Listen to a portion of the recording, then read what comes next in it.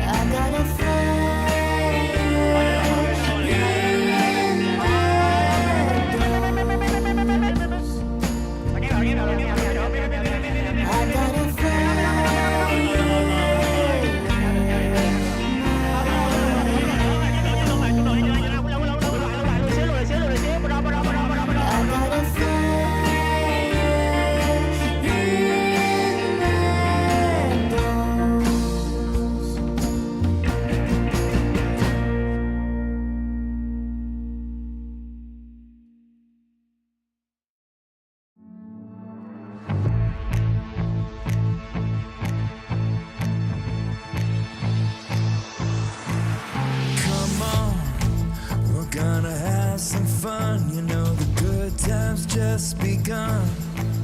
Come on, we're gonna have some fun. You know the good times just begun. Come on.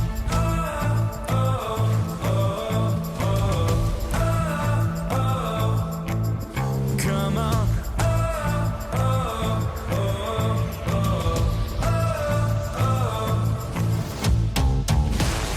We gotta start it up. Let's get it started up. We gotta start it up. Let's get it started up. We gotta start it up. Let's get it started up. We gotta start it up. Come on, let's go. Let's light this up like a fire, hot like a wire, higher and higher. Come on, let's light this up like a fire, hot like a wire, higher and higher. Come on.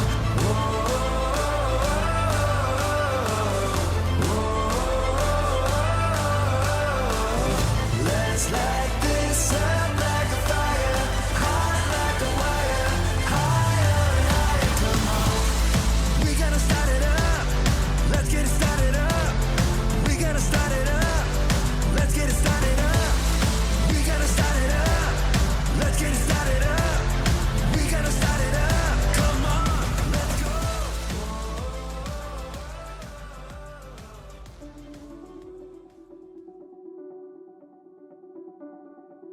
デトネーションフォーカスチーム所属トップレーナーのレイファーキーです。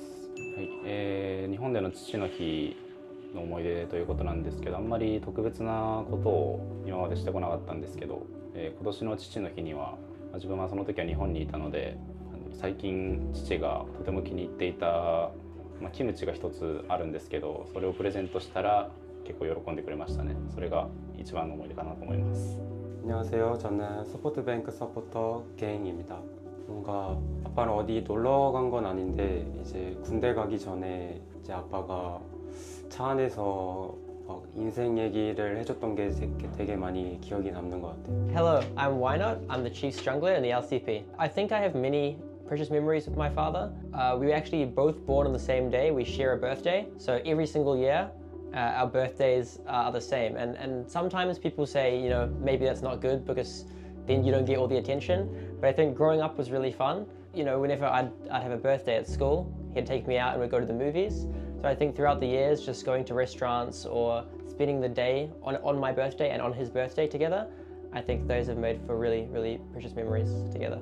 自分がプロゲーマーになろうとしたことを親に伝えた時は結構、心配が多かったみたいで、そのお金の面だったり生活の面だったりの心配をしてくれてたんですけど、いざ自分がプロゲーマー世界に入った時に、そのお金の面とかの心配がなくなってくると本当に応援する気持ちに 100% 変わってくれて、今でも応援してくれてますし、自分の親以外でも親戚と一緒に日本から応援してるっていつもメッセージをくれたりしてるので、とてもありがたいなと思っています。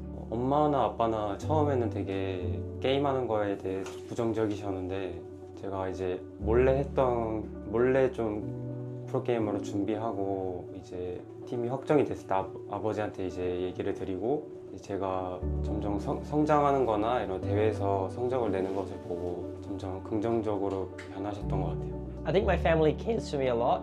So their number one priority was making sure I was kind of happy and they understood what I was doing. I think it was 2019, my dad went to Melbourne with me from New Zealand, from Auckland. We went to go look at MEO, which was the Melbourne Esports Open as an event. And I think it really helped inform his opinion on esports. And once they understood it a lot more, they were super supportive and just wanted to make sure that I was doing it in a way where I stayed healthy and I was able to compete. 直接だと結構照れくさくてあんまり言えてないんですけど、普段から応援してくれてありがとうという気持ちと、帰ったらいつも話を聞いてくれたりとか、結構一緒にお酒を飲んだりするのも自分にとっては本当に大切な時間なのでいつも感謝してます。 제가 항상 뭐 힘들 때나 막 그만두고 싶을 때 이제 아빠가 전화나 문자로 좀 케어를 해줘가지고 되게 감사합니다. Abba, I'm so thankful for how incredible a father you have been. Like next week, I'm recording this today, but next week I believe you're coming to Taiwan. You know, so I'll see you then. Maybe you'll watch me play live as well. I just think you're so incredible, and you know, words can't put the meaning in about how incredible you've been and how amazing of a father you are. 一般的に父の日に何かをするかどうかが何かはあんまりよく知らないんですけど、自分はとりあえず父の好きそうなものをあげたりとか、あんまり父の日のことを忘れたりすると、口頭でいつもありがとうって言葉渡したりとかですかね。 한국에서는 뭐 어버이날 말고도 뭐 스승의 날, 어머니의 날, 뭐 여러 가지 되게 비슷한 게 많은 것 같아요. 네. New Zealand has Father's Day as well. It's on a different date, but it's the same attitude, same fathers, making sure that you're thankful, and usually you'll spend time, outdoors with them. I think we used to go bowling or go to the movies and just spend some good quality father-son time. これですか？はい。これ他のチームの人とかってことですか？どうなんだろう。ゲン選手かな。ゲン選手だと思います。そうですね。SHG って聞いてみんなの顔思い浮かべたらゲンさんに一番似てるなと思ったのでゲンさんかなと思いました。Okay, SHG. Is it Evie? Not. Is it Johan? No. I'm just gonna go through all of them. Is it maybe Fate? I'm trying to think. SHG bot lane is Gang. Is the support? I think. 下に映ってる方ですよね。でもこれはチーフスの人で、ジャングルのワイノット選手に似ているなって気がします。Maybe why not? 레이퍼키. Okay. Oh, okay. That's Ivy. No, that's God, what am I saying? No, it's Reifaki? Yeah, it's Reifaki. I was thinking Japanese top in my head, so I just got Ivy Reifaki confused. Reifaki.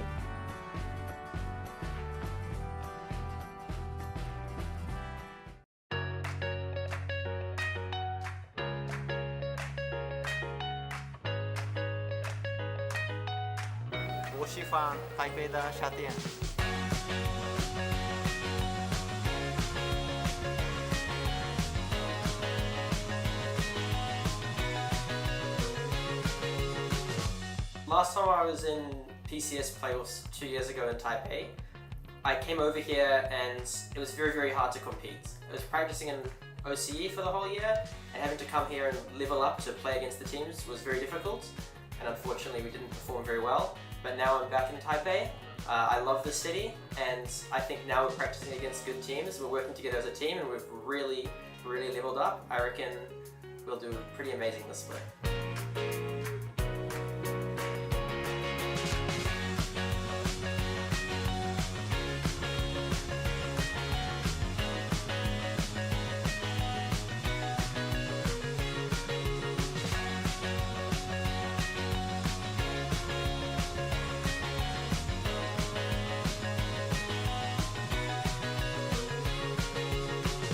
当初是没有想要再回来的，只是刚好有这个机会，所以就来了。其实赛区合并整体实力强蛮多的，但是对于第一名来说还是很有信心。对于礼包吗？这个有办第二次的话，记得再买一次。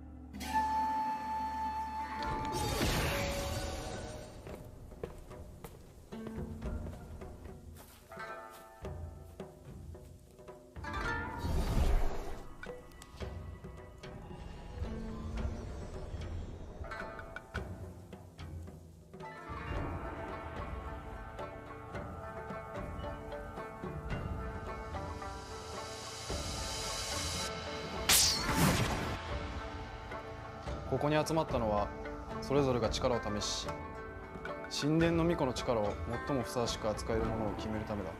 では前置きはこの辺にしてショーダウンを始めよう。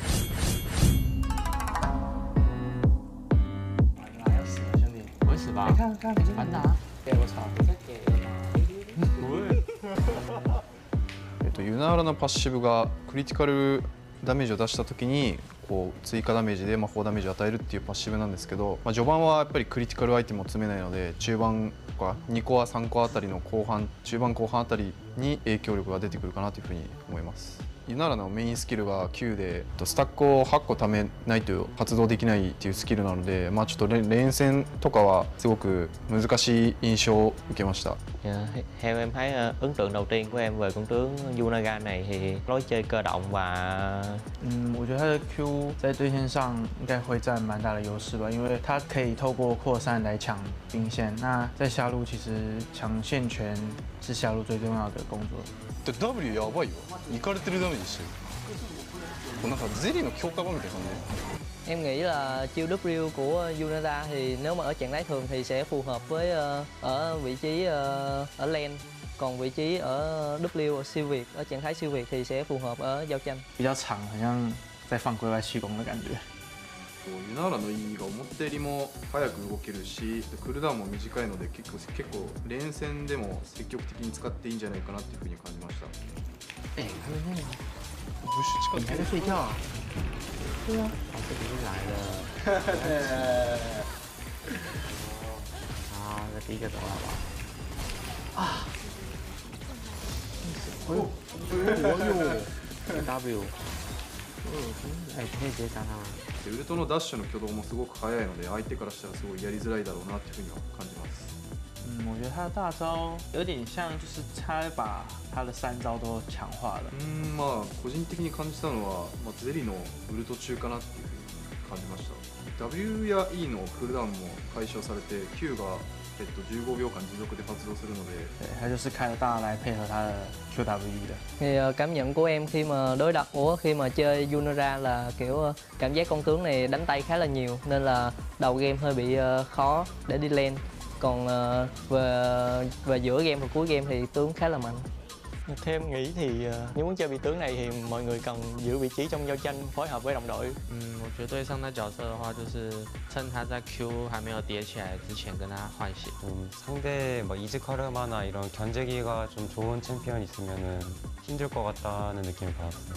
Theo em nghĩ là tướng để phát huy tối đa sức mạnh của Yunara là những vị tướng có khả năng bảo kê trong giao tranh, ví dụ như là Rakan hoặc là Lulu. 他感觉是需要发育起来的英雄，但在赛场上就是下路不太适合太发育，他需要有一点能够战斗的能力。もちろんやっぱりプロゲーマーなので、練習しないといけない部分もたくさんあるんで、もちろんそれは練習しようと思ってます。ただやっぱりユナーラ自体がすごくなんていう新鮮なチャンピオンなので、すごく練習するのも楽しみなチャンピオンでもあります。 Theo em thì em nếu mà con tướng này mà ra mắt thì em sẽ chơi nó, em sẽ luyện tập nó rất là nhiều, em sẽ không cấm nó bởi vì em thấy con tướng này nó phù hợp với em. 开大了。我没必须都帮我走，我现在看我的啊，我完全放过呀。僕じゃねえし。哇，安真 OP。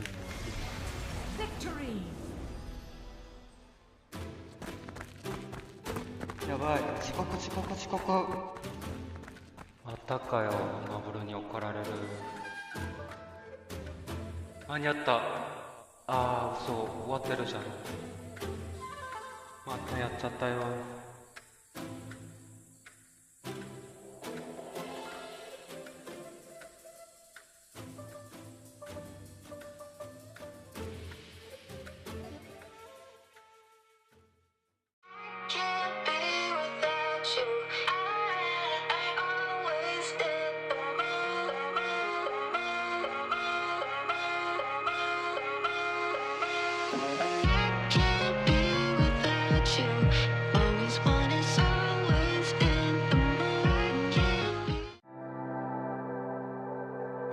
Do you remember 17? You and I, we ran in all the same scenes. Always watched you, thought you never noticed me. Boy, how wrong I'd be.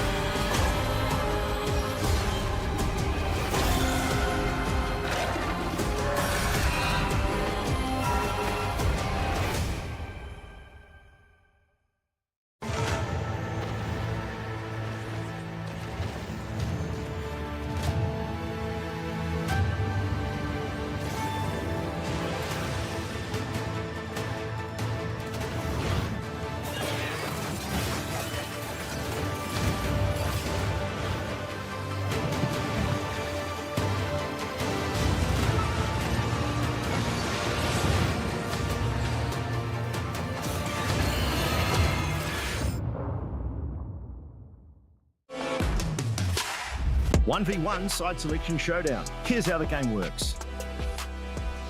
Players are only allowed to pick champions from this draft pool.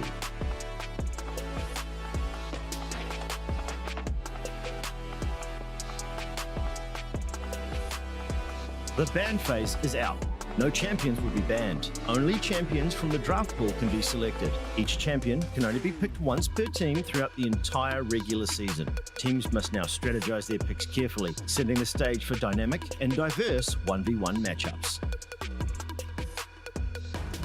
The match ends when any of these conditions are met, when a player is first to 2 kills or is first to destroy the enemy's turret.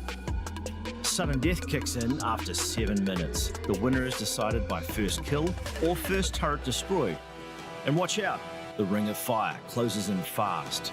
Fall to it, and your opponent claims victory.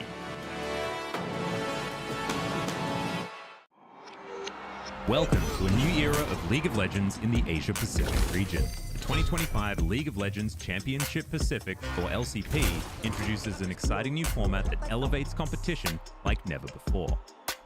As the season reaches its peak, the teams are divided into the Contender and Breakout groups based on their mid-season standings. Teams compete in a best-of-3 round-robin with performances resetting the slate. In a group breaker match, lower-ranked Contender teams face off against top Breakout teams. Winners ascend to the Contender group, while losers join the Breakout group. Double elimination matches then determine which teams advance to the playoffs. Only the strongest will qualify for Worlds and claim the title of LCP champion. To keep the competition fierce, the LCP introduces a promotion and relegation tournament. Top-performing domestic teams challenge lower-ranked LCP teams for a chance to rise to the elite levels. Throughout the 2025 LCP season, the domestic leagues will be taking place. LJL, PCS, VCS, and other domestic competitions will continue battling for their chance to join the LCP in 2026. The top teams from each league will be included in the promotion and relegation event that takes place in October. The 4 guest teams will have a chance to keep their spot as the regional representative for 2026 by battling the winning team from their home region. Each domestic league will send their champion to fight in the promotion relegation match against the current representative from their league. The LCP Promotion and Relegation Tournament introduces high stakes for guest teams. By the end of the season finals, 2 guest teams may face relegation based on league standings. The first, known as the free-for-all spot, will go to the lowest placed guest team, regardless of their home region. The second, the regional merit spot, considers regional placement. If multiple guest teams share a home region, the lowest ranked among them competes. Otherwise, the second lowest guest team overall will enter the tournament. This is the League of Legends Championship Pacific. This is what we're made of.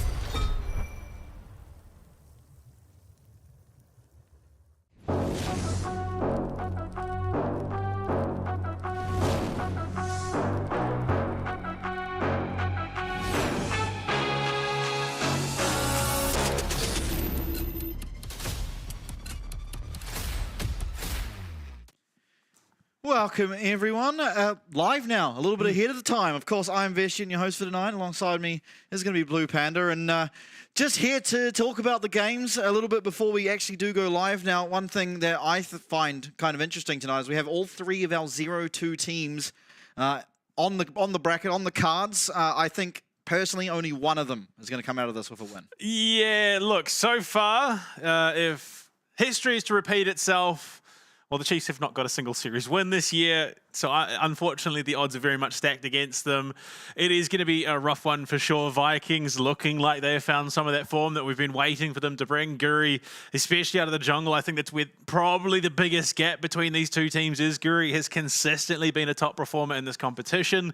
He is one of the strongest points in this Vikings roster, whereas Why Not is coming in and unfortunately is just running the gauntlet of pain here. Yeah, absolutely. I mean, one thing to consider, I think, when these 2 teams go head-to-head is Slater. Slater is obviously originally a Vietnamese player. He is now going up against a full Vietnamese squad. So far only having gone against LJL teams, so he's going to be looking to come out and make a real statement. Obviously, being a very, very talented AD carry in his own right, not having a place on one of these LCP teams is quite interesting. Yeah, unfortunately, the bot lane duo is still reasonably fresh comparatively for the Chiefs compared to what the Vikings have been running. Yeah, look, you've been swapping in 2 different AD carries, but for the most part, Shogun and Style have slotted in reasonably well, aside Shulong, who is just a powerhouse unto himself. So it's really hard to see a direct avenue in any lane where the Chiefs like this. Yeah, this is the guaranteed path to success. All lanes for the Vikings when they're firing on all cylinders are truly terrifying, especially Kratos up in the top lane. Bio's really got his work cut out for him today. Yeah, absolutely. And I mean, that's a really important thing. What is it? Statement, I guess. Point to my make. words. Yeah, there you go.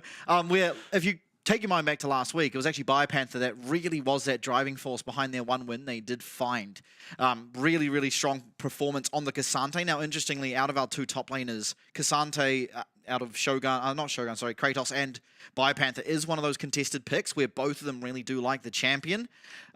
Even though, like, not a lot of other top laners have been preferring it, especially in those game 1s, it's usually been like okay, we're at game 3, some top laners are banned, we've lost a few top laners through Fearless, so I'll be interested to see where this Cassante sort of lies in that tier list against these 2 teams. Yeah, I mean, we've clearly drawn sort of the top 2 contenders in the top lane at the moment. It's your Gwen and your Rumble. They are the apex picks at the moment. Then everything else sort of comes into play once those 2 are gone, whether that's through the ban phase or through the Fearless draft, of course. And that's when we're starting to see the Ambassadors, the Cassantes, those contested. In fact, to be fair, those are the next 2 contested picks that we are seeing at the moment in the top lane. So it's going to be interesting for sure. It's been interesting again. You look at the approach coming into the season finals. Bio's no longer the one. He's no longer the trigger man when it comes to initiating these team fights. So it's a little bit more free flowing for him. So we are starting to see some of that diversity in picks for him as well. And I don't know. I think they have gained a lot with the new structure of the team roster, but they've also lost a lot. It definitely feels like there isn't quite that spear tip that they had when Bio was the one charging in the front line. Yeah, I mean, it's just an interesting shift in dynamic, right? We look at last split, a lot of the onus on who's carrying, who's getting these plays started was on Husha. Now that Why Not's come in, a bit of a different player, not really doing the same, not being that sort of, okay, I'm going to invade, I'm making a play, you have to play around me. He's more like, okay, BioPanther's getting dove, I'm going to be up there to support him, and he's done a really good job at doing that. It just hasn't found a whole lot of success ultimately. I mean, a lot of their success again has come through BioPanther. Once again, it has been all year, but even very critical moments for Luon as well as Slater in that bottom lane or wherever they may be, top lane at times, has been sort of where they've started to find their leads. Now, I do really like that sort of playing to how Why Not's come into the league with that Ivern, and I think this is a really critical pick for them. Yeah, it definitely speaks to, again, sort of diversifying of the champion pools, bringing out some of those picks that, while not traditionally considered strong in the LCP, because we do tend to sort of copy-paste the LCK more often than not. It's picks that is, especially Ivan, a pick that has been identified as very, very strong internationally. You look at the likes of North America, the LEC, they've identified that Ivern can be a very, very solid pick with a good bot laner, and we do have a good bot lane for the Chiefs now in Slater.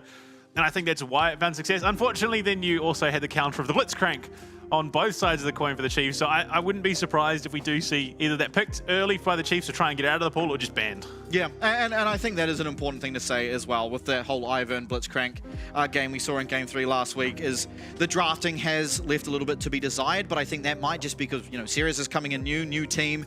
It's not so easy for him to find the correct ways to draft for this team. But we're going the right first. We're going to our little displays before the show. We'll be back very shortly.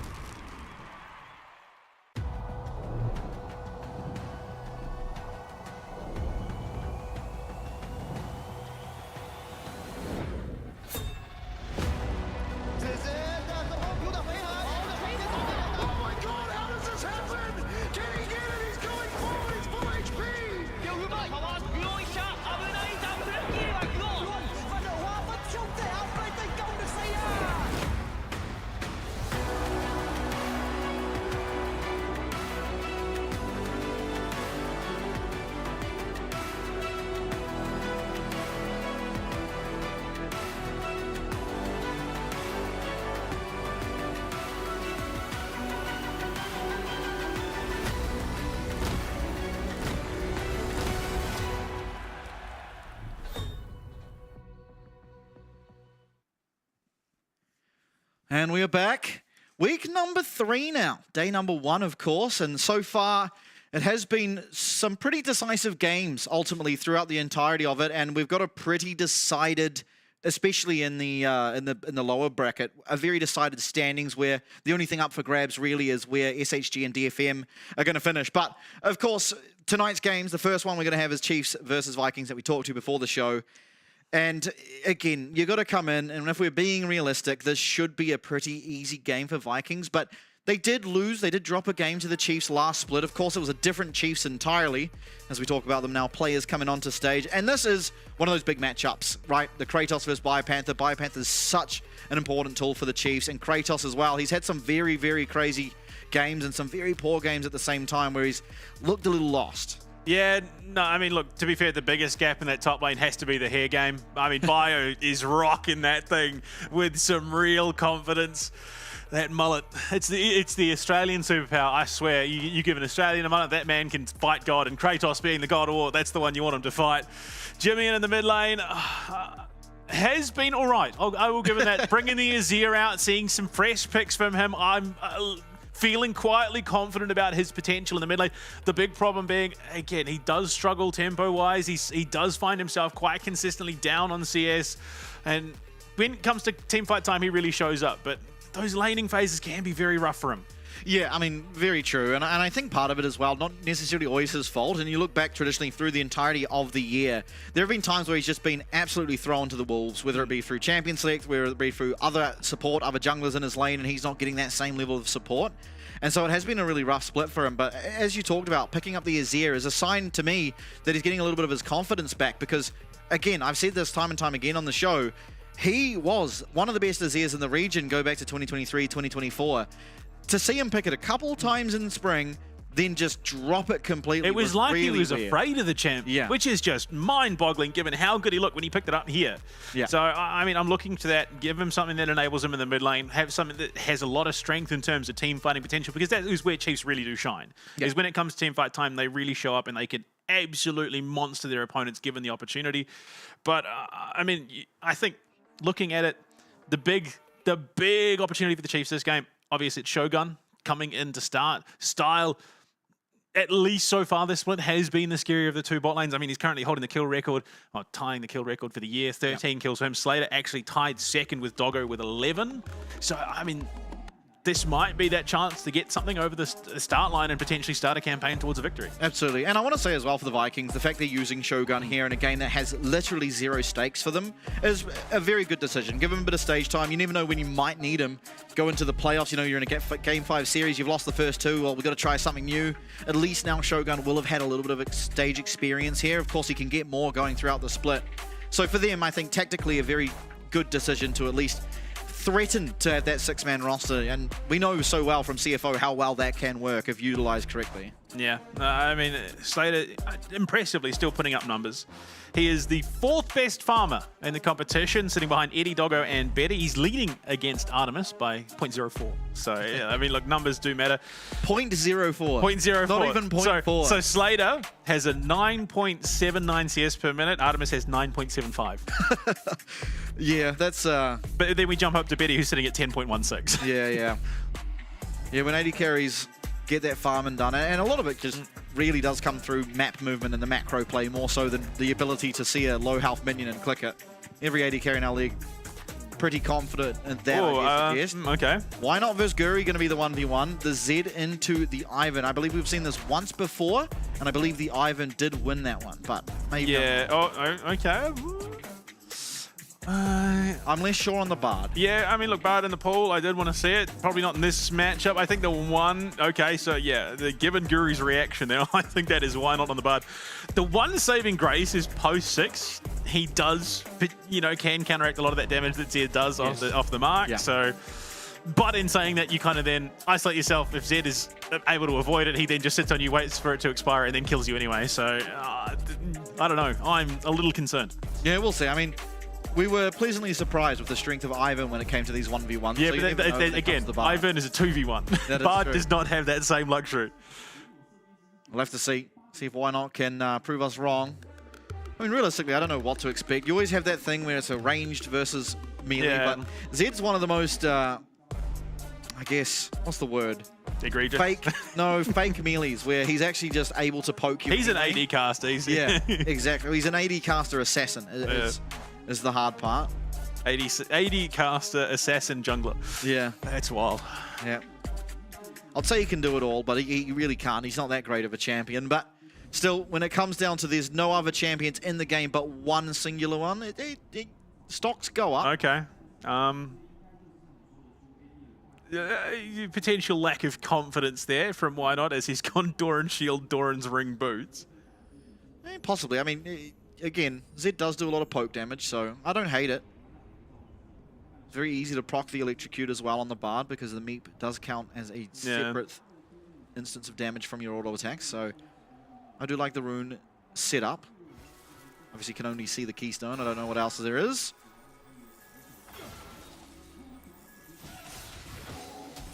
Oh, great start. There you go. That's a little trade pattern he's got to look for. Guri missing out on the Shuriken, so why not with a pretty hefty damage advantage. Going to use that portal, goes through, Ignite used, Q will land, but doesn't have the damage follow-up after that. I mean, look, he's got confidence, I'll give him that. And it's paying off for him, realistically. He's gotten a decent chunk of damage onto Guri. Okay, nice. yeah, look, I'm beginning to believe. Again, Guri missing the Shurikens. Unfortunately, Why Not missing the CS is the problem. Yeah, CS doesn't matter if you just kill the opponent. It's a Bard. You have a somewhat of a fall-off when it comes to kill threat compared to the Zed as well. Yeah, Zed unfortunately does rely pretty heavily on landing Shurikens. He did land that one, but hasn't managed to land these. Just did right there. A lot of damage back from Why Not though. Very, very even trade in terms of the health. Why Not out of mana. We'll be able to pick up a Meep to get himself more. There we are. I mean, the problem is there's a level disparity. So Guri is going to hit 6 before Why Not does. So it isn't going to be... Oh, barrier's still there for Guri though. Why Not? Gets the heal. Tower shot. Oh my lord. These two are playing on an absolute knife's edge. Guri will get the shadow up in a moment. 5 more seconds. You can see it in the bottom left. If he gets that up, if he lands the Shurikens, Why Not will be dead. But if he misses, it'll turn on its head as well. I mean, it's a 1-for-1. He gets it. It's going to be traded. Does have the shutdowns. But there's also a 10 CS difference, so... Oh, it's going to be a bit of a mismatch between goals. So Blasting Wand to... I'm imagining... Yeah, Driller. Tunneler. Okay, Tunneler, yeah. Interesting. Yeah, okay, so he's gone and sold it back. Yeah. I would have thought that is... Just go something aggressive. Yeah. Warhammer. No, okay, goes Tunneler. back to the Tunneler. He styles it again. Phage. Okay. Okay. Black Cleaver, I guess. That's the angle it's looking like. No, I mean, given how much damage Why Not is outputting, I can understand the rationalization there from Guri. I guess. I mean, I find it a little perplexing that you go Black Cleaver, but nonetheless, that is looking to be the choice of Guri. Both of our 1v1 competitors now having access to their ultimate. Of course, there is a little bit of counterplay for each of them when it comes to that. Zed will be able to dodge out with his ult if well-timed, and Why Not can block a lot of the damage out of the death mark if he so chooses that. Guri got the cannon. A massive minion wave for him to collect. Will be a lot of XP. That's crashing on into his tower now. Why Not? Can he get a plate? That would give him a lot of gold back. He should do. I would be very surprised if he wasn't able to. It hasn't fully crashed yet, but there's another minion wave barreling in. Guri's still on the money with his cannons. He's getting a lot of income. Yeah. Nice amount of damage back onto Why Not. Keep in mind, both ults available. Going to use one of them. Tempered Fate comes out. Guri's able to dodge out of it. What does this mean for Why Not, though? A lot of damage. Very, very close battle. There is no flash available for Why Not. The barrier's being used from Guri. One more. He misses. Wow. Great sidestep from Why Not. As animated as ever. Yeah, you got to remember, though, it was a traded fight under the tower. Q misses. A kill either way. Shadow available. We can't see it. There it is. Does get the healing. Can Why Not get the stun? Can he get it? Yes! And it's traded back. Why Not gets the 1v1 win. On Bard of all champions. And I mean, look, you can understand it. Tempered Fate nullifies a lot of that damage out of the Z ult, and the mobility of a Bard is just ridiculous at the worst of times. At the best of times, he's going to keep on rocking. That is Bio Mum. Yeah, sitting an there. upside down Chiefs sign, unfortunately. No. It's the right way up. It's down under, remember? That's right. It's just how this part of the world works. That's exactly right. To be fair, it's up the right way for us. It's everyone in the Northern Hemisphere that it looks funny for. Absolutely. Vikings, they will not get their side selection. However, unfortunately, I've seen the Chiefs win lots of side selections and it hasn't resulted in a win yet. Today could be the day. Yes, but we've won side selections without Slater. That's true. That's true. We get him a good pick. We get a good comp around him. That dude is looking pretty scary. Plus, the approach and draft has changed, so we're getting champions that open things up a little bit more, especially top and mid. Yep. I mean, you give Bio... I mean, Bio's Jax. I was hugely impressed by it. For sure. I mean, the unfortunate thing I have noticed, I guess, especially in Game 3 of last week, was it was one of those games where you wish Bio Panther was on the Scion or not the Trundle, on the Scion or the Ornn, even though they're against the Trundle. Because they ran into an issue where they're actually doing pretty well. Things are even, but they can't do anything about objectives because Vision's impossible to contest when 5 members of your team could get hit by a Blitz hook and die. Yeah, and as good as Ivan is at keeping people alive, staying alive is a bit of a struggle when he's the only one in the middle of 5 champions. Yeah, and even then, right, even if the Ivan's good at keeping people alive, it's through shielding, which Blitz ult just gets rid of. So it was a really rough game for them to navigate. Now, they have obviously a new series now on the horizon, but I want to see Bio Panther not only have that flexibility now to play those damage champs, but when it calls for it, go back onto the tanks, do what he's able to do. We've seen him on the Scion. He's excellent on the Scion. Yeah, exactly. Luon there. Of course, I mean, he's been playing well for the very vast majority of this time here in the LCP. It's heartbreaking to see just the emotion he has. Yeah. When a game's close, when it's almost that win, and it just unfortunately falls flat. I want to see the Luon Rel. I mean, him on the Rel, especially the tail end of this year, has been truly terrifying. And there you go, Trundle Zyra going to be banned away from Guri almost immediately. It is the Vi and the Varus coming as the response against Slater. And why not? Oh wow, okay, yeah, Guri's just being hard targeted down. Yeah, try and lower some of that high impact jungle, pull away from him. Now the big junglers that remain open is Xin Zhao, of course, being one of those. I mean, really the only massive pick. The Wukong would be an answer. Guru's Viego, I think you'd make an argument. Yeah, but I'm just saying in general. Oh, absolutely. It's just Xin Zhao and Wukong left, so it should just be an honourable trade. Oh. We're going to Yunara though. Slater feeling confident enough to pick it up here. It's the second Yunara of the LCP. Of course, unfortunately yet to get a win, but a very fun champion to watch if it does have that ability to play around those team fights. What are you looking to pair with it? Potentially make an argument for something along the lines of a Jarvan in the jungle, which has, again, seen a bit of play. But given that we're seeing a Lucian taken away, it means that likely either the Xin Zhao or the Wukong are going to be available. I think the Wukong probably going to do reasonably well when paired with the Yunara at the moment. It's going to be stolen by Guri, unfortunately. So this does mean more than likely it can just be that Xin Zhao. I mean, realistically, from what we're seeing so far, it's not even a bad Ivan angle. If you want to rip it out on game 1, I don't see any reason why you wouldn't. Until Shilong picks up a Blitzcrank. Hopefully not. I think, look, yeah, but the Blitzcrank's fine as long as we pick something that can tank him. Oh, absolutely. And there's no Trundle now, so there's no reason to be scared of a tank top. Yeah. I mean, Xin Zhao, I mean, look, it makes sense. It is just that strong at the moment. It is. I think you'd be foolish to let that go through and potentially give it as another avenue for Guri later on down the Fearless draft. What are you looking for? Top mid support? Do you get something prior-wise for Jimmian? You could potentially, or you save it for the second phase. Pick up Luon. Yeah, I mean, Azir noticeably missing from this draft. Yeah, has been a pretty go-to first band. It's going to be the Talia. They're going to go the Talia side of things. So Cardi has his option to take that Azir. Talia always picked into Azir, but it's never like the matchup completely dominates. It more or less is just a handshake with a champ that gets priority over the Azir and makes the early game a little more insufferable. Annie. The snap engage here is very, very insane, and Jimmy has to be very careful on those big waves. Yeah, I think I would have preferred the Azir. Yeah, I mean, I don't hate the Annie. I think Annie's really good. Yunara's... No, I mean for Jimmian. I think I would have preferred the Azir for Jimmian, just given how it looked. Look, Talia's no slouch. It is a very, very strong mid laner, has a decent amount of presence with that Weaver's Wall to be able to get around the map, but... Oh, look, to be fair, it'll do all right into the Wukong and the Lucian as well. Rakan going to be banned away, as is the Cassandre away from Bio. Scion. I think realizing they do need some frontliner in this comp, so taking away those. Now, of course, Ornn is still there. It's not like he's out of picks. Yeah, for sure. I mean, already the team fight skirmishing potential of the Chiefs is reasonably strong. I mean, there's a chance that Vikings just take the Ornn as well. Ornn's very good against the Talia. Yeah. Nami, Lucian denied. I mean, Brom still an option. Not that there's going to be a huge amount of value, I think. At this stage, you probably want to see a little bit more. Yeah. I mean, you've got other options that pair just as well. So do they go for that Ornn? It's the only tank open.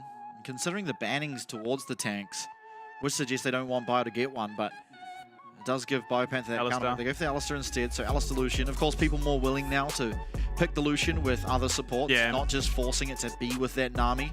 The passive, of course, works on crowd-controlled champions, so you don't have to just have a shield or a heal on you to activate the Lucian and passive. Yeah, for sure. What are the Chiefs' angle? What are they looking for? I mean, Luan, like I said, his rel has been pretty scary. It has. Not the worst game for a rel, all said and done. Jax for Bio on the top lane. I was kind of expecting it, given the target bans. It has looked reasonably strong for him in the last couple of appearances, given that, I mean, yeah, like you said, for the most part, he has been all but relegated to the tanks for the better part of 2025. For sure. So last pick to come through, this will be for Luan. Pretty much just take your pick of engaged supports. You could even go Rel Nautilus.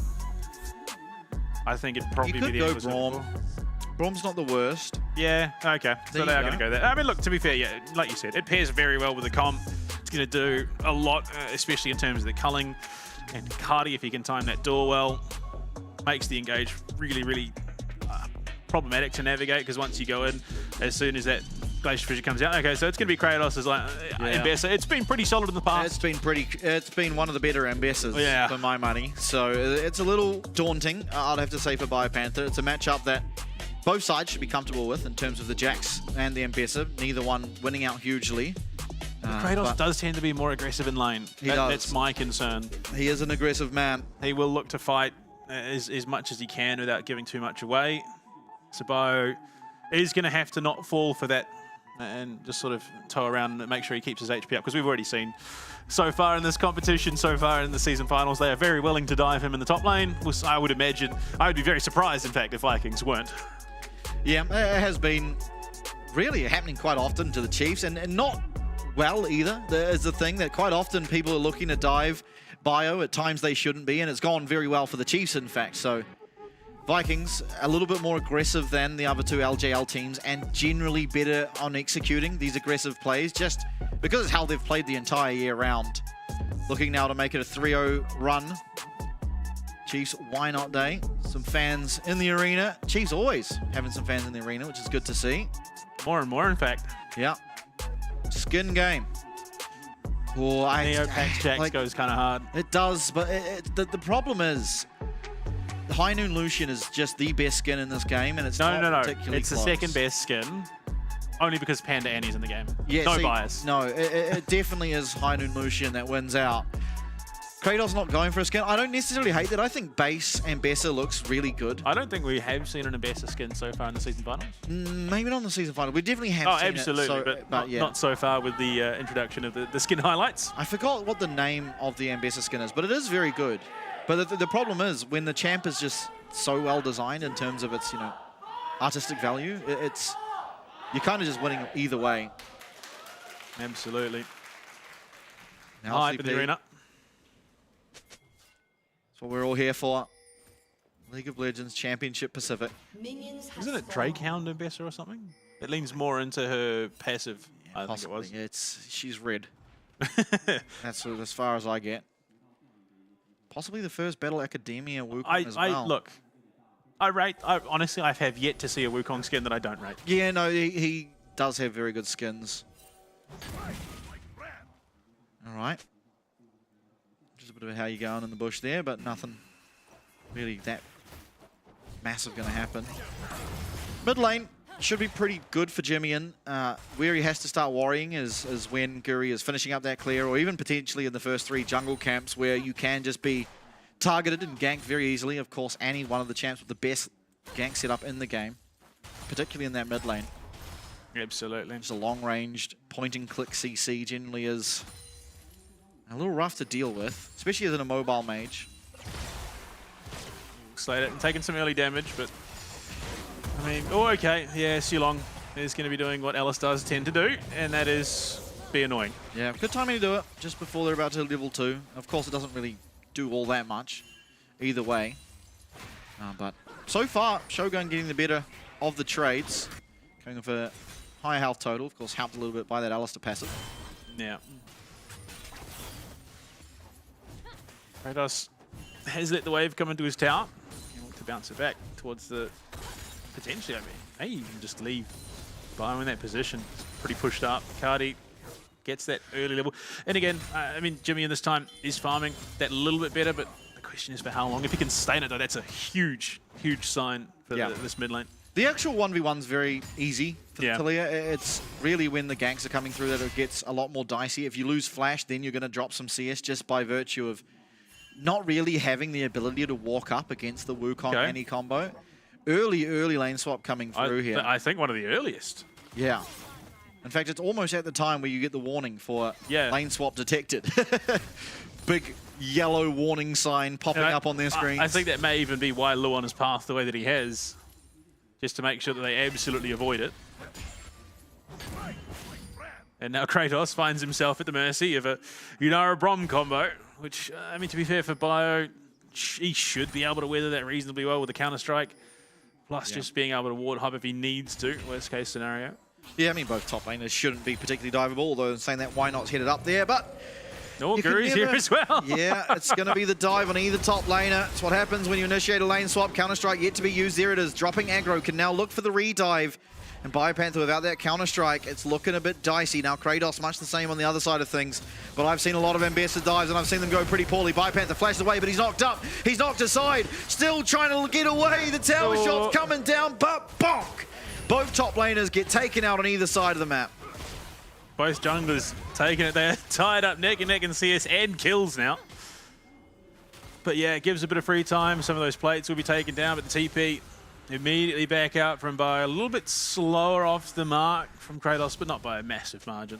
I think he just might have died a little bit later, but we'll have a look at the top dive. Pretty close timings, I think it was, because they were both in the kill feed at the same time.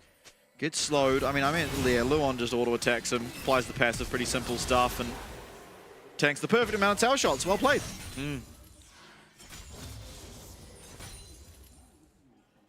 And all things said and done, neither team really any advantage you necessarily need to talk about. I mean, just minor CS leads. Kratos given a decent amount of time free in the lane, as was Bio for the most part. I say, and then he gets jumped on again. Yeah, a lot of health loss. He's trying to get this wave in. Why Not's coming in from behind, but not going to be able to connect on that counter-strike. They know where Why Not is now, and I think Vikings don't even really need to care. There's no actual threat. Guri using this time to just continue farming, so he's going to have a little bit of an XP lead over Why Not in terms of just how quick he's got those camps back into cycle, how quickly he can hit level 6. Once again, look for either someone on the side lane or even perhaps a kill in the mid lane. I think Jimmy needs to be very careful. Yeah, Bio's tempo just taking a little bit of a hit there. Nothing massive. Ooh, decent. Okay, again. Yeah. Bio getting very greedy with his recall, and it's brought the possibility now for, as you can see, Vikings to start up this dragon. There's no one in the area, and that's also in part because of how long Why Not spent in that bot side, in that tri-bush, walked out, got scouted, and so Vikings know there's absolutely no way Why Not can be on this bottom side of the map rather, without hugely impacting his tempo. Oh boy. Why Not? I mean, they knew that Vision had gone down there, so I think that's why he's in that position, but I think it would be a huge mistake to attempt something onto Kratos. We've seen how that goes so many times. Tower diving a level 6 Ambassador is just really not the greatest of ideas. Especially with Sulong here now to assist, make sure that Kratos is a little bit safer. And it gives Shogun, again, that time on his lonesome. He's going to be pretty darn close. He is pretty darn close to 6 even.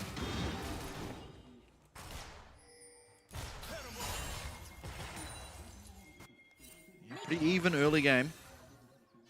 It's good to see. Although a slight natural advantage gathered. Nothing really that means the end of the world for the Chiefs, so. Yeah, I mean, a decent amount of that will be evened out. Yeah. Once that cull's finished from Slater. And kind of crazily good farmer going into the mid to late game is the Yunara, it seems. Once you've stacked up that Q, those waves die pretty quickly. Yeah, absolutely. Sealong once again being a little bit annoying, not letting that wave crash, meaning Shogun can get there and collect the majority of it. So very even affair. The big advantage for Vikings is that early Dragon. Yeah. Just a little bit more pressure as this game continues on, but Chiefs certainly can look to contest. Oh, a lot of damage on the Jimmy-in. It's just gonna resulted him losing half his HP, but again, he's gonna be fine. Grub spawning though, so it is a nice little tempo play. Unfortunately, there's no Weaver's Wall. Jimmy has not leveled it. Wow. So they are just going to be lacking a little bit. At level 7. Yeah, no, he hasn't. He's got 4 points in his Q from the looks of it. Okay, that's interesting. I mean, there's no way that Vikings would know that. Shogun is going to get stunned up. There's not a whole lot he can do. He's flashing away. Sealong trying to keep him alive, but Slater's happy to go on forward. Oh. Shogun makes it out. Slater will not. Slater goes down. One more activation of the Cyclone available, but not going to be in range to make use of it. So just gets that movement speed. Headed still towards these grubs. Why not so convinced that it's over? Cardi walking up. A lot of damage coming down onto the Zinzao, but is it going to be enough? He should be able to walk this one out. Cardi just one little love tap on the way. It will be fine. Grub number 1 going the way of Vikings, looking for a potential second one. Although Luon and Jimmy coming around have done a good job of contesting that, and it might be the grubs actually being picked up by the Chiefs. Yeah. There we go. Weaver's Wall isn't online now, but unfortunately a bit too late. So as that fight was happening where Slater goes down, that is when Jimmy hits 8 and is able to get that point into the Weaver's Wall. Which is a real shame, because if he'd been able to get to that part, that fight, and made it a 4v4, there was really a chance where it could have been one, if not a couple of kills. I mean, it's a great look here. Luon's able to just walk up and get the passive item with an auto attack. Shogun does flash out of a lot of damage there, and Slater, who tries to follow up on it, unfortunately just not at the point of the game where those Yunara auto attacks are doing enough damage, and so overextends just that little bit, and Vikings do a great job of capitalizing. Hasn't got our 3 sacred treasures, unfortunately. Yeah, I mean, look, they get the grubs, which I think is going to be big, especially in terms of sieging potential. You look at something like the Jacks in the side lanes is going to be looking to play those tower objectives as much as possible. So every little bit helps there. Yeah, look, maybe a bit of an overcorrect from the Chiefs, thinking that they can make something happen. But I mean, everyone we heard from, every single bot lane in the LCP said that Yunara really sort of hits that stride in the mid to late game. Yeah. Yeah, it definitely does seem like a good champion. Slater working towards that Blade of the Ruined King. Once that's online, things should get a bit better for the Yunara. Although definitely pretty far from where it gets to that true apex of the champion. Now, Dragon is spawning in 40 more seconds. Vikings, of course, got the first one. Feats of monster slaying, 1 apiece as it stands. Vikings are ever so much closer to securing the feats, but of course that can flip on a dime. Interesting. Nothing for why not to pick up, really, so just heads down, takes a little bit. Luon is going to hit 6 there, so they got the Glacial Fissure, culling caught, but that's a decent chunk of damage under Luon. Yeah. Luon taking possibly even more than he expected to there, down to half HP. Going to be popping a little bit of health back from the biscuits, but still, why not with the recall hit at top side? This is an opportunity once again for Vikings to secure the Dragon. It will be the second of the game for them. Yeah. Bio though. Yeah, good trades coming out of the Jacks now. Of course, Eclipse not finished. When that is there, Kratos' trading power gets a lot more scary, a lot more ferocious. Yeah, and having the sheet in pocket as a Jax is always going to be value. Yeah. So just that natural attack steroid. Timian. That's the Eclipse done though. Yeah. Triforce, a lot more expensive than the Eclipse, means he is a little bit away from it. Vikings on the Dragon. Give it. Yeah, it is just theirs. Why not to the top side? There's not much they can do about it. This camp's not there. But, I mean, at the moment, Guri just Up quite a lot of gold in that jungle. Has the Triforce to not quite the completion of the Sundered Sky. Guri looking aggressively onto these Raptors, but why not? Going to be able to smite them for himself. Man, there's a massive, massive difference in the speed of completion of this jungle item. 5 stacks left for Guri with still 12 there for Why Not. That is a massive, massive difference. I think Luan spotted Guri. Yeah, they know now. Okay, good. Slater able to stay relatively safe with his support here. 3 level difference between Solo and boy. Oh, that would have been a good find if Why Not had a check, but no one real expects reason. that brush. Yeah, there's no real reason for him to check, so I don't blame him. Yeah, loses out on his red buff. Oh, yeah. The culling does damage. Shogun up 2 levels over Slater, and I don't even really know why. Because Shogun was given so much solo time in lane. Yeah, that is true. Yeah, that's true, actually. One mostly there the whole time. Dive happening onto Bai. Panther has the flash, so shouldn't be under too much threat if Public Execution came out. Pretty easy for him to dodge away from, so just a chunk of damage and a plate going the way of the Vikings. Why Not was there up on the top side, so it looks like he might just collect that wave. No, okay, they're just going to both recall.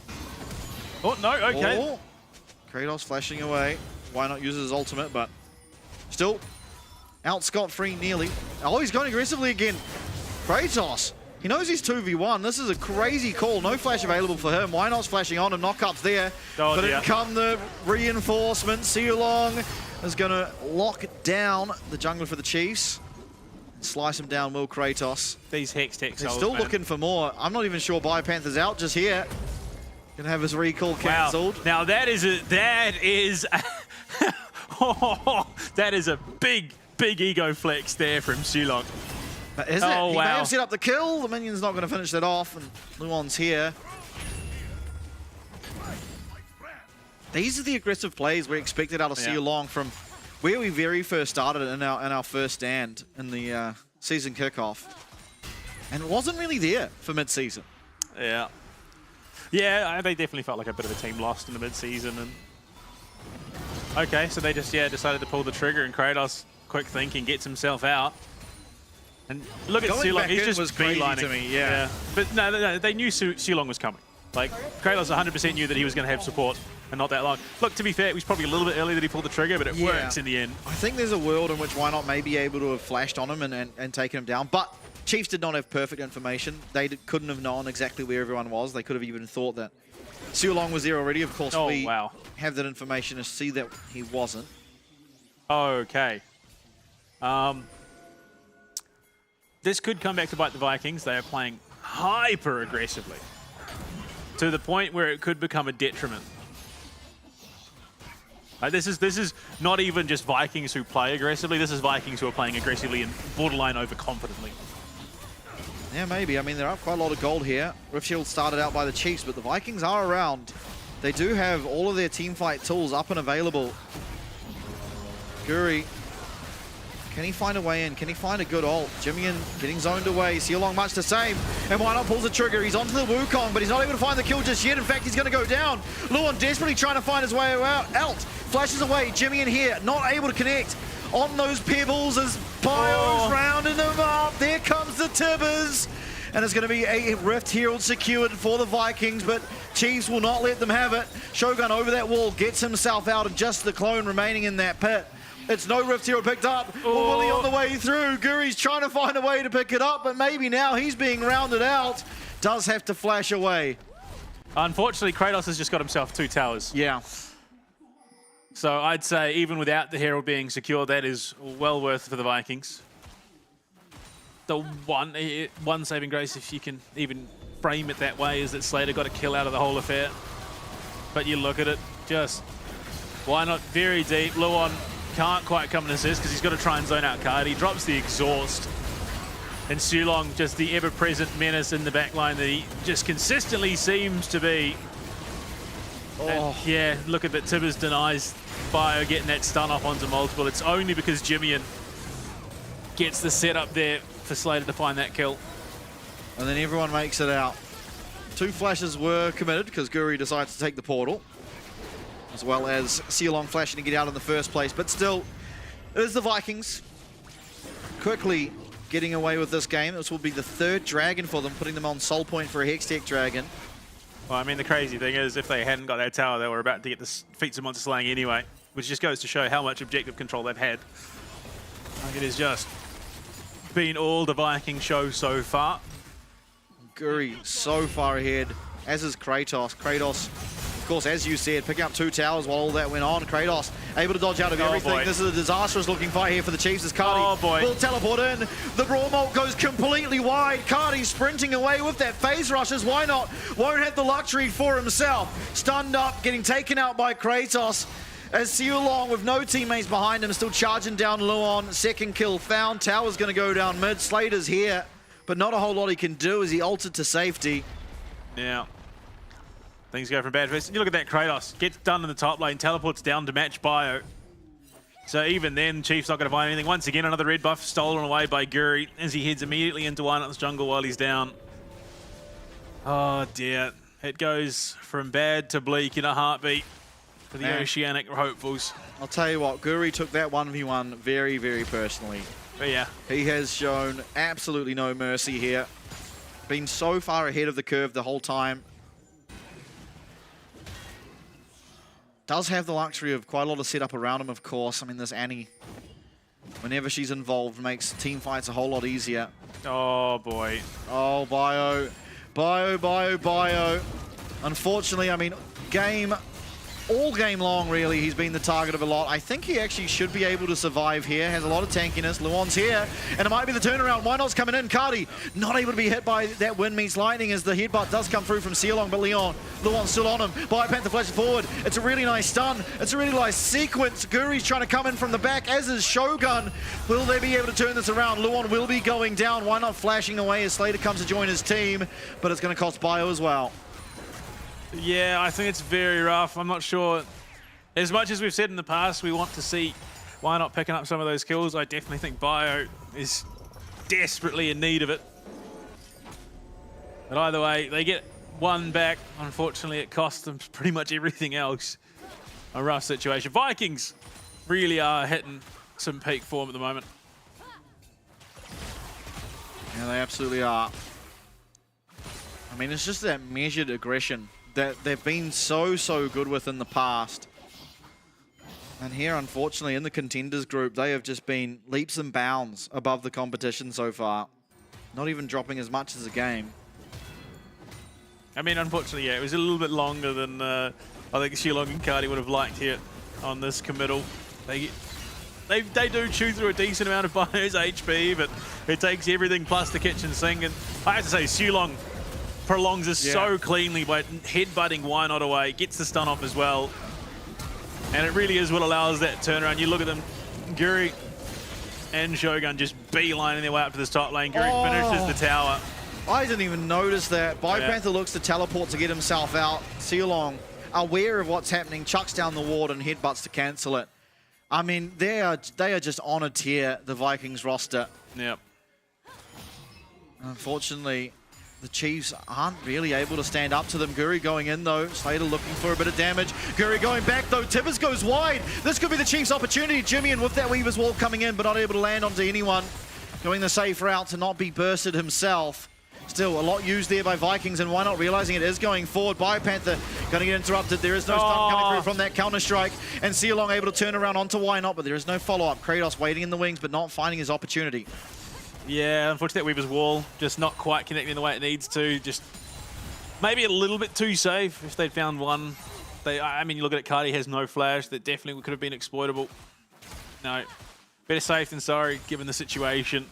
Give Slater that time to really ramp up. He's still reasonably early on in the grand scheme of things, but unfortunately, against a team like Vikings, delaying is really not an option. The game is likely to be over by the time you get to the point you want to be. Yeah, absolutely. In the current state of the game, we've got Kratos up an entire item. We've got Guri up an entire item. And it's just the components mostly to fully items as well in that mid lane. The only place we are relatively even is down on that bottom side. And admittedly, when you get to the later stages of the game, it is the Yunari you're relying on. So that is really who you have to look towards to get this one across the line is Slater. Has his recall cancelled. This has just been Vikings all game, just delaying tempo. Yeah, it has been. And that's why they've got themselves so ahead, is they've just always had the better tempo to almost everything. Now 22 seconds on a Dragon's Soul for them to look towards taking. They can choose to instead... actually, no, they can't go topside. Oh, there is the Artican, actually. The Artican is top this game. The thing is, I don't even know if the Chiefs can necessarily fight around this Dragon to deny the Soul, which is a real problem. If Guri gets into the back line, Slater is essentially dead. It is a very, very hard-hitting Wukong right now. Headed towards the Dragon now. Are the Vikings. You see Chiefs trying to find something on the opposite side of the map. The only target would be Kratos, but he's aware that he's the only target, so he's playing very, very safely. Ping's going down on Artican now. Sealong has teleport. He can go back and come back.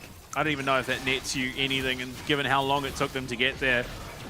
Cardi's here. They are looking for it. The response is going to be there too. Yeah, no, Chiefs have to lose. They just lose out on everything. Yeah, unfortunately not able to find their way in there. But look at the back. Is Cardi going to look for a flank? Slater, he's playing with fire here. Guri, he's on the flank. Everyone has their opportunity to come around. They're going to think better of it though. Chiefs will get away. No, they're just going to switch positions. Vikings are about to start up the Artican. Yeah, and I genuinely do not believe that the Chiefs have a way back into this, barring why not pulling off a miracle steal. I just don't see that happening, unfortunately, especially with Kratos playing gatekeeper right now.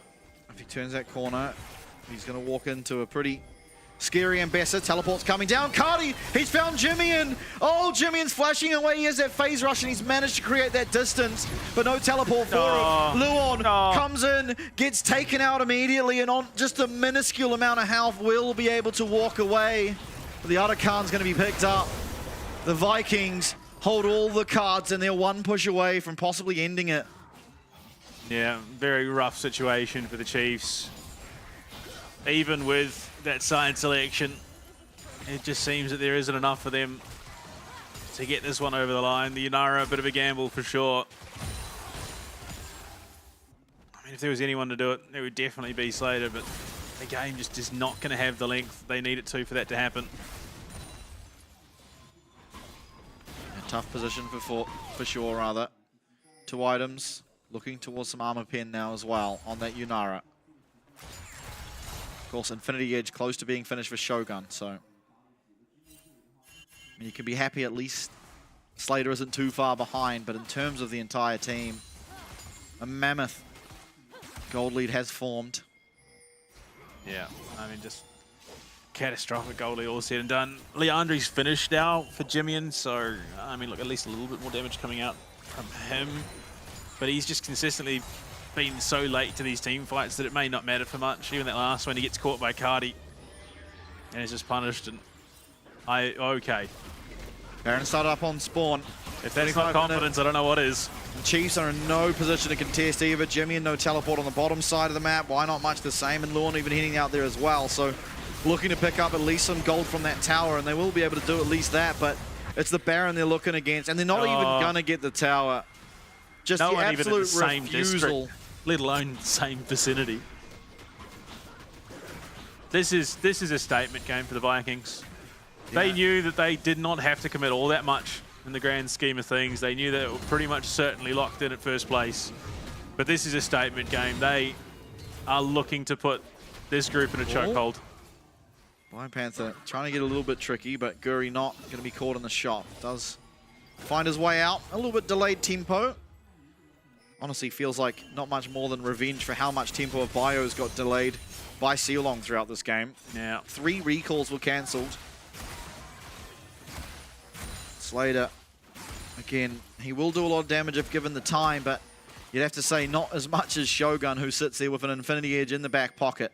Yeah, I mean, the space has just never been created for Slater to find the team fight the way he needs to. Everything's just been a little bit disjointed for the Chiefs, unfortunately.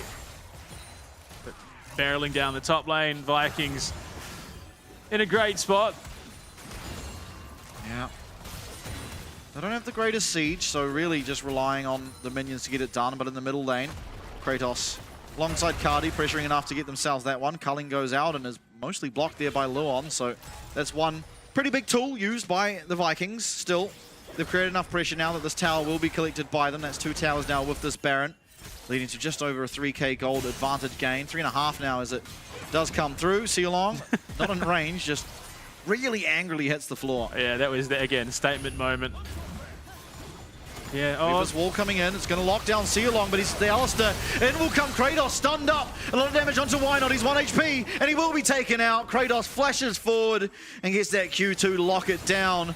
4v5 now, Cardi with that flash, with that Tibbers. It is so scary to be any one of these surviving members of the Chiefs. The mid lane inhib tower goes down, the top lane inhib tower goes down, and both inhibitors will fall behind it. Now 2 minion waves marching into the base of the Chiefs. The 4v5 there. Keep an eye on Cardi. He's walking in. Shogun's looking for the one shot, and Jimmyin's gone. Slater's back into the fountain. Biopanther trying to find what he can, but he gets a beer chucked straight on his noggin.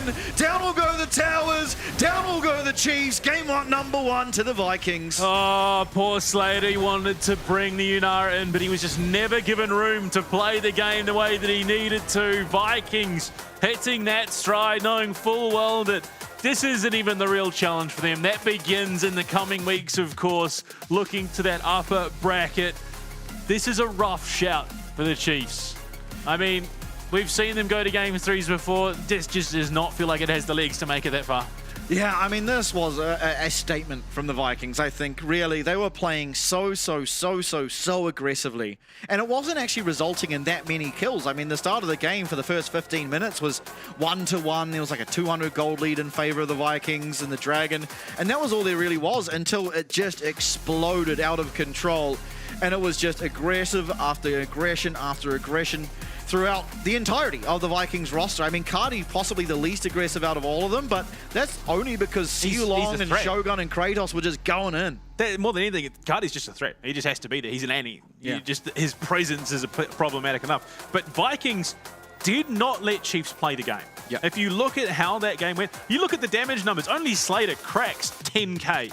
They were not allowed to play that game. And look, it wasn't through kills by any stretch of the imagination. It was about the ability to react to anything the Chiefs tried to do. Anytime they stepped foot out of a line, Vikings were there to stamp on their toes. Yeah, and of course, game started, both top laners getting dove, nothing really gained for either side. Really, it was just an even trade across the map, but it's a good identification from both teams to see, okay, they're looking for a top dive, let's do the same on the opposite side of the map, and it pays off for both of them. Now, this was where it got a little bit dicey. Shogun gets very low, but creates enough gap, and Guri is in the area quick enough to come and punish the aggression out of Slater.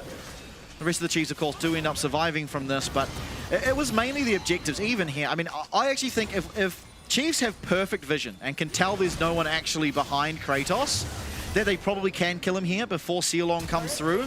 But of course they don't know that. So Wynot comes around the corner, sees no one there, flashes then, but that buys enough time for Sealong to come in and turn this around, and unfortunately for Wynot, he's taken out. But even here, I mean, it's so close. It was milliseconds, millimeters even, from Biopanther from landing a massive stun from Cardi's Tibbers actually blocking it that turns it around. Yeah, I mean, the Weaver's Wall potentially could have slowed things down a little bit, but even then, it was so disjointed. Wynot was far too deep. Luan wasn't in a position to support. Bio, again, not even in the right place to be able to assist where he needed to be. It wasn't a lack of trying by any stretch of the imagination. It was just due to the circumstances. Vikings corralled them really well. And even here, Bio looks like he's about to get away. Luan comes in and support. They think, okay, well, we can probably turn this one around. But you look at that mini-map. All of a sudden, Guri's taken the portal. He's coming and he's cut Slater off at the pass. While Cardi is going down here, look what Guri does. Comes in, bops that tower, which is on a sliver of HP, and they just come in. Luan, unfortunately, left to it. And yeah, Shulong again. Shulong putting on an Alistar masterclass. Yeah, I think MVP for the game would have to go to Sealong, honestly. And even not so much, well, I mean, definitely out of the plays in terms of the fights and whatnot, but there was a good 30 seconds where Biopanther's looking for a recall in their bottom lane. It gets cancelled every single time. Even on the top side right, he looks for the recall. Sealong comes flying in as Alistair, just cancels him, has to heal to get out of tower range. They then redive the Jacks and make it happen. So Vikings, they put on a very clinical game one, but the Chiefs, they're always good for 3. They haven't had a series so far this split that hasn't gone to 3. Let's see if they can make it happen again. Yeah, well, I mean, the thing is, They are good for 3, but you know what else is good for 3? It is, of course, subscribing. If you are on Twitch here to the LCP English, you can come and you can support the teams that are playing. You get yourself some pretty cool rewards off the back of it. The Pengu Garen Bring It emote is coming through until the 28th of August. That is your deadline. From there on out, it is gone. You miss out. That is, though, when we start to get some of these regional icons. August 29th coming through. You can see it top left, LCP dancing Rammus with the LCP tat on his bicep too. Is it a bicep? I don't know. He's an armadillo. Do they have arms or is it all legs? Either way, you can get yourself that. Unfortunately, if you're a Prime subber, you don't get the full benefits. What you do get, though, is even if you are a Prime subber, uninterrupted viewership, which, again, at this stage in the competition, things are really heating up from here. They get even more chaotic and more hectic, so you don't want to miss a moment. Absolutely. That is game number 1 done and dusted. Vikings, of course, leading the series 1-0. When we're back from our break, can Chiefs take us to another game 3? We'll have to find out. Working hard to outrun all the ones that chase. I can't run fast enough, can't pick up the pace. People run towards love, kamikaze craze. Let's be real, some true lovers really just a face. Heard it all before, y'all just need a score. Don't want it anymore, can't take it no more. Love her I adore, yes and I am sure. Because love is war, over and over, baby.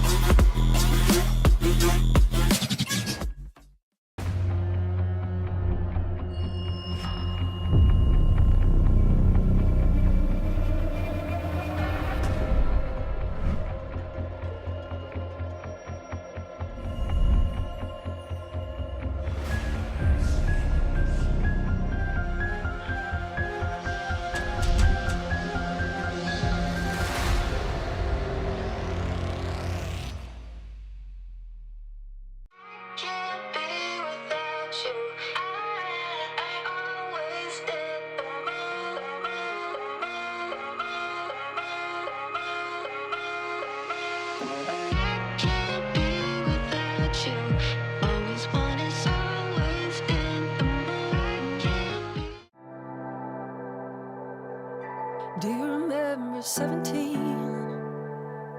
You and I, we ran in all the same scenes. Always watched you, thought you never noticed me. Boy, how wrong I'd be.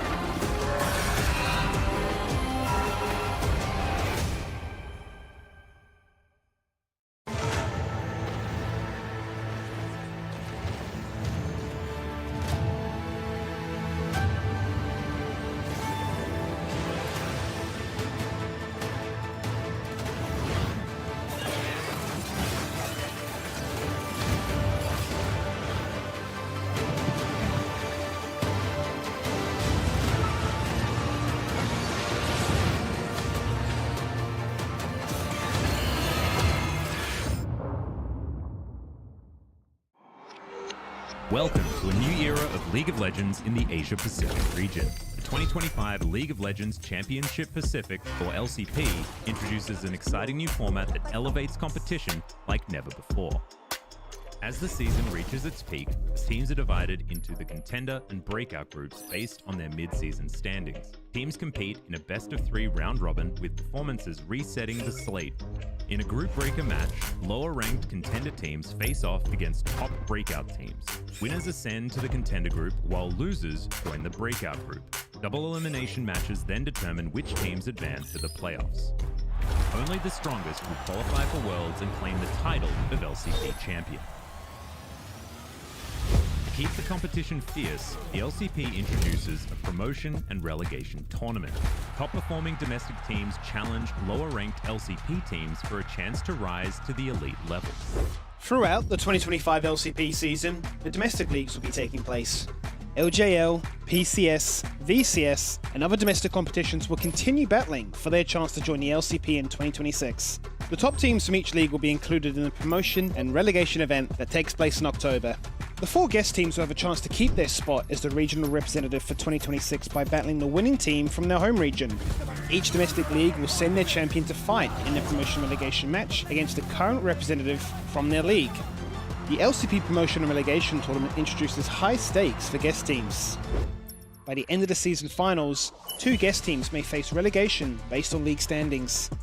The first, known as the free-for-all spot, will go to the lowest placed guest team, regardless of their home region.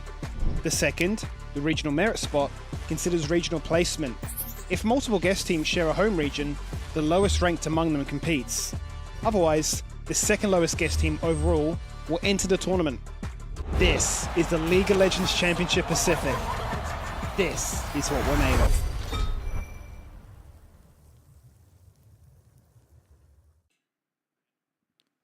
Well, game number 1, a bit of a trouncing, but game number 2 on the horizon. And again, the Chiefs have not failed to go to a game 3 so far in the season finals. And with Bio Mum and Why Not Dad in the audience, you got to take it to 3. They have not failed to make it to a game 3 this split. If I had $1 for every time they'd made it to game 3 this split, I'd have $2. That's not a lot. That is true. You can't even buy a pie for that in New Zealand at the moment. You can't buy much, unfortunately, in New Zealand for that at the moment. Not even a litre of gas. Oh, dear. For those Americans watching, don't worry about it. Well, they have to try and do it here. They're able to do it last split. They got to 3 against the Vikings last split. Of course, they've been to game 3 a lot so far, but unfortunately that has been as far as they've gotten. Now, can they make that change? Of course, game 1 was not a good sign. The Vikings, they've really turned up here. They're not going soft just because they've guaranteed themselves first. They are certainly fighting to win. No, absolutely not. They are not pulling their punches, unfortunately. The Chiefs, they are down on the ground being kicked, pummeled, and having sand thrown in their eyes. The fight's been over for about 10 minutes and it's still going on. The Vikings, look, I think this is a good sign. I think it really is, because any team can come in with a lead that they have and say, look, we probably don't need to care. We can do whatever we want. But a good, dedicated team will come in and just put down the smackdown every game, regardless of who their opponent is. Going into the Chiefs, going back to blue side once again. Trundles are again banned out. So far, we've had 4 from 4 repeat bans. Yeah. Obviously, same sides again. This ban was Pantheon last time. Into the Rumble. There it is. Will we finish with the clean sweep of same bans? Well, that's the question. Are they more worried about Rumble or Scion for Bio? Unfortunately, you know, you leave Rumble open. Okay, so it's going to be the Gwen. They are anticipating that Bio is going to either pick up the Rumble or go something along the lines of a Scion, given that it's available to him. And Kratos probably just takes the other. Yeah, he just takes the Rumble. Because, well, I mean, if Bio goes the Rumble, Kratos is one of the other Scion players in the league, alongside usually Biopanther and Driver. And Kratos have typically been the 3 players that love that champion the most. We'll see, though. First pick still to come through, of course. Not a whole lot of massive, strong junglers left. I mean, there are a lot of the tanks. There's the Ivan as well. Nico, I like that first pick. I think this champion is pretty absurd. And Luon certainly made it look good. So it's a great start to the bottom lane. Nico, I think Vikings more than likely going to take the Rumble here. I think you'd be foolish not to if you're Kratos. Then the immediate response is like, okay, so it's going to be a Karma. Never mind, I'm wrong. And a Jarvan. Okay, just forget everything that I've said. I am just a complete clown. Vikings, to be fair, Vikings, we're always going to do what they originally planned to. They're not a team that deviates all that often. No. So I think you could pick the Rumble here if you're Bio. I think it denies away a lot from the Vikings. They go for the Kai'Sa. So Kai'Sa Nico, a lane that we've become pretty familiar with. Of course, it won't be the easiest lane into the Karma, regardless of what AD carry gets paired with it. Now, where do you go for the jungle? I mean, you go for the Cassante first before the bans. Again, it's a champion that BioPanthers performed very well on. In fact, their game 2 of last week was not only carried by him, but he did a large amount of the heavy lifting.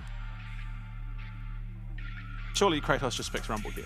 Okay, so they want the Israel Karma more than they want the Rumble. It's a good sign for the Chiefs. I think that Israel champ isn't very good, personally. Better or worse than Jin? They're like on the same tier. Like, you have more uptime as Israel, so it's probably that Israel is better. Plus, if you get ahead as Israel, you get really ahead as Israel. Also, you don't have to worry about reloading as Israel. Yeah, that's what I mean. You've got more uptime. Yeah. So Nocturne banned away from Why Not? Yeah. That's not... I mean, it is that strong bruiser jungler that's left, but I don't think he was typically going to go for it. I mean, he might have, admittedly. Ivern is an option still for him, and I think it does well with the Kai'Sa, but I'd think the natural ban here for Vikings should just be the Ivern, being that 2 out of 2 series so far, it has been picked up by the Chiefs. Yeah. Well, I mean, looking at what he's played, the Vi's gone. Xin Zhao, he's already played. Ivern, if it gets banned away here, he's going to have to go a different direction for the first time. Yeah. There would be some fresh territory for him. Yeah, but I mean, I know just from him playing in Oceania that he's perfectly good on Skarner, on Sejuani, these, you know, even Maokai, these champs. Lee Sin. Lee Sin. Okay. That one's perplexing. He is a good Lee Sin, but I wouldn't imagine him to pick it out here. Comparatively to the LCP, is he a good Lee Sin? Yeah, and I mean, Lee Sin's one of his best champions, historically. But, again, I don't think it is necessarily a champ you'd look for here. Anyway, they do ban it. They just want to get rid of some of those early game strong junglers, which they've managed to eliminate essentially all of them. Rise away from Cardi. I mean, yeah, again, look, it's a scary thing. Zia just still mysteriously left completely untouched. I mean, the problem being is if they do opt into the Rumble for Kratos, anyone caught without a flash is dead, post 6. I mean, I think you should just go Azir here and pick a... Yeah, I think you should just pick Azir here because they haven't picked their mid yet. Absolutely. And then you can just go whatever, top. Okay, they're going to Udyr. All right, interesting. Which, I mean, it's been a good while. We haven't seen it since season kickoff, if I remember correctly. Kratos was one of the ones playing it. He was. So, I mean, into the Xante, it's kind of going to be a bit of a, slap fest. It is, yeah. I mean, the Udyr will have a substantial amount of lane priority, especially early on. He's a very, very strong early laner when you go that tank. Grasp the Undying Phoenix, Udyr. Yone. So this should be Maokai that matches it. I would be very surprised if it wasn't. If you just look back, it should be. Synergistically, it makes a huge I mean, it's also sense. fine with the Sejuani, actually, just because of the skirmishing power. Obviously, team fighting, the Maokai's better, skirmishing, the Sejuani, Yone's better, so it depends what they're looking more towards, but I would have to think it would be team fighting, and there it is. So you've got a very, very strong team fight here on the side of the Chiefs. It's also good at diving. Of course, with that Kai'Sa, the Yone and Nico Maokai, all perfectly good at going forward. Now, okay, the Aurora for Cardi. Yeah. I think it does. Yeah, I think it does really well. Circle Theory, problematic. Both teams have... Actually, no, never mind. Vikings win Circle Theory. Udyr just has a circle in his Phoenix form. Jarvan has Cataclysm. Aurora does the big circle thingy. Karma's Empowered Q drops a circle. Israel's ult's half a circle. Yeah. And then you've got, Nico. So Circle Theory dictates Vikings should win the series. Well, we'll see. I do like the team comp from the Chiefs. I think the Chiefs have put together a pretty decent team composition here. I will say the Cassante feels a little out of sync with the rest of the team, where everyone's trying to sort of go forward. And Cassante, he stands forward, he stands in front of the boys, but he's not the greatest at diving in. Of course, Yone can give him a passage, as can the Maokai, being that you can use that Yeah, I mean, look, movement to I'm get to your surprised it teammates, wasn't but- the Scion. Yeah, I think the because Scion was comparatively, I think Bio's Scion has been far better and far more impactful than his Cassante. Not to say he's a bad Cassante, but the Scion has just evidently proved itself time and time again. Yeah, fans. Yeah, Vikings fan, Chiefs fan, Among Us fan. That dude is in the wrong arena. Oh, well, great news coming into this one as the Chiefs. They do win out on the skin battle. IG Kaiser. Hey, I mean, I think across the board, honestly. They really just hit it with some banging skins. Yeah, for sure. Panther switching up on the Cassante skin, though. I believe. Or we'll see when he might have the chroma on. I don't think he did.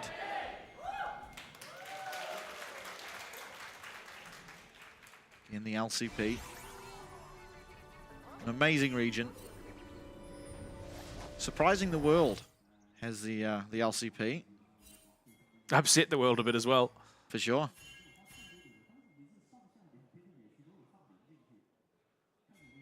It'll be interesting to see how the Chiefs navigate the early game. Oh, another because their OG team skin. fights are very strong, but Yone is going to struggle into the Aurora. Much the same will Biopanther on the Cassante into the Udyr. And even the bot lane. You have that Nico to try and make the lane phase a little bit easier for the Kaiser while still providing that setup when it comes to those team fights. But Karma Ezreal, one of the most punishing lanes that is existing in League of Legends. Yeah. Now, why not looking to contest early, but will be spotted out. Got him. I mean, look, it has definitely felt like something that has been wanting in terms of why not in this Chiefs roster is sort of that proactivity, that aggression. Guri's had enough of the dance and is looking to start the Raptors up, but Wynot's not going to allow it. I mean, this is weird. Look.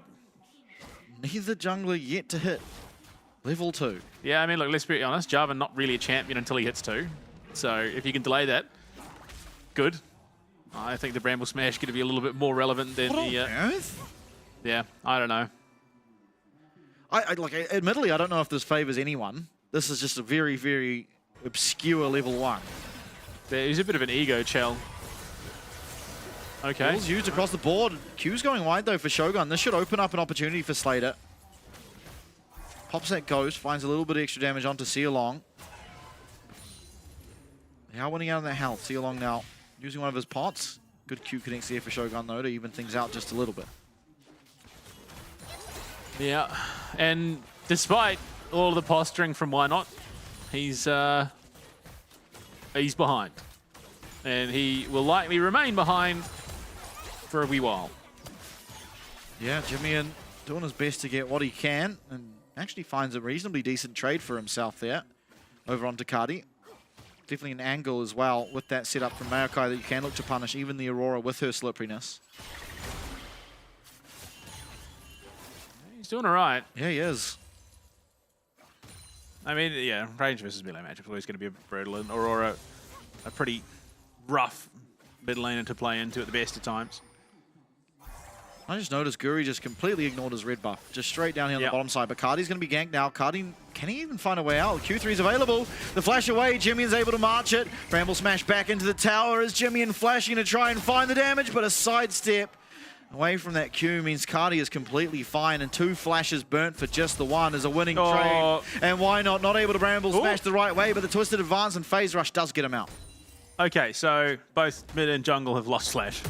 For to be fair, look, I think you take that, especially if you are Jimmian. Unfortunately, it is going to cost the Raptors Guri getting some revenge for that. Oh wow, okay. Yeah, this is a disaster. Yeah, you take that every day of the week if you're the Vikings. Oh yeah, yeah. This is a big win for them. See along. Oh, steps a little bit too far up and cops a tower shot for his trouble. Question is, can Why Not get anything back? Does Why Not even know? He has to. There was a ward there. Although actually, in saying that, Jimmy may have placed that after Guri. Yeah, okay, so he's going to see the red buff there, but he's not going to know that he has time to do it. Of course, Guri choosing not to take the Krug camp. It's a little bit dicey, being that it can quickly be collapsed upon, but still 2 camps picked up. He doesn't collect the crab though, so Why Not will make up a bit of that deficit once he gets down to that bottom side of the map. Yeah, unfortunately, we've seen Why Not in these positions before. He ends up behind. I think the good thing is that he will remain relevant when paired with the Yone. Okay, not the worst, but Sealong getting a bit frisky. Yeah. Once again, trying to just delay that minion wave from crashing to allow Shogun to pick up as much as possible. Enchanter supports, man. Doing a great job in this mid lane. Yeah, missed a little bit of CS, but he's doing well in terms of keeping up in that health. Panther as well, completely dominating this Udyr, and maybe I misjudged how the matchup goes now with the changes, the nerfs that Udyr has popped. The flash forward, the Pathmaker is going to force out the flash of Kratos. Yeah, I mean, Bio, these tank top laners, he really is just a different beast entirely. He is. I don't think he is performing poorly on the regular bruiser top laners by any stretch of the imagination, but he just makes these tanks look insane. Yeah. It's just crazy, the difference, while even still performing reasonably well. His Jack's game was a bit rough, but his last couple were still very impressive. Guri, again, taking that little bit of macro control, unfortunately. Why Not timing-wise, he's on the top side, he's not going to be able to get assist. You have to wonder if this level 1 has screwed with him a little bit, because he is just so far behind. Lord, yeah. Didn't even go and take the crab. So, yeah. I mean, again, look, he will still remain relevant. Okay, looking to punish though. Level 6 here for Bio. Doesn't take the tower aggro, but it should be Why Not that does take it, because he can drop it immediately, and they're looking for the dive. He drops the aggro, but they're not able to find the kill. Kratos dodging away from that Q, but Bio will still connect onto the minions, not able to find that Q3, so Kratos is fine. Yeah, that's bleak. And Guri's just going to go straight back to Why Not Raptor This is a camp. disaster. Guri still hasn't taken his red. That's still the first red of the game. That's sitting up there, and he's just completely uninterested in taking it, it seems. Because he hasn't needed to. Admittedly, he has had a red. He's been farming Why Not's bot side jungle on repeat. The only camp that Why Not's had on his bot side has been Krugs, and now it's all gone. He is, again, just completely wet. There is a 2-level gap in the jungle. Cataclysm is up, and Why Not's not even 5. Yeah, it's a rough spot to be in. Admittedly, you can take some solace in the fact that at least Maokai isn't a high resource champion. He can do quite a lot with quite a little. I am interested by the fact he's gone for that Bramble Vest. Typically, these days, when we see Maokai, they either go for that Leandri, he's a bit of AP, or they just go straight for that Heartsteel. So the Bramble makes him, it gives him that possibility of farming his camps a little quicker, so he gets around the map a little faster, and obviously when you get that burn online with the Sunfires, it's a slight amount of damage, but it's an interesting build path that we haven't seen. We'll see how it pays off, but so far he's been struggling. Yeah. Yeah, I mean, look, it's an interesting one for sure. You would love to go the Heartsteel route, but you are just that far behind. Realistically, by the time you get that up and available, the game is in an even worse spot than it is currently. Slater hits 6 first. Unfortunately, yeah, okay, so Guri's just going to get some vision down and likely start at these grubs with no real way, conceivably, for the Chiefs to contest. He is looking... I thought he might be partially looking for an invade, but no. The grubs are there. You see pings going down from the Chiefs side. Level 7 for Jimmy, and it is...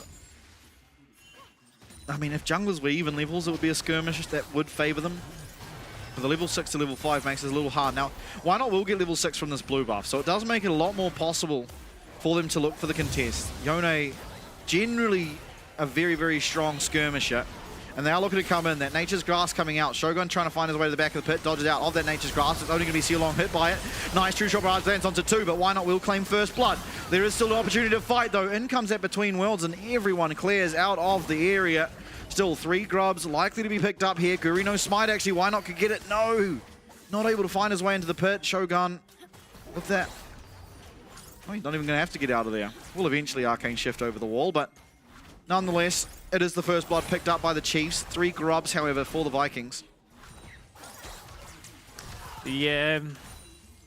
I mean, a bit of a double-edged sword that the first blood is picked up by Why Not. It gets him back in with a little bit of acceleration, but he's not really the champion you want that acceleration on. I think that would have been infinitely more valuable on someone like Slater. Yeah, and unfortunately, oh no, it's just, yeah. Guri, the problem is Guri has the timer on these camps for the rest of the game. So as long as there's pressure in the mid lane, which range versus melee generally there is going to be, he should just be able to take these whenever they spawn, and he has been doing so. I mean, he still hasn't taken his red buff. That thing is still up there and available.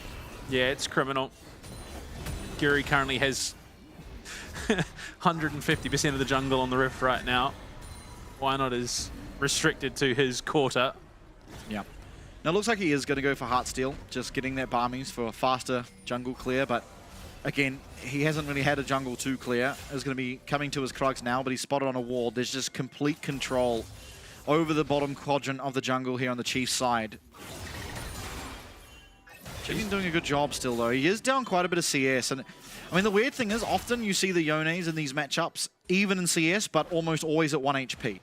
So Jimmy maybe playing a little bit to remain higher in HP, look for skirmishes instead, and sacrificing some of the minions to do so, which is a viable way to play. You've just got to try and find those fights to make it worth it. And so far, one kill found, 2-0 on the side of the Vikings, so you could argue for it. Yeah, I mean, look, they've got the setup, which is, I think, the important thing for the Yone. So you can drop a little bit of CS because you're going to have just that added benefit of the Maokai setting things up once team fights come about.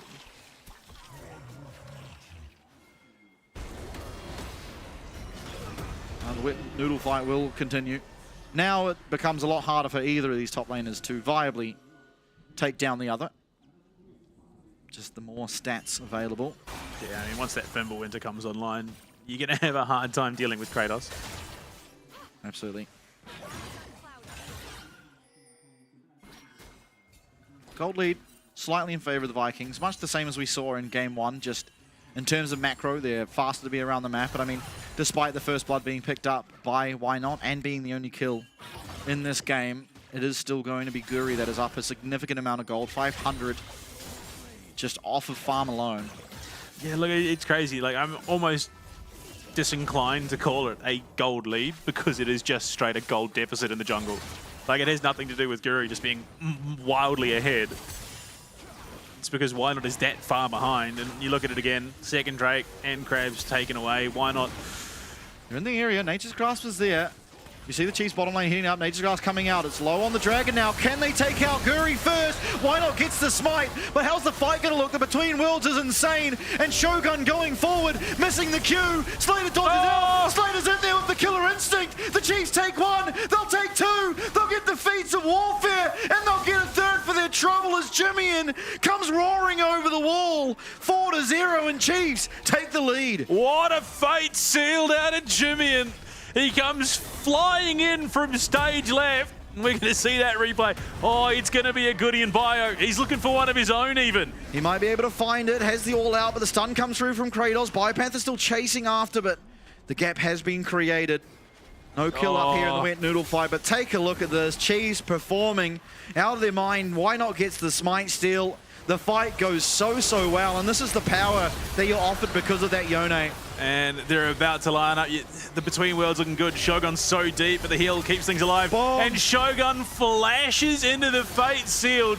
They collect 3. Cardi caught over the wall, and Jimmy allowed to follow. A huge injection of cash into his pocket. And oh, look, Vikings, they just get caught wanting. 2-0-2 now on the Yone here for Jimmy. A breath of life given to the Chiefs. It's not a heart steal, it's an unending despair first. Okay. And Jimmy manhandling the God of War up in that top lane. Yeah, Blade the Ruin King now online makes things a lot harder. Slater, no flash this time, is going to get put into a cage and taken out immediately. And as soon as things go well, Vikings not happy with it, will look to turn things, but Bio. What? Give me that replay, please. Oh, heck yes. Bio with the solo dolo onto Shogun. How does that happen? We see the True Shot Barrage come through after Slater goes down as well, which is the craziest bit of it all. Jimmy, okay, buddy. They get some progress, and then suddenly it's all on. Kratos between a rock and a hard place. Has Guri here, but no Cataclysm. Yeah, not the easiest kill in the world, despite how low he is on HP, and the Redemption making it even harder. I hope we get a replay of whatever happened. Here we go. All right. Oh! Just caught unawares. Shogun does dodge out of the Q3, but, I mean... Oh! Yeah, okay. Wow. Or because he flashes into a Fate Seal of that Dragon fight. If not for that, if he holds it, yeah, look, he was going to die there, I think, anyway. He was kind of stuck. But if he holds it, he survives there, and it gives Bio the solo kill. And all it took was him queuing up a true shot barrage to try and snipe that kill onto Slater away. Yeah, you can't be doing that around BioPanther, especially on his Cassante. Now the Chiefs are ahead. They've evened up the Dragon. Jimmy put in a position where he could look to carry this. Absolutely. He's going to have to be careful. He does have the maneuverability of Israel. However, Twisted Advance doesn't really care if you are away. Rift Herald being started up.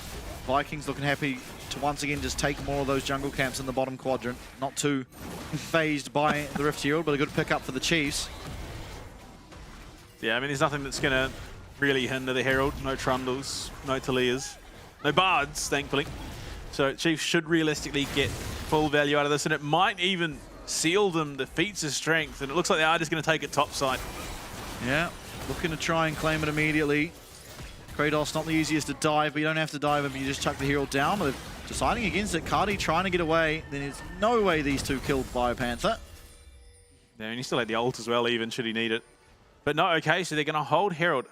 I think that might be a bit of a mistake, honestly. I think it's fine. I think you want to, in reality, use it 9 times out of 10 to try break open that mid wave, that mid tower rather. I mean, all of last weekend we saw it beeline towards the top side. Mid is barely, not even scratched, and as you can see.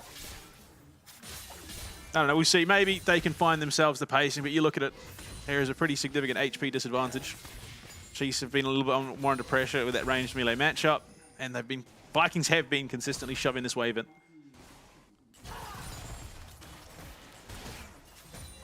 Dragon, 20 seconds away, both teams likely to look to try and contest it. Of course, we have essentially everything you could ever want for these fights available on both sides. Very soon, flashes will be up for Cardi and for Shogun.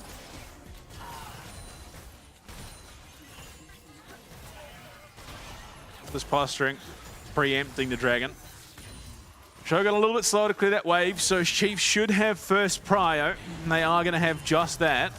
The Vikings looking like they're just going to be willing to give it. Guri instead heading towards his top side, trying to look for that shutdown onto Jimmy, and Kratos going to be I think for the tower. Are they going to be able to take it? Looks like they will.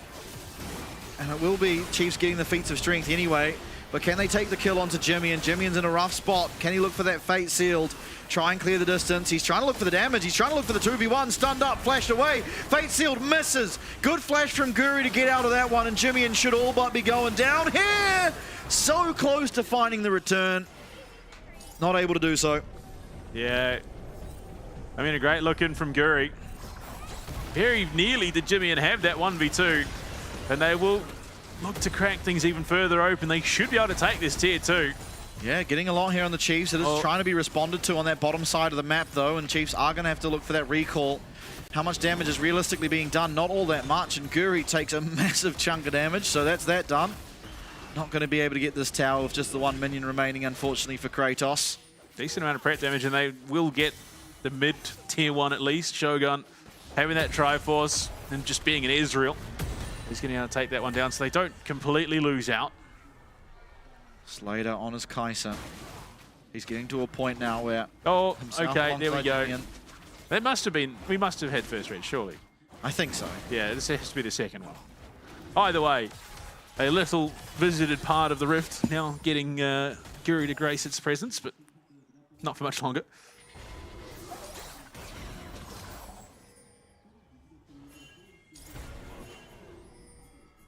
Next objective will be the Arakan. It's the bottom side of the map. Jimmy looking aggressively onto Kratos here. There is the follow-up from his team. He's going to have to snap back. It'll be a lot of damage going down onto Kratos. Half HP. A very difficult lane for this Udi to navigate will be this Yone. The Play the Ruin King making it near on impossible, in fact. Yeah, so they will look to crack themselves the tier 1 top side. Nothing really that can be responded upon. Ping's going out to the Chiefs tier 1. I think they just want someone to be there in case this wave comes in from Cardi, but realistically, it's going to take a wee while. Slater their second item as well. The Gwinsu's done.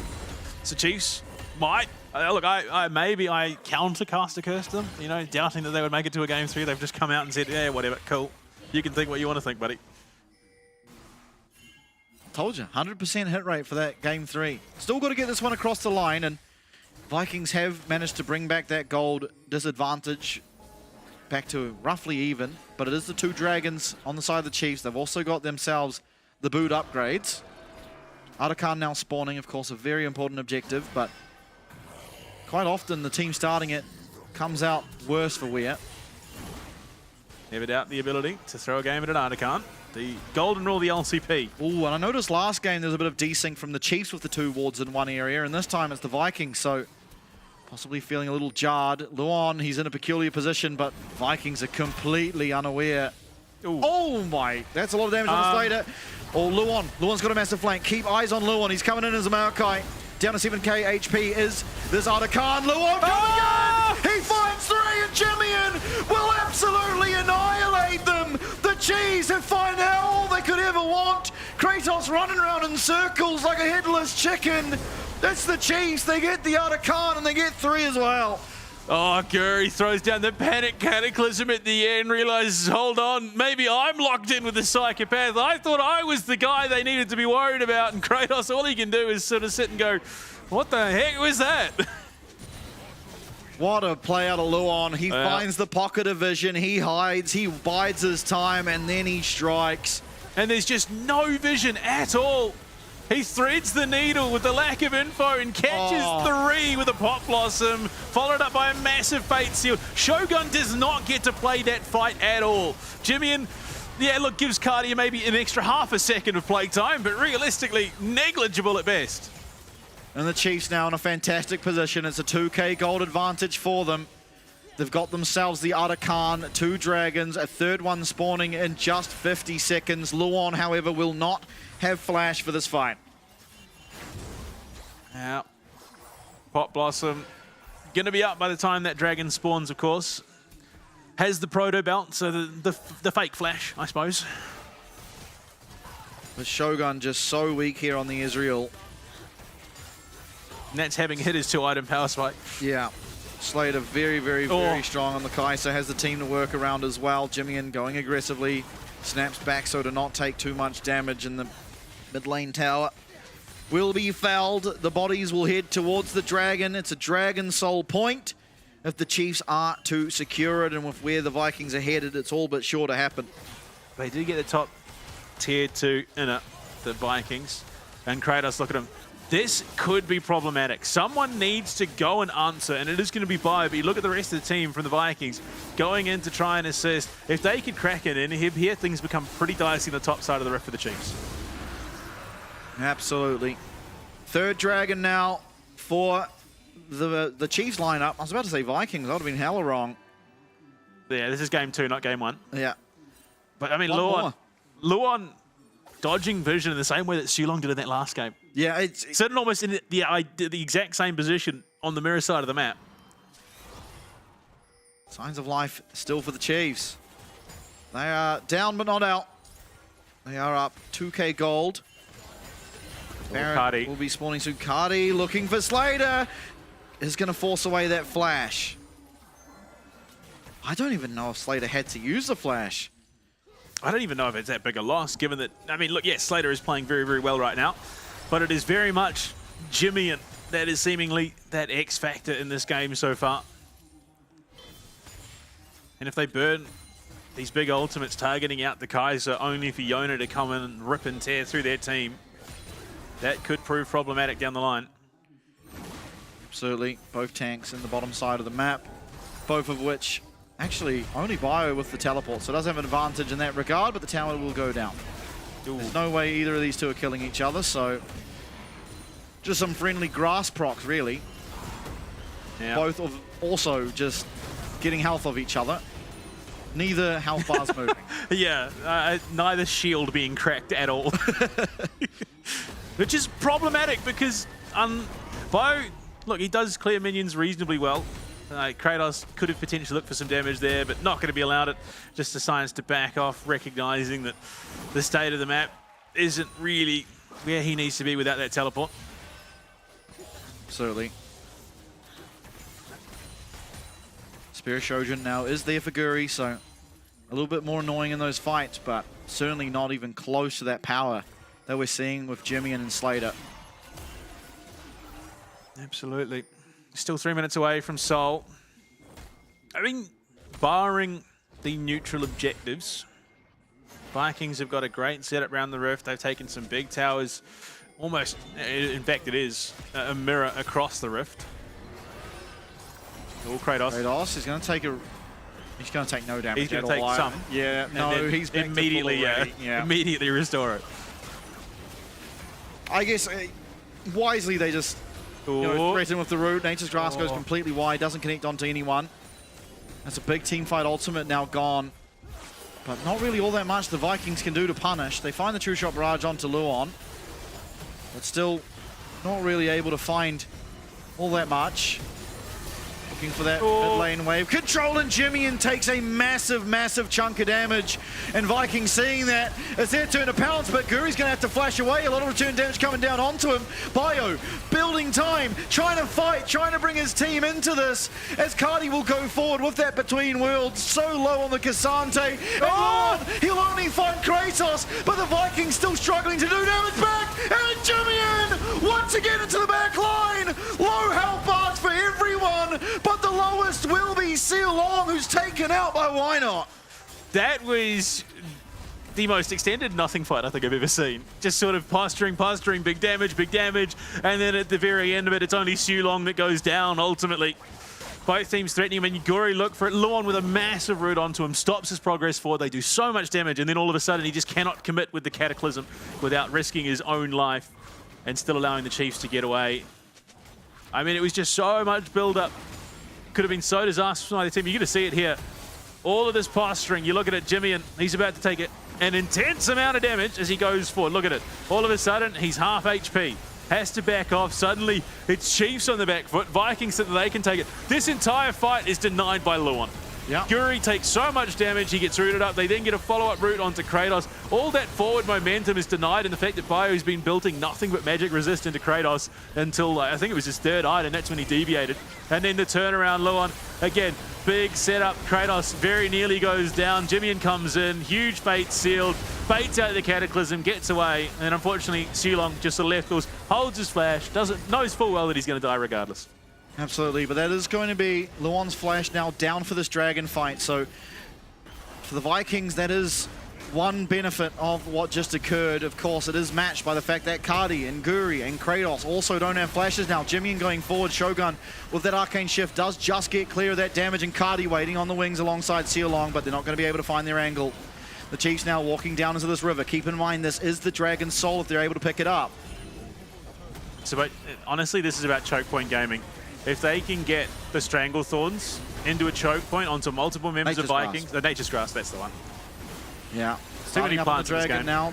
Kratos trying to create that room, trying to allow the Vikings to get in here. Cardi on the wing, Sealong absolutely nowhere to be seen. Can they find their way into the pit? It's the soul taken by the Chiefs. Can the team fight come up for them as well? Jimmy lands the knockdown, but he'll miss the ult. Can he find the damage? Shogun 1 HP, but he's alive. And it will go Bio Panther. They're trying to find their way into the back. Luon will connect only onto Kratos, but they find the kill onto Guri. It's a 4v5, Baron up, and Dragon Soul being wielded by the Oceanic representatives.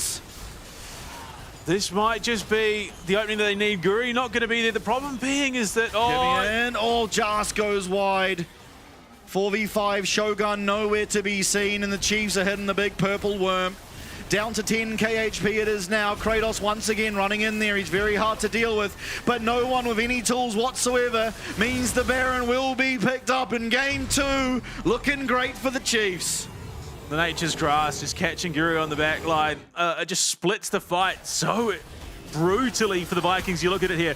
Why Not drops it. Kratos caught. They're trying to block some of it while he's unstoppable, but Guri gets caught, means that he can't get it and try and smite Steal. Jimmy and threads the needle. Gets massive damage onto Shogun, forces him to burn everything just to stay alive there. And while that's happening, in comes Luon, splits that difference while Bio is just stealing Guri and feeding him up onto platter to Slater there. Absolutely. 3k gold advantage, but the Baron and the Dragon Soul in favor of the Chiefs.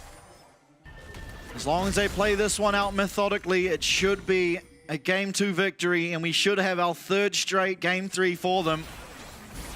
Oh, another massive root from Luon, but it's Kratos. He is a very, very hard nut to crack. Yeah, looking nigh on unkillable. That could be a bit of a problem. Has flash again, Jimmy-In! Jimmy-In has done it again! Down goes Shogun! A 4v5 against the Dragon Soul and the Baron now that the Chiefs need to try to navigate. And I mean, for the longest run, Jimmy-In was sort of stuck on these... Bio, he's bounced Sealong, and in goes Sealong straight into the waiting arms of Slater, and now we are so close. Inhibitor will be going down. 3 members up against the 5 of the Chiefs. Kratos trying to create some room. Guri trying to do much the same. The Between Worlds is going to do very little, but allow the Chiefs to now take game 2. They'll have their 3rd game 3 to try to fight for their first win of the LCP in 2025. Oh, the Chiefs, they do it again, 100% game 3. They have had every opportunity. This might just be it against the Vikings. And Bio, Luon, Jimmy, and why not Slater, all of them playing out of their minds in that game. And I think for the most part, Biomon very, very justifiably celebrating off of a massive performance from his son. Absolutely. I mean, the solo kill he found randomly onto Shogun in the bot lane really set the tone of the game for him. He was just so unkillable, but it was that big play they found where they just completely demolished off the back of a 3-man fate sealed, and this was the best game Jimmy-In has played thus far this year. Yeah, I mean, look, we've seen him sort of stuck in the trenches on these not really high risk but not really high reward majors, just pretty safe picks, and as they say, nothing ventured, nothing gained. If you do not take those risks, if you do not play something that has that game-breaking potential, you're never going to find that game-breaking potential. We've seen him on the Azir this split, looks phenomenal. Seen him on the Yone, which he has been on a Yone drought for the longest time. It looks phenomenal. Give him those champions that he can take control of the game on. Absolutely. 1-1 now. And Vikings yet to drop a game here of the season finals. It's the Chiefs that's the thorn in the side, and this is how it all kicked off. A nice lockdown, able to get the steal, and watch this. Shogun gets way too big for his boots, not able to land those important skill shots. Jimmy-In, on the other hand, straight through. And unfortunately, flashing over the wall does very little when a MVKE is hunting you down. Yeah, that was the biggest disrespect I think I've seen in a while.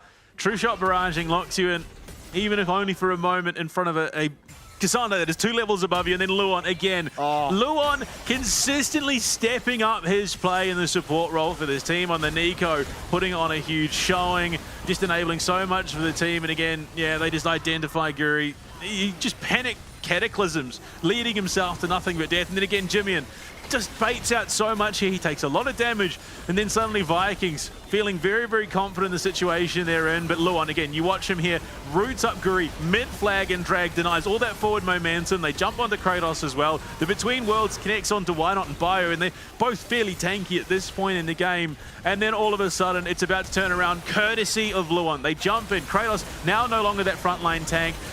Vikings realize they just have to get the hell out of dodge, and it's Sealong that is left to the Wolves. And Jimmy-In again comes slicing through 3. They don't manage to get a kill off the back of that one, but they do manage to take the win again. And I mean, this is why I'm perplexed about why MVKE isn't a higher priority pick for every team. Just look how much pressure you get out of simply pressing the R button. It is ridiculous. If you have set up over the Dragon, you press the R button, the other team very much so struggles to get in there. And again, Chiefs just dragon fight after dragon fight, picking up win after win. Look, Aurora, look, Aurora. Just hit. Tower hits.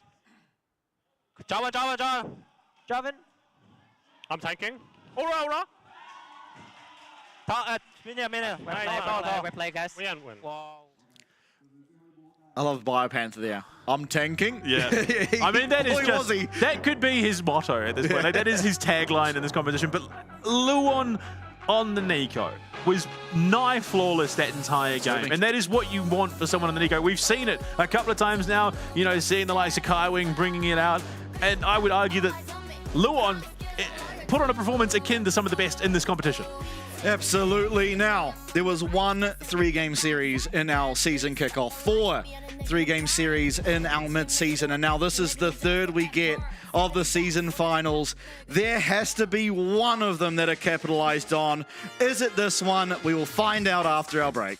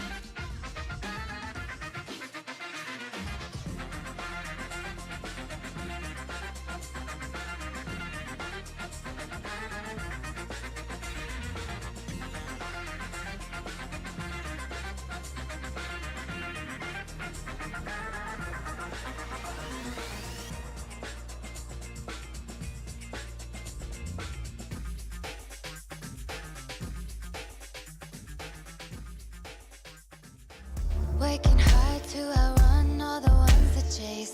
I can't run fast enough, can't pick up the pace. People run towards love, kamikaze craze.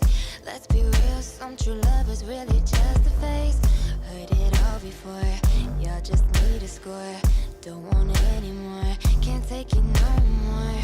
Love or I adore, yes and I am sure. Because love is war, over and over, baby.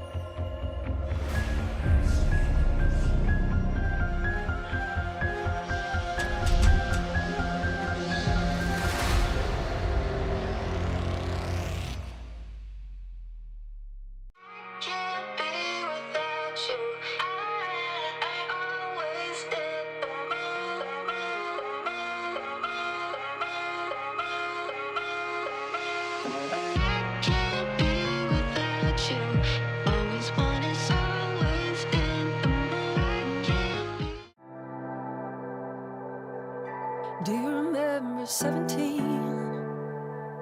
You and I, we ran in all the same scenes. Always watched you, thought you never noticed me. Boy, how wrong I'd be. Welcome to a new era of League of Legends in the Asia Pacific region. The 2025 League of Legends Championship Pacific, or LCP, introduces an exciting new format that elevates competition like never before. As the season reaches its peak, teams are divided into the Contender and Breakout groups based on their mid-season standings. Teams compete in a best-of-3 round-robin with performances resetting the slate. In a group breaker match, lower-ranked Contender teams face off against top Breakout teams. Winners ascend to the Contender group, while losers join the Breakout group. Double elimination matches then determine which teams advance to the playoffs. Only the strongest will qualify for Worlds and claim the title of LCP champion. To keep the competition fierce, the LCP introduces a promotion and relegation tournament. Top-performing domestic teams challenge lower-ranked LCP teams for a chance to rise to the elite levels. Throughout the 2025 LCP season, the domestic leagues will be taking place. LJL, PCS, VCS, and other domestic competitions will continue battling for their chance to join the LCP in 2026. The top teams from each league will be included in the promotion and relegation event that takes place in October. The 4 guest teams will have a chance to keep their spot as the regional representative for 2026 by battling the winning team from their home region. Each domestic league will send their champion to fight in the promotion relegation match against the current representative from their league. The LCP Promotion and Relegation Tournament introduces high stakes for guest teams. By the end of the season finals, 2 guest teams may face relegation based on league standings. The first, known as the free-for-all spot, will go to the lowest placed guest team, regardless of their home region. The second, the regional merit spot, considers regional placement. If multiple guest teams share a home region, the lowest ranked among them competes. Otherwise, the second lowest guest team overall will enter the tournament. This is the League of Legends Championship Pacific. This is what we're made of.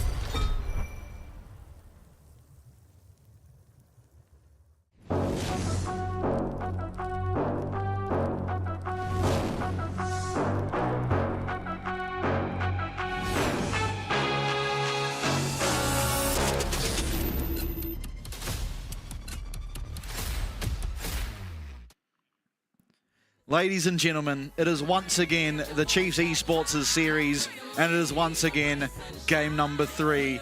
The Vikings, not wanting to go out of this losing one of their series, have bought in style as their way to get it done. Yeah, look, at this point, this song might just be the Chiefs' silver scrapes, because unfortunately it's the closest we've come to making it to a game 5. This is a perpetual situation that we find ourselves in. How many times will we go to a game 3 before we finally get it over the finish line? I'm not sure, and I'm even more concerned, like you said, Style coming in for Shogun. Oh, that could be it. I mean, to be fair, look, I think I still rate Slater given how he was looking. Still a quieter series from it feels. For sure. I mean, we're at game 3, number 8. That is where we are right now. Game 3, number 8. So far, lucky number 8. 0-7. Yeah.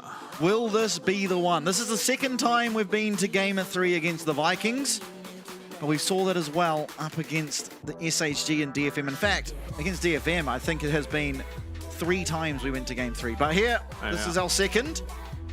An opportunity to get it done. Style coming in as Vikings really don't want to give a series loss here. And, well, the Chiefs have got their work cut out for them. Admittedly, one tree champion down in the jungle, the other one does remain.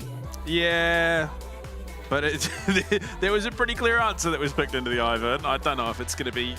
to be fair, Shilong very good at the Pike. He's reasonably good at the Nautilus. It would stand to reason that the Blitzcrank is well within his wheelhouse. But, I mean... Jimmian, for me, has to be one of the 2 standouts at least. I mean, to be fair, there's no one that you could say is really slouching in the series for the Chiefs. No. But he has been such a power point. The Yone looks so clean for him. You want something that you can do something similar on, and Luan. You need to enable him with a strong, engaged support.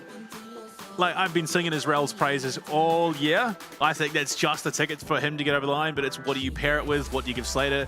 Especially given that his Kai'Sa is now gone.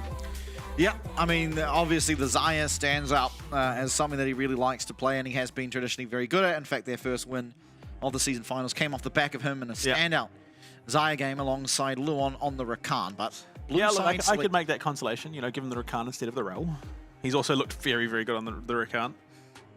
Sion, oof. Yeah, bans are very different here on the blue side for the Vikings. Now, Vi open this time around.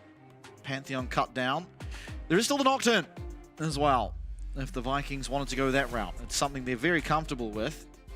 And honestly, a little surprising they didn't just go for it in game 2, instead opting into the Jarvan. Yeah, I'm not sure quite what the game plan is. I think it's for the first... Okay, Zyra is going to be the final ban away from Guru, no surprises, but Nocturne going to be available. I think for the first time in a long time as well, Circle Theory not paying off. They take the Vi. And yeah. I think their reasoning, and I think it's a very probable truth, in that there's a good chance that Why Not doesn't actually play the Nocturne, because it's not necessarily a champion everyone plays. It really is in the wheelhouse of mostly just the VCS teams here, and the Zyra Rakan will be locked in immediately. A fantastic answer to the Vi specifically, but can get punished quite heavily in terms of that lane phase, as well as the team fights, if you do pair some longer range champions against it. But also denies it away from Sulong. The Rakan Vi combo is very, very strong in the middle of team fights, so it means that Sulong is going to have to go a slightly different avenue with his support, but again, he's very capable. So Senna, I mean, Nautilus is just an incredibly safe setup. It's going to do very, very well. His Nautilus has looked pretty solid as well.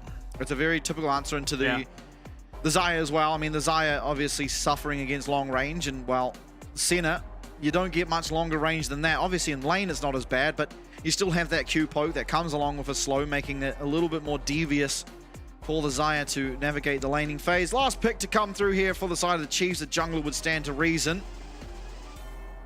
Trundle. I mean, look, not the worst.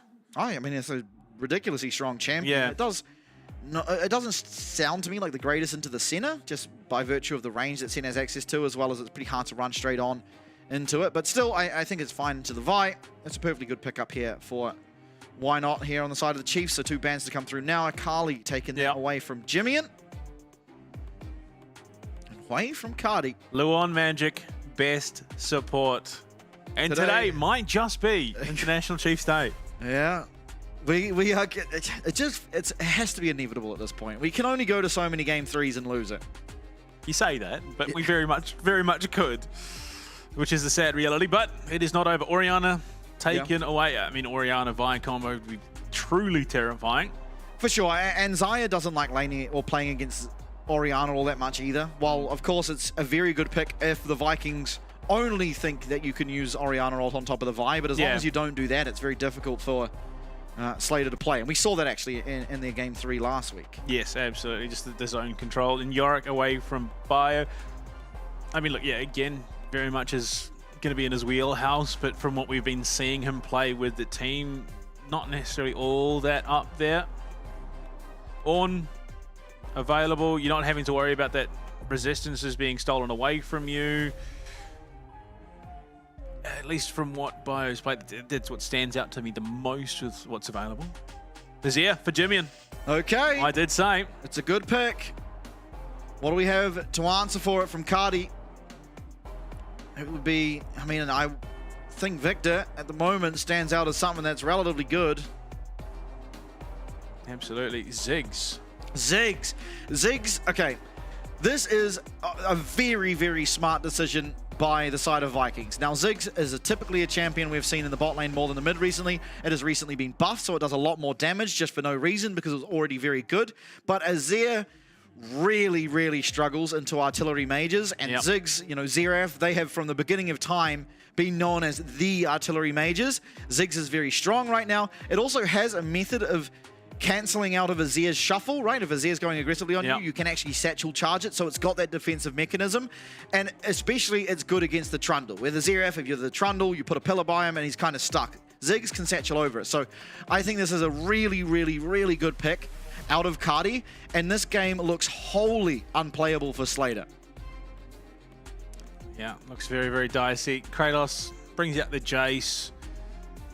I mean, Jace has kind of been there since he was hit a couple of times with the Wiffle bat, the Nerf bat. Yeah.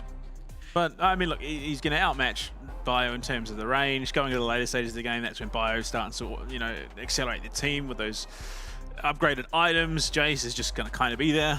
Yeah. Yeah, I mean, when it comes to champions you pick here, it's pretty hard to find one necessarily better than the Jace currently. I mean... Yeah, there's not much else left. I don't think the Jace is an amazing champ, but a champ that I think generally would be really good is something like the Aatrox, right? You're not going to be punished that much by Ornn, but the Aatrox struggles a little into the Xayah, so I do like the Jace pick somewhat in the fact that, again, it's just on theme. You've got some long range. You're going to make this really hard for Slater. 100%, baby. Cosmic Dawn Rakan.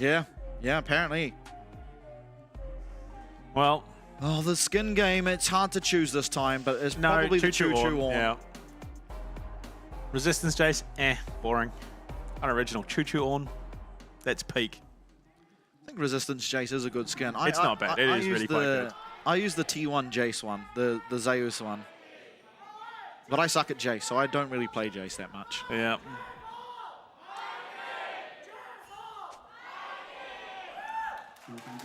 And Vanilla is here. Yeah.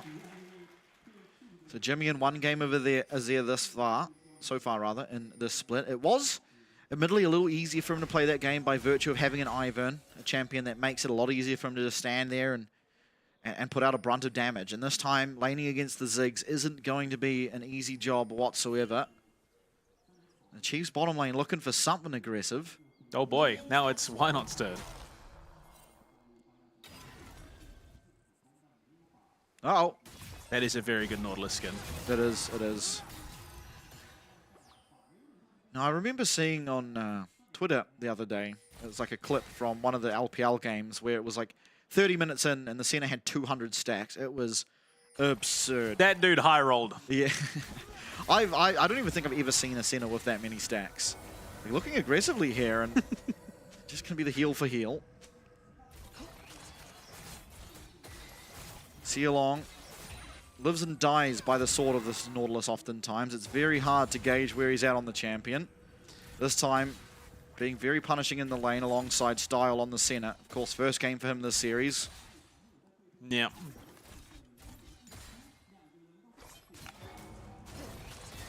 Very dominant. To be expected, though. To get some damage back. We're already at 7 stacks on the Senna. Like, sometimes we are approaching the 10-minute mark and we don't even have this many. Yeah, this dude's high rolling, 100%. He's got his prismatic augments going. Yeah, managed to high roll Stackosaurus. Yeah, early on. Jimmy punished, but actually down. 4 CS off the first 2 waves is not a good place to be in. I think it is because Cardi is playing so aggressively into him. Yeah, I mean, there's just not much Jimmy can do, realistically.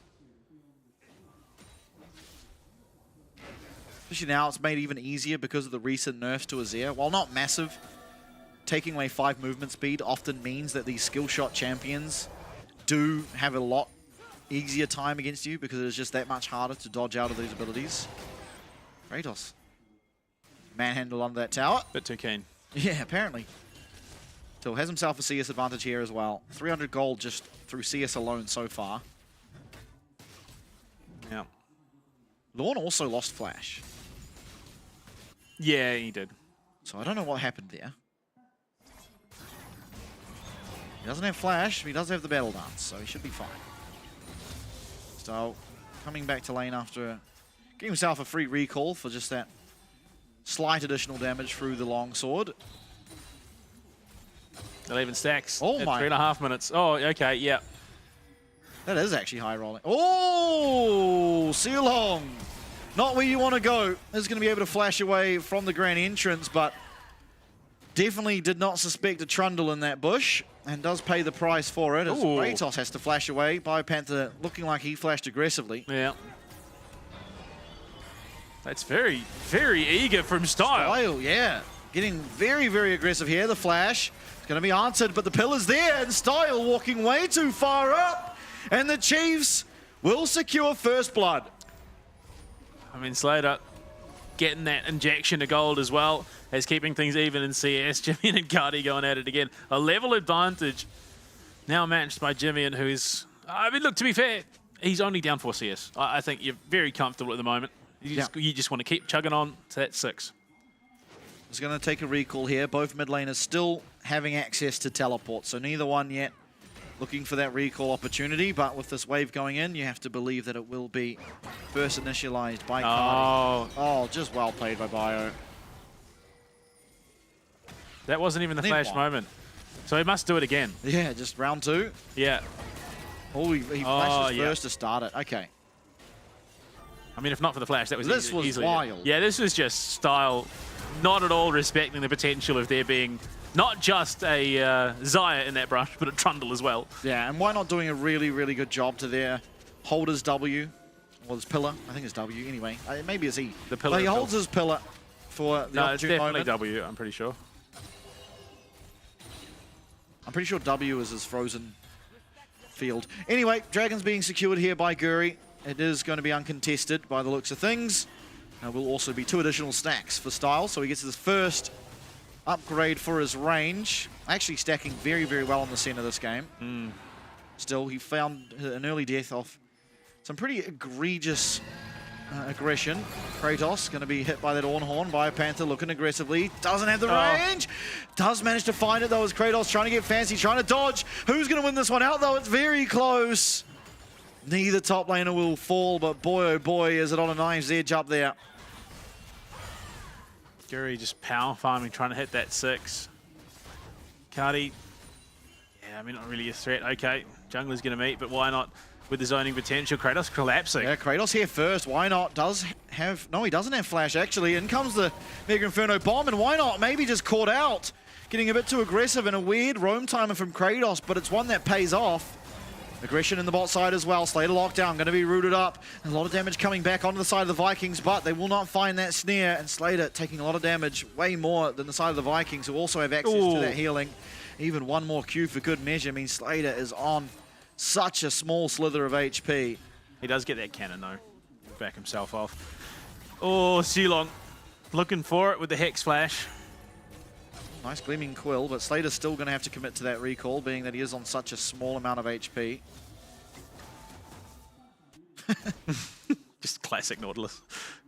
You know what? Just hit him with it as he walks away. Well, Jimmy's doing a good job of farming still. Staying at that 4 CS deficit, but I mean, he is low on HP. He's kind of thanking the fact that Cardi did use his ult up in that top side river skirmish. Bio's just got control of this lane right now. Even with that serrated dirt coming back, I don't know if there's going to be a heck of a lot that can crack him.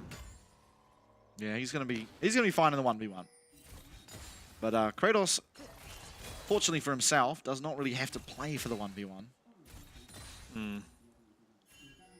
As long as he's getting himself gold, which he is doing so far. Oh, just a bit of a supportal combat. Yeah, just swipes that bird out of midair. This is going to face check into a Trundle though. This is not going to be good for Sealong. There's a pillar available. Why not? Not going to place it down. Yeah, there's no flash on Sealong either. It just has come off cooldown with the spell book.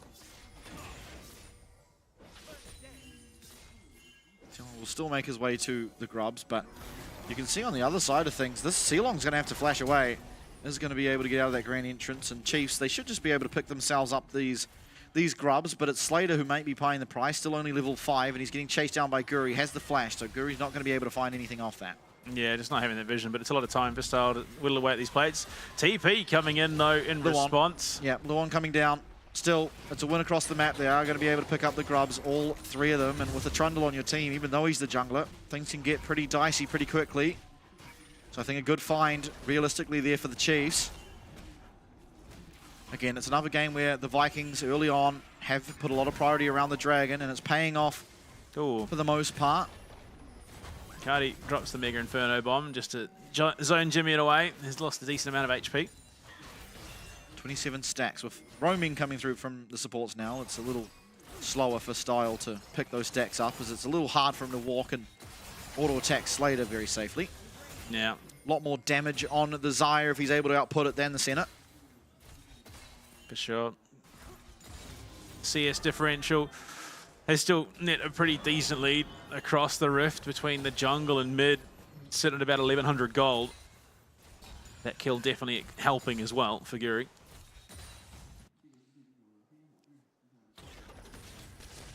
Problem being, the CS lead in the bot lane, the gold differential in the bot lane's evened out. So that kill only just keeping things on a net playing field. Yeah, that's still a fine place for Slater to be, usually. I mean, this game will be very difficult for him to play, I fear. Fortunately, there's just so much to watch out for, right? You have your ultimate as a safety tool, but if you have to use that against let's say, the Nautilus ult, then a Vi is going to come flying at you, and vice versa. And ultimately, even if you don't use those ults, there's just so much zone control, so much range on the side of the Vikings. I think a lot of the heavy lifting going to be coming through these engage tools, through the Azir, through the Ornn, the Rakan as well. Absolutely. Silong's just a hair's breadth off depth charge. Should realistically find it before this dragon fight starts. Been saying that he's doing a lot of posturing around the pit, getting that vision. Yeah, he really needs to get himself down to this bottom lane. Yeah. Just get one of these minions of XP and he'll be fine, and I think he's going to do so now. One more. Yeah, he's gonna be there. There's just no way he's not. Oh, one more again. Wynot and Guri both meeting each other here in the bottom side of the mid bush. Fight breaking out in the bottom lane. Style with the ghost. Here will come that Nautilus ult. Oh. And unfortunately, Slater committing the ult does mean he's now a little bit vulnerable to Vi. And with that, I believe this dragon should all but certainly be secured for the Vikings. Perfectly played skirmish. While they don't get themselves a kill, they'll get enough. Kratos does flash away, but Biopanther positioning the Ornhorn in such a way it will still connect with him. Still, that's a big win. Flash down now on the Kratos, and a potential avenue for Wynot to punish alongside this Horn. Absolutely, and yeah, you can see Guri going in. That would be second dragon taken. Only the Grub's response for the Chiefs, and it was only 2 of the 3. Yeah, and I mean, the bad sign is just how much gold the Chiefs are going down without anything massive happening. Yeah. There's the one kill that the Chiefs did find, of course, onto Wynot, but it was answered in the bottom lane. Yet it is still a very decisive 1.5k gold advantage heading the way of the Vikings. Yumu's finished up now for Kratos, which means he shouldn't be struggling as greatly. And oh, Guri. How many wards are in there? Yeah. Guys, we have vision of the Tribush. Guri is going to know exactly where Luan is, but he gets exhausted. And has he gone a little bit too far forward? The pillar actually stopping the Chiefs from being able to go forward, but it was Guri who had to flash away. So, Ghost for flash, ult also utilized by the jungler of the Vikings. So a win, and why not? Indeed. But I mean, realistically, you're not getting a huge amount of value out of the subjugate in the very near future. Absolutely. No objective to contest, but Guri will be missing that flash for a while. Emperor's Divide coming through. Guri's going to have to try and look for some way to queue out. Oh. But the pillar will stop him. Cardi's still looking for a lot of damage, and Jimmy and Cop's a massive bomb. Still not going to be any kills going either way. Slater might try and change that, though, as he's looking aggressively, but that range disparity favoring the center, making it so difficult for proactive plays to come out of the AD carry from the Chiefs. They are holding just, but it feels like for the Chiefs it's very much by their fingertips. You look at that gold lead just extending out further and further for the Vikings. Slater now coming to mid. I don't think things get much better for him here. No, not at all. Especially with that Blackfire Torch. You are going to be taking that little bit of extra damage even though you're not being hit by abilities. Oh. However, this is where they can punish. Kratos, no flash. Nice knock up, nice charm, and Kratos trying to find a way out, but there's absolutely nowhere to go. This will be a kill going over. Hopefully giving it over to Wynot, and we will. 2 kills on the board now for the Chiefs, closing that gold lead just a little bit, but Kratos finally being punished for how often he's had to flash away from the aggression of Biopanther. I mean, it's just crazy control of this top lane. Bio again proving his value with these tanks. Slater given some room, but it's because there's a collapse gearing up towards the bot lane. Here we go. 43 at 12 minutes. Not the worst, but definitely not the best. It's a reasonable place to be in. It's a reasonable place to be in, for sure. And it does get faster as team fights are happening more commonly, because you are just hitting more and more champions. Absolutely.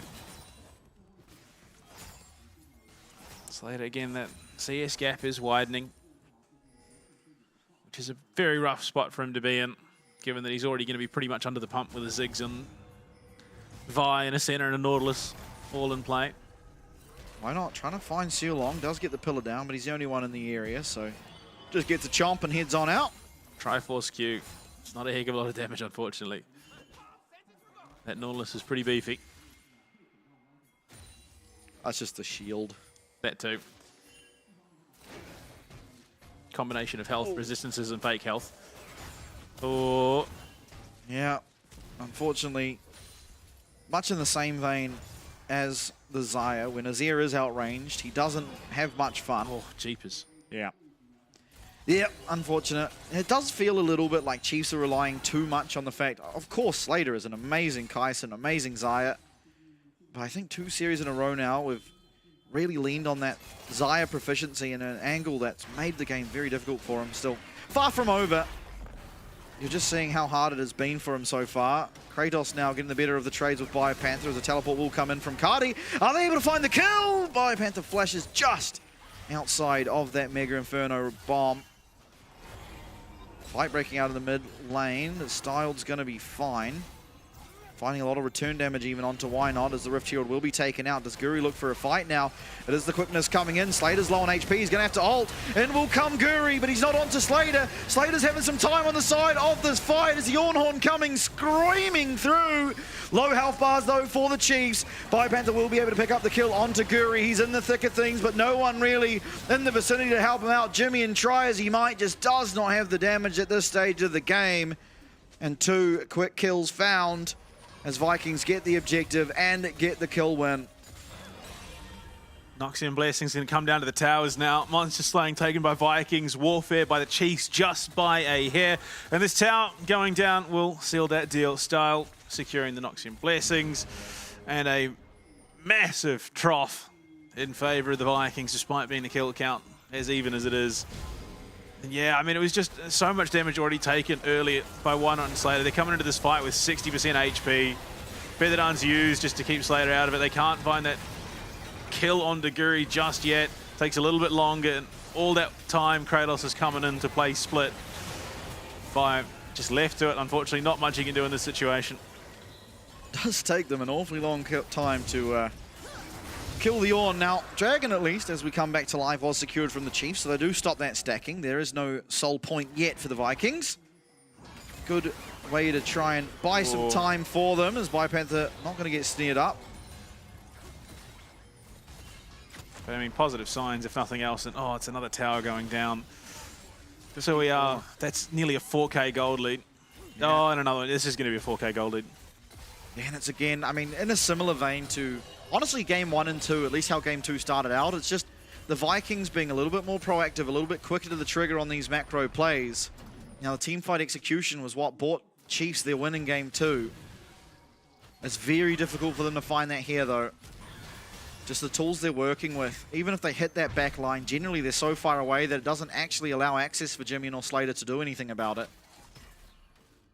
Yeah, I mean, consideration for Jimmy more than likely is going to have to be an early Zhonya's if he wants to have much of anything to do in these team fights.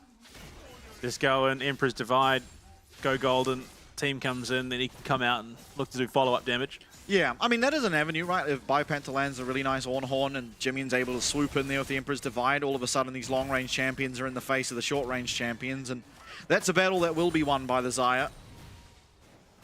However, the Vikings, they're probably aware of this. Ooh. Biopanther should be fine. There's nothing much Guri can really do. Even if he ults, it should just be yeah, no, it was unstoppable. Just ambitious. I mean, not necessarily the target you want to be looking for on the map. Yeah, no. Yeah, he's only built armor, but the Ziggs isn't going to be chopping down that health bar in any reasonable time. I mean, once that Leandris comes on, it is going to, plus the upgraded boots. There it is. Yeah, it's going to start to amount to some real damage onto both Why Not and Bio in these extended team fights. Jimmy now matching the Jace. It's a matchup that, I mean, is a little bit easier for the Azir than the Ziggs would be. That could have been fun. Yeah, I don't really know what I'd be expecting to happen there, honestly. I mean, more than likely Panic Feather Dance for Slater, and then is immediately cease and desisted. If I had to hazard a guess. 58 stacks. Yeah. What a slow game, especially for the Viking standard. But it is very methodical. It's always good to see these teams that truly are in contention to, you know, possibly even go to Worlds be able to have multiple styles. They don't have to just make the game utter chaos. Absolutely. They see their team comp. They're happy to just sit back. The longer this game goes for, the more difficult style it is to deal with. Why not? We'll dodge out of that hook that takes a lot of damage. Half HP. Doesn't even connect on most of his abilities there for Cardi. Yeah, look, this is a fight Biopanther is going to have no qualms in getting involved in, but Ornhorn being used and no follow-up, meaning that is just a big tool taken away for very little gain. Yeah, just a little bit too disjointed, and the return damage is pretty rough to deal with at the moment. Starless hitting reasonably hard. So is Cardi. There you go, Seeker's arm guard. Oh, who is this? Siulong. Siulong coming flying in. Team is there though, they're able to catch the bird out of the sky again and blowing up. Absolute decimation. Jimmy, and with that Emperor's Divide, is going to bring Guri into the team, but Guri trying to get away. Will be able to do so. The Featherstorm will knock him down though as Slater flashes on forward. And seeing the vulnerability will continue on forward. Styled wailing away at these health bars. Why not desperately trying to get away? And Jimmy, and luckily able to dodge out of that bomb, but won't have the same luxury for the second. Still, it is a very close affair. 1 for 2. Actually, 2 for 2. Being traded, but the Rift Herald going down with a Ziggs as well means a lot of these towers gonna be taken very low. Gonna get a second charge even as the team will head back, but still the Chiefs slowly but surely being choked out of this. A little bit concerning. Bio not able to join at all. And yeah, not necessarily the target you want to be committing all that heavily on. Nautilus doesn't really take on that much damage at this stage. And yeah, just poor Luon blowing up. They jump onto Jimmy and they send Guri back in, and Slater has to play his life just to confirm that kill. By that stage, Cardi's here. The damage is just so great. Doesn't have the flash to get out. They just, yeah, not the ideal situation. I mean, they get some gold. Back to live. Vikings will secure themselves that soul point. There's a unfortunate situation the Chiefs do find themselves in, but once again, I mean, and realistically, it's been a problem they've been dealing with all year round. Is they get to these game 3s and their drafts are just a little bit questionable. This game, some very strong champions, don't get me wrong, but just very, very hard to play into what was answered into by Vikings. I mean,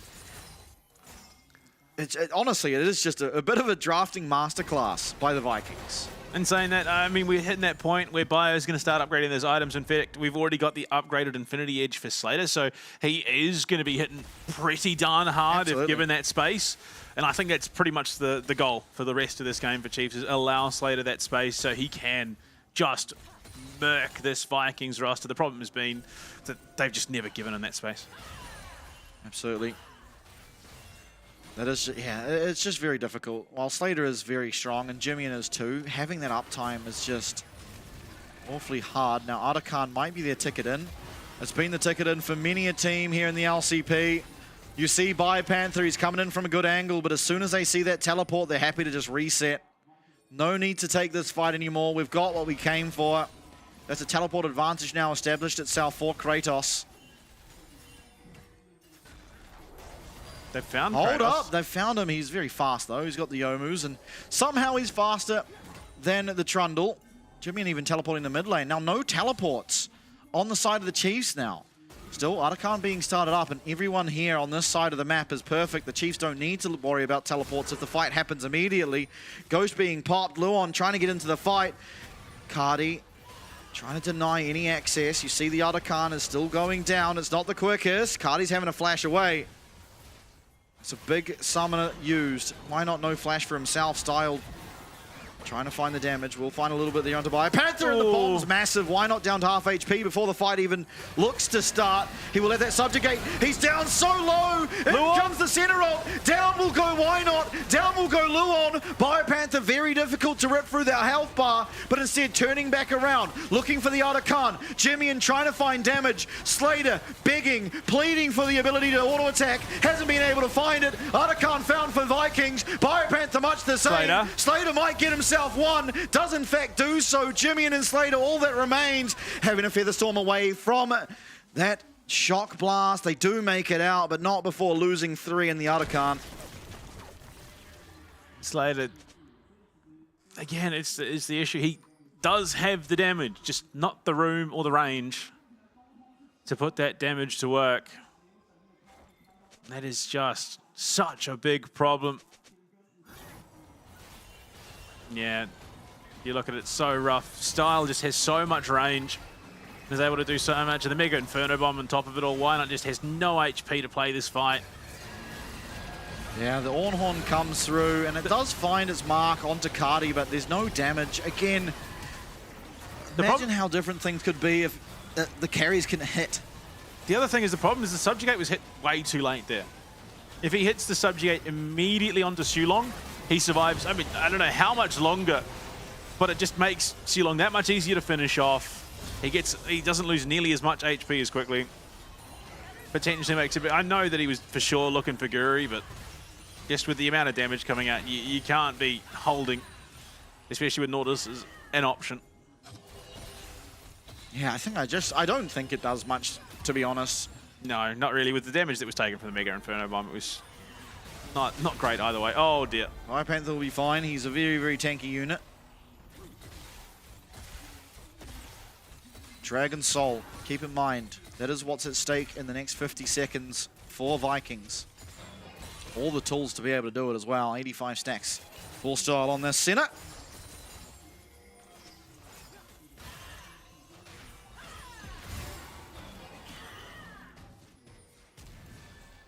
Rabadon's being built towards Fakadi. That Leandri's finished off for Jimmian.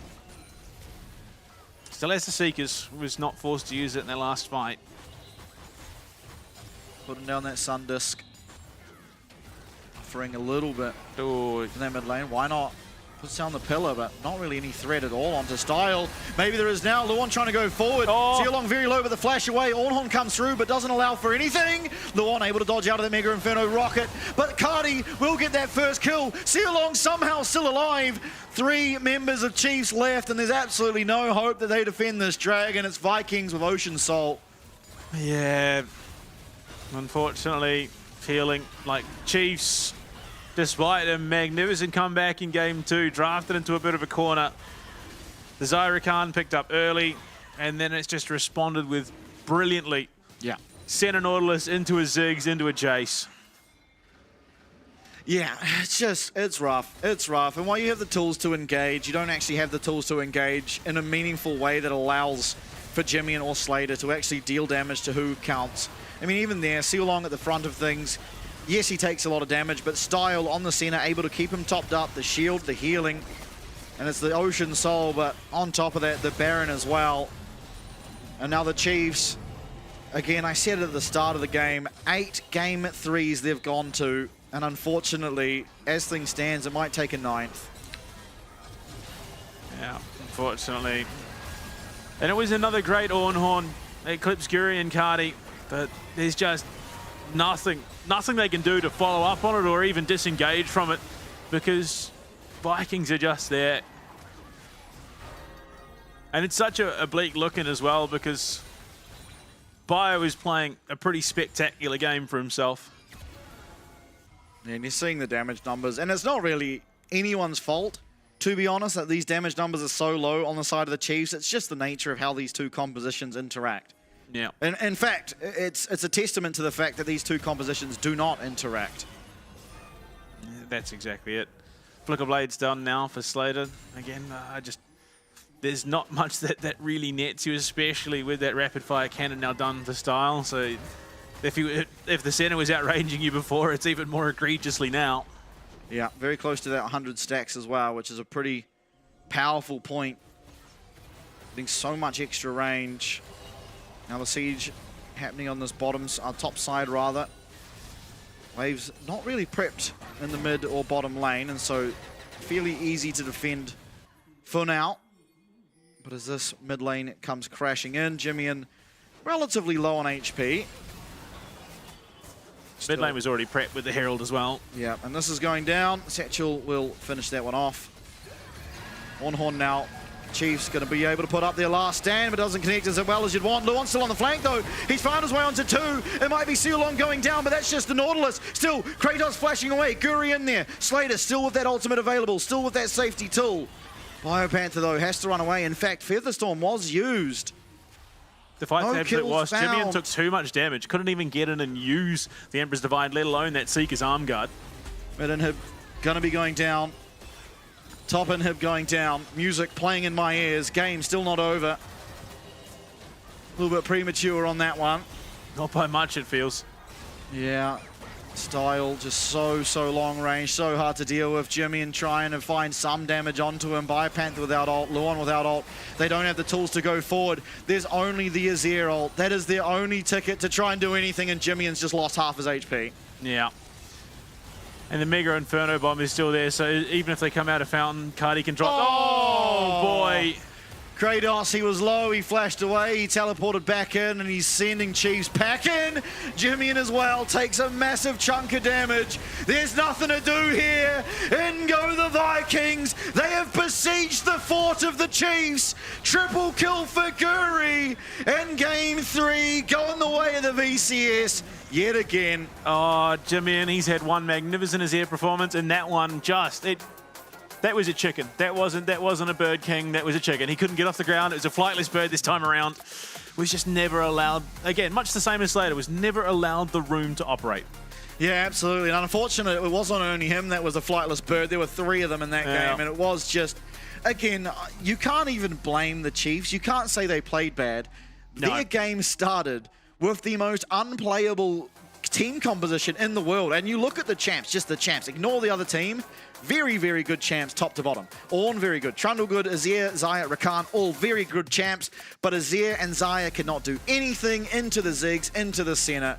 And it made it so far beyond playable. And unfortunately, because of that, they have to go yet another week wanting for that first win. Yeah, I mean, maybe it's time to, you got the Kai'Sa, you got the Xayah. There needs to be something else. There needs to be a little bit more depth. There just is. Yeah, but it needs to be depth that they're playing. Just because it's capable doesn't matter if you're not bringing it out onto the Rift and game day. So, look, unfortunate heartbreak again for Oceanic fans, despite some stellar performances in game 2. Yeah, absolutely. And again, I mean, the one thing to be happy about, and it's sort of a slight victory, is the fact you're the only team that in the contender group actually took a game away from one of those against, MVKE, or against the Vikings. The only team that did it. Sorry, yeah, I'm fumbling. Cool, it's cool. I took the cookie away from the big bad guy. He then clubbed my head in, but I got the cookie at least. Yeah, the other 2 teams didn't manage to get the cookie. So it is a slight win, and of course, you have to look at the slight wins, because, again, we haven't found the series win just yet. Exactly, but it's something to build upon, right? It's like, okay, we're the only team that managed to do it down here. That means, in theory, we should be able to get it done against DFM and against SHG, and they certainly can. We're just yet to see it actually come to fruition. Yeah, unfortunately, those opportunities are now starting to dwindle, so if it's going to happen, it needs to happen soon. But, yeah, I mean, you look at it, Cardi, 43,000 damage. Yeah, he did. He almost did the entirety of the Chiefs' damage alone. Did he not just do that? Oh, no, he didn't not quite. Not quite. It is dangerously close. If you stack Sealong on top of him, then you got between the 2 of them the entirety of the Chiefs' damage. Unfortunately, just the nature of Ziggs and the matchup that he was playing into. Yeah, I mean, it is. You really kind of wish that you had the Vi, because then at least on the back of Biopanther's engages, there's something to follow up on it. I mean, if this was the Vikings or a VCS team, you can imagine that jungle pick is a Nocturne. You know, and the Trundle was a great champion, but unfortunately, Trundle running into Ziggs center isn't a great champion. Yeah, there was no chance to get onto style, really threaten that backline, barring the one time he just ran into 3 champions for no reason and, and then died. But yeah, no, Slater just having to get too close to do much of anything. You see the damage that he's consistently taking, and Jimmy was unfortunately just barely there because he wasn't able to be. And Guri, justifiably, had a magnificent showing throughout the entire series. Yeah, absolutely. I mean, I think, honestly, you could have made the argument for Sealong as well. I think Sealong had a very good series.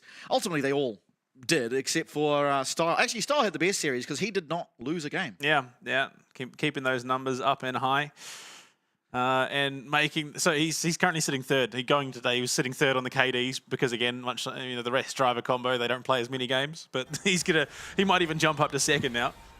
Yeah, this was the only time he died. Yeah, a little bit of mind control.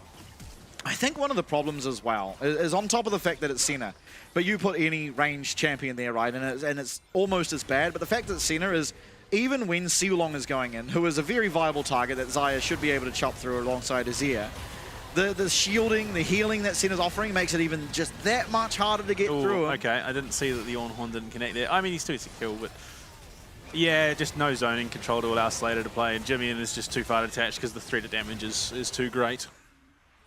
Yeah, even here, it's like, oh.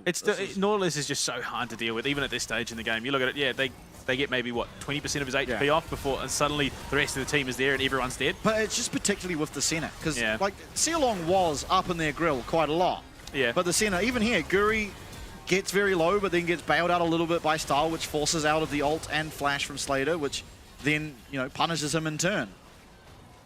Oh, and this was so close too. I mean... Yeah, the Mega Inferno Bomb just made it a non-factor. Yeah. I mean, you look at that, why not has half HP? Slater's sitting at best 60%. Good dodge of the shot blast. So he gets the Subjugate off at 15%. And I do think, looking at it again, that's the only time he could have. It isn't a very long-ranged ability. No. That is actually about the only time. He's walking through Ziggs bombs to try and desperately get some HP back and dies.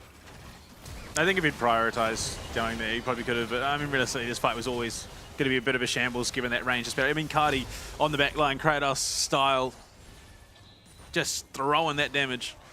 And here, it's like, and there's just actually no threat, right? You walked up, you put a pillar, which is annoying for the Senna, but no one can actually get on her anyway, so he just walks away from it. Yeah. And Mega Inferno Bomb splits the difference. Slater, the amount of damage he's taking compared to the amount of damage that he's able to deal out in these team fights it's just not even comparable. Oh. Yeah. Yeah. I mean, here they just have no engage tools. They only have the ult on the Azir, and there's actually no... He was able to get maybe 2 off, I think, that game. And even then, it was mostly reactionary. Yeah, but that's, I guess, the unfortunate situation when the other team has just wholly got the better draft, specifically into your team. But, of course, that was the Series 1 done and dusted. Went to the Vikings, which is how we expected. We didn't expect Chiefs to fight as hard for it, which is always good to see. But the next series is the big one of the night, realistically. It's going to be that brotherly rivalhood, made even more so now that they are both sitting 0-2. Yeah, and well, we are on track. Only one of the teams that is 0-2 is going to get a victory tonight. But, I mean, it's interesting. There is a distinct lack of faith in the community. Suddenly, PSG Talon coming is one of these real contenders throughout the majority of the year. Maple comes into the split when arguably the competition is the most fierce.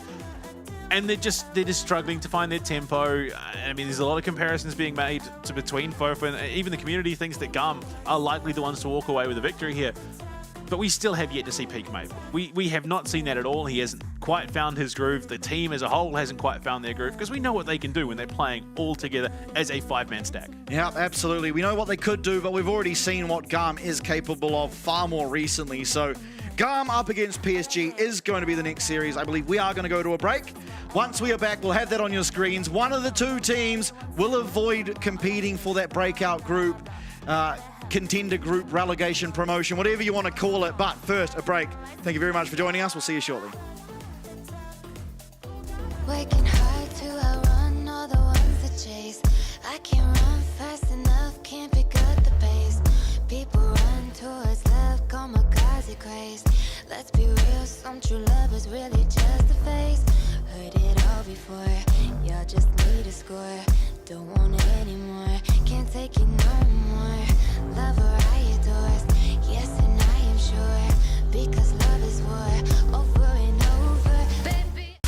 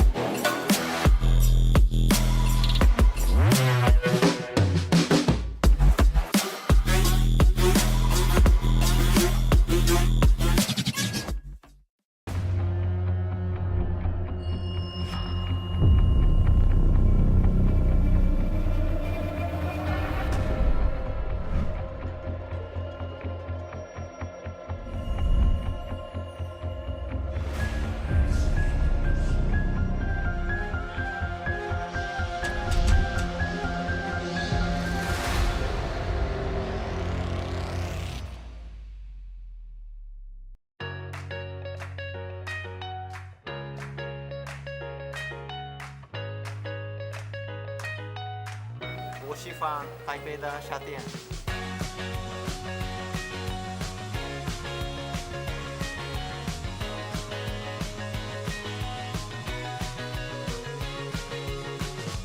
Last time I was in PCS playoffs 2 years ago in Taipei, I came over here and it was very, very hard to compete. I was practicing in OCE for the whole year, and having to come here and level up to play against the teams was very difficult, and unfortunately we didn't perform very well. But now I'm back in Taipei.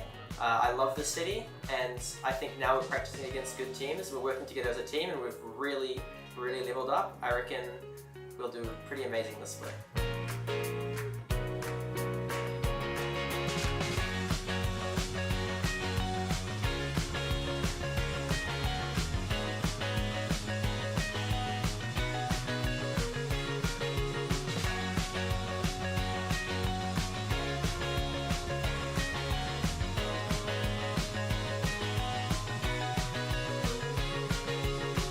其实当初是没有想要再回来的，只是刚好有这个机会，所以就来了。其实赛区合并整体实力强蛮多的，但是对于第一名来说还是很有信心。对于礼包吗？这个有办第二次的话，记得再买一次。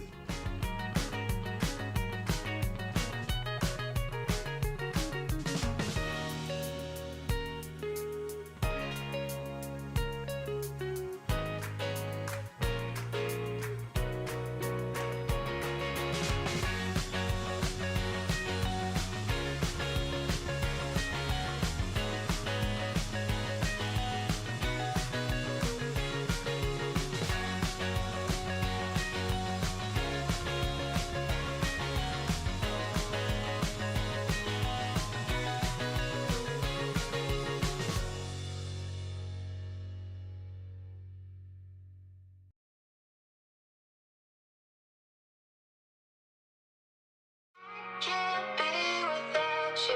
I always in the mood.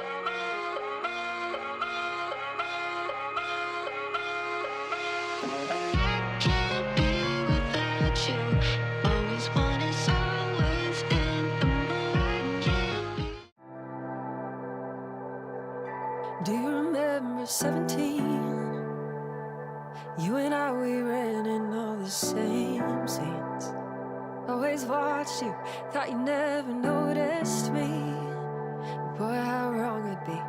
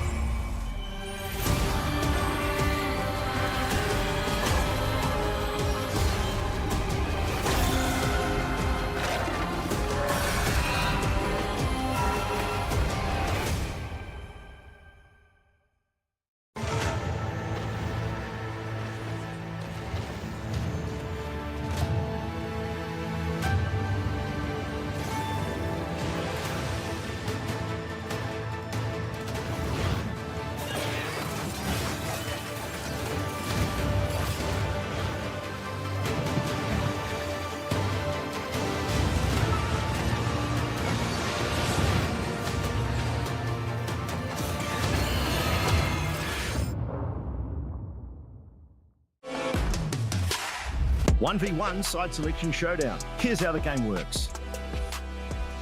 Players are only allowed to pick champions from this draft pool.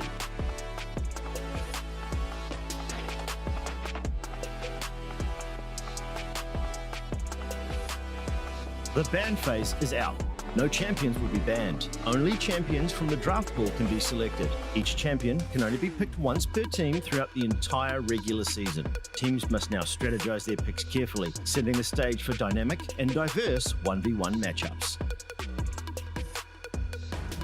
The match ends when any of these conditions are met, when a player is first to 2 kills or is first to destroy the enemy's turret. Sudden death kicks in after 7 minutes. The winner is decided by first kill or first turret destroyed. And watch out, the ring of fire closes in fast. Fall to it, and your opponent claims victory.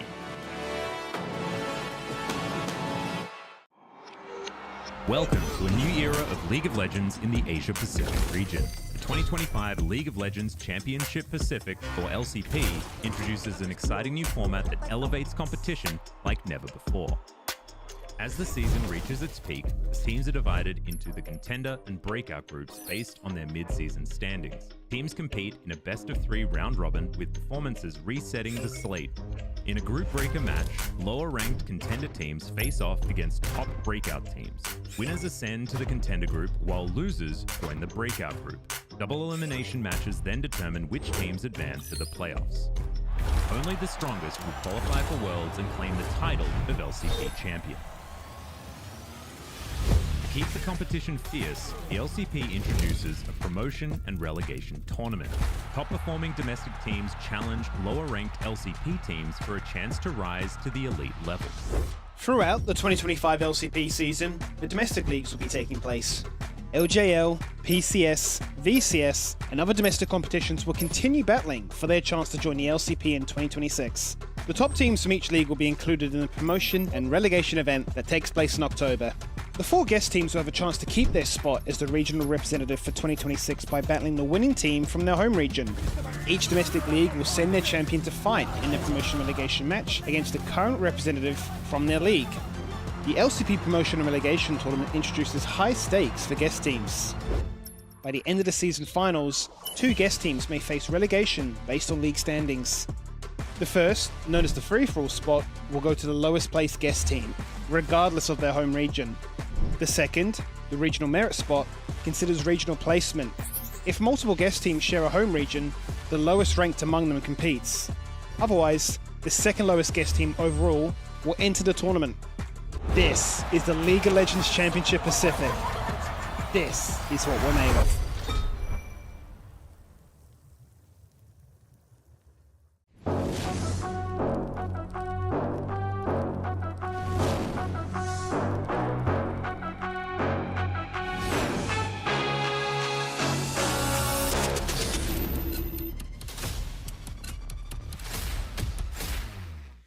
It's time, ladies and gentlemen, for the big game of the night. The 0-2 teams up in the Contenders bracket. Going head-to-head, it's GAM Esports up against PSG Talon. 2 legends of the Pacific going head-to-head.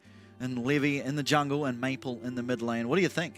Well, I mean, I had to touch on it before we went to the break, but, you know, coming into 2025, everyone thought, I mean, they did just win, yes, Talon were the team to beat. Everyone thought that they were going to be the big dogs on the block. They were going to be the one to take every international spot and do us proud on the international stage. They have yet to get there heading into the season finals. The faith has really fallen off. That the PSG faithful has been notoriously quiet, whereas GAM stock has been on the rise since the mid-season. They make it over to MSI. They make it to the Esports World Cup, and TK as well, you know, leading the charge with this GAM roster, has been out there winning hearts and minds. Yeah, absolutely. There on your screen, of course, PSG Talon. Maple been pretty vocal with Corgi. Oh, it's going to be interesting. That's for sure. One of them is going to come out of this not having to play the promotional relegation between the 2 groups. And I mean, those stakes are very high because whoever loses is going up against the Vikings, and the Vikings are looking incredibly strong. Head-to-head, the average game time is quicker for the GAM. They have got 100% of the feats of strength. Wow. That is crazy compared to just 50. Oh, that's last week. Yeah, I know. Yeah, right. So it was kind of, you know, not really much of that. But, I mean, this GAM Esports roster really has just been so impressive. Just having that interchangeability as well. I think realistically, you would be right to think that GAM are the favourite team in this matchup, especially with how things have gone coming out of the mid-season into the start of this split. The 2 opponents that GAM have faced have been 2 of the most brutal playing through the regular season of both the kickoff and mid-season. Team Secret Wales and CFO have just been the top dogs coming through the regular season. PSG Talon did also go against the exact same teams, though. Keep that in mind. That's why we're at the head-to-head now. But I will not have the hearsay against Maple. I have been a Maple believer through and through for the last 2 years, and I will continue to believe in Maple, because when that guy gets to a clutch moment, when he needs to clutch up, he is, I would say, inarguably the best at doing so. I mean, you look at his performances at MSI, at Worlds, when PSG were going for the last 2 years, it would be like, okay, why does this whole team look a whole lot worse, except Maple, who has just turned it on, and he did the same in the playoffs throughout the PCS. Now at the LCP, bigger stakes, and I just truly do believe he's going to be able to do it. Obviously, been a rough first 2 weeks for him, but going up against Dyer and Hongq, it's always going to be. Levy, been a rough 2 weeks for him as well. Much the same. It's not so easy to go against Histo or Junja, but I would say, in my opinion, the harder of the two would be Dyer and Hongq, because you look at them and how they've been going throughout the regular season, throughout the entire year. It's been a continuous upward trend for both of them, and Maple just coming in, you can expect a little bit of inconsistency. Yeah, and I mean, that is the big thing, especially for this mid lane for GAM. That has been the big talking point, is the inconsistency. You look at Emo, domestically has been the far better player. Internationally, RS for sure showed up on the international stage, and it's not seemingly indicative of whether one is playing bad or the other one is playing better. You can have Emo come in, have an 8-1 RE game, play rough game 2, and then he's subbed out for game 3, even though he's gone sort of 50-50 on how he's actually played. So, I mean, it's... I would imagine that's probably a little bit jarring in and of itself, which could potentially be hampering GAM's efforts. Absolutely, but when we talk about GAM, I mean, you would have seen the social post throughout the week. We've talked about on the show before, admittedly, but what an inspirational story Kiaya's is. Just truly, from such a young age, having to leave school to help out his family and whatnot, dealing with life-threatening, what are they called? Illnesses, I guess? Yeah, that's the one. That's the one, yeah, illnesses, and getting through it to the point now where he's made a real success of himself, to the point where he is arguing to be one of, if not the best top laner in the region.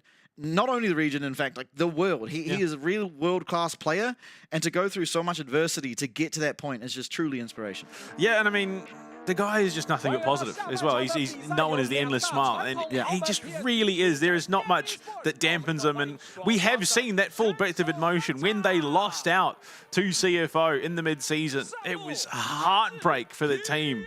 And TK was, of course, there to console them and make sure that he was there to buoy their spirits. And you see him now on your stage. I just have nothing but respect for Kiaya in terms of his story, but also just the way he handles himself. Absolutely. Yeah, literally, the only time he's ever upset is if he's lost his game. Otherwise, he's all smiles, he's having a laugh. Much the same as Levy, realistically. I mean, I don't think I've ever seen him not have a smile on his face. Casa, usually a bit more stoic over there on the side of PSG Talon. But admittedly, he wears a house on his wrist, so it's pretty hard to be upset when that's the case. Maple up against Emo. We'll see if Maple's able to find his form. I mean, if you're ever going to find it, it kind of has to be now, because you're really not going to be wanting to go against this Vikings roster, who are just so hungry. And the bot lane, Betty, the goddess of the hunt, or the god of the hunt. Betty's a little bit too quick on the trigger. He's running some lethal tempo there. Yeah, he's got quite some attack speed on the bow there. Artemis and Betty, two great AD carries. I mean, Artemis's performance at MSI was truly a level above even how he performed domestically. I mean, he was just putting up some crazy numbers. I mean, it was just absolutely insane coming into the end of that playoffs. Up against G2, 9-0 with a quadra kill or something like that on the Caitlyn. The champion we haven't actually seen a whole lot of here. Yeah, no, like it was the nail in the coffin for talent through the playoffs twice, unfortunately, in back-to-back game 5s. And yeah, look, I don't know. You also then got Woody and Elio, which we didn't really touch on, who are just criminally good. Yeah. Like, it is just egregious how good those guys are when it comes to playing support. Elio as well, with those enchanters in the back pocket. He just has to be undoubtedly one of the most diverse support players in this competition. Yeah, for sure. I mean, you could say much the same about Woody, really. He's generally and historically very happy to pick up whatever. But consistently, Elio is... I've yet to see a game where I think Elio looks really bad. Like, he is just consistently performing. Betty, going to be heading into the 1v1 for that side selection. Maybe a bit under the weather. No. It's all about keeping things close to chest, like poker. That's why they wear glasses. They don't want to give anything away. Kaya on the other side of things. The endless smile, as you said, being shown out in full. That man is just a powerhouse in the top. He is incredible. I remember, it must have been Worlds. It must have been last year's Worlds where Kaya in the play-ins was just dominating everyone. He was just so far and beyond the best performing top laner in that series, in that area of Worlds, that it was kind of insane. Now we're blessed with the opportunity to be able to cast him and watch him all year round. Oh, it's been such a privilege. He is kind of the epitome of kill him with kindness, because he's sitting there with a smile as he's pounding you. 1v1s. We've seen the Bard come out, and it won. It won. It's 100% in the 1v1s at the moment. I'd be surprised to see it again. I would be. I was surprised to see it come out. It's like Evie's Teemo coming out in the mid-season. Oh yeah, that wasn't quite as good as the Bard. Not at all. Yeah, it left a little bit aside. That sure did. Varus. Italy. Okay, well, 80 carry on an 80 carry champ, and Kaya on what used to be a jungler, but has more recently been found in the top lane as well. Used to be support, used to be mid lane. What? Okay, it didn't used to be a support. Let's get this straight. No. It used to be a support simply because you didn't get to choose your roles. It was pick priority, and then the guy that ended up in last pick didn't want to play support, so he picked Nidalee and entered the game. No. He stole every single kill with precision spears, because why not? It's like played. Yeah, no, it's the Lux for people who can't play Lux. Which is ironic because the queues functionally are pretty similar. Well, nowadays, at least in solo queue, not a lot. Every now and then you see a Nidalee support, and it's just Emax, and you just give your ADC a 70% attack speed buff for 5 seconds for fun. So kind of bringing back the old Nunu. When you think about that, Nunu's used to be like 12 seconds, same thing. Yeah, so you just think about it now, it's like, man, that was egregious, come to think of it. Yeah. Well, I mean, that's the reason it has a World's Champion skin, is because that was what it was, support Nunu. Crazy slow into insane attack and movement speed buff. It was back in the day. Oh, Grasp of the Undying Nidalee. I mean, I think that was as expected. We'll see. I mean, these are two powerhouse when it comes to direct 1v1s. Lethal tempo for the Varus, both with combat summoners. The Grasp, though, does mean the short trades are a little bit better for Kaya. Absolutely. Grasp proc. Oh, he's dodged it.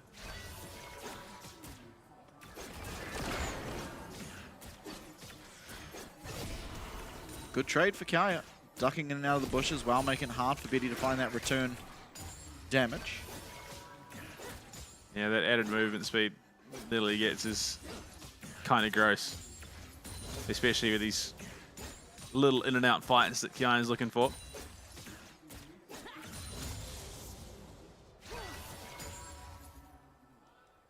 And Kaya doing a great job once again.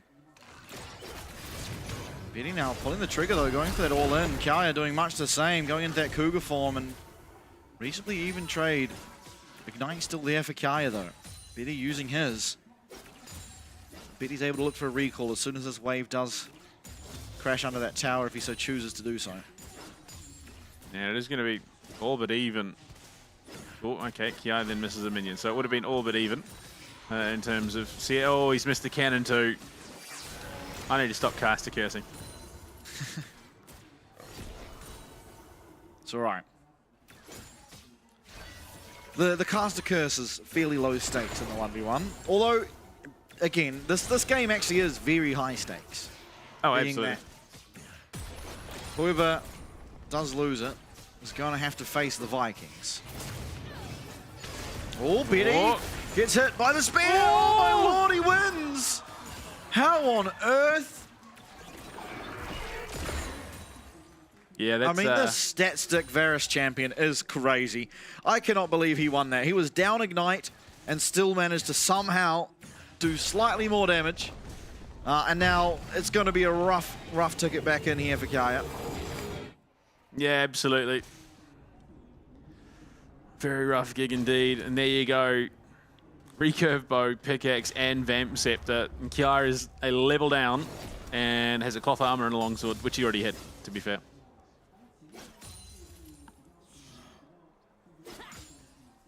Yeah, I don't know if there is really an avenue back in at all. Yeah, I think it'll take a bit of a misplay from Betty. If he tried to fight on this massive minion wave, maybe there's a chance that Kaya comes out on top, but it's once again, it's 2 summoner spells to just the 1 for the time being. I mean, the problem is, even if Kiaya farms until the circle comes in, I don't know if there is much that he can get in that time that allows him to take that fight when the zone comes in. Yeah, it's a rough spot to be in. It does feel like it's a bit of an inevitability that it will be PSG with that side selection, and thus... Oh, okay, that might be it. No, that could be one avenue back. Betty, unfortunately, just going wide. Not so with the piercing arrow, though. Still the heal there. Kaya doing such a good job of weaving it autos in and out of the tower. But, sorry, out of the bush. 2-level disparity. And all that damage that Kaya is actually getting off is being healed with a Vamp Scepter.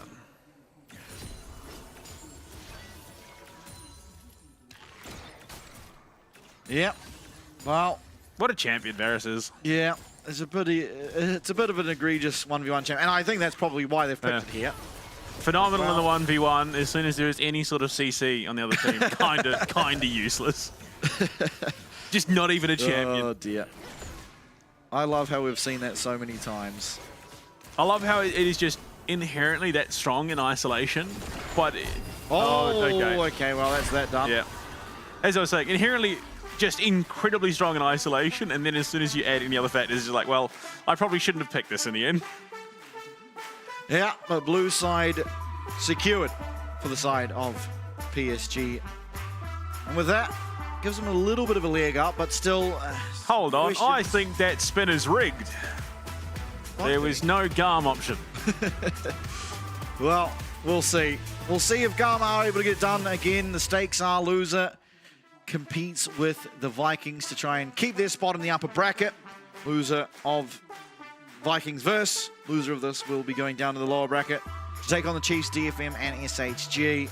Neither team wanting to go there, of course, it will put you in your seeding when it comes to playoffs. So if you are in the bottom bracket, you're guaranteed to be either 5th or 6th at best.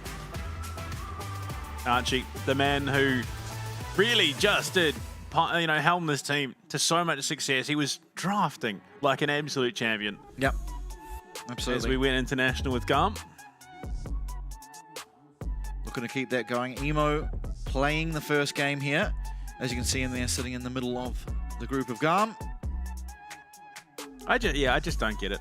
He was just dumped on online after that series. But he went 8-1 as Ari in game 1. Wasn't even that bad at game 2. Happens, man. Just internet hate. I don't get it. It just goes to show that no matter how much success you have, they will always remember your worst moment over anything else. And unfortunately for the PSG camp, they didn't get much hate at MSI whatsoever. Yeah. I think they would have rather have gone to MSI and got the hate than... Yeah. Oh, it was such a heartbreaking back end of the split for them. They were like 6k gold up on CFO in game 3 to take out the 3-0, guarantee themselves a finals, guarantee MSI. And then Dragons. And then Smolder. Imagine Dragons. Yeah, exactly. All that was missing was the Shyvana, and it would have been the trifecta. Yeah. Yeah, it's an unfortunate situation, and now trying to pump some life back into the Ms. Maple. Nocturne taken away from a VCS side, not that surprising. I mean, at this stage, neither is taking a Wukong away from Levy. On the other side of things, Varus and the Pantheon. I mean, Pantheon has just been permanent, and the other half of that Great Wall of Sparta going to be banned out by GAM. Not wanting Maple to have that at all. I mean, you look at some of those notable characters still up in the pool. Yeah, Rumble's available, Aziz and Zhao, Vi. Yeah. A lot to choose from, which often makes this first pick hard. It's like, okay, well, the Azir is here. We could just take the Azir, but what if we wanted the Xin Zhao more, or something like that? And, okay, now, has GAM prepped the same way Vikings have? Because if you just pick the Ziggs here, well, okay, no, they haven't.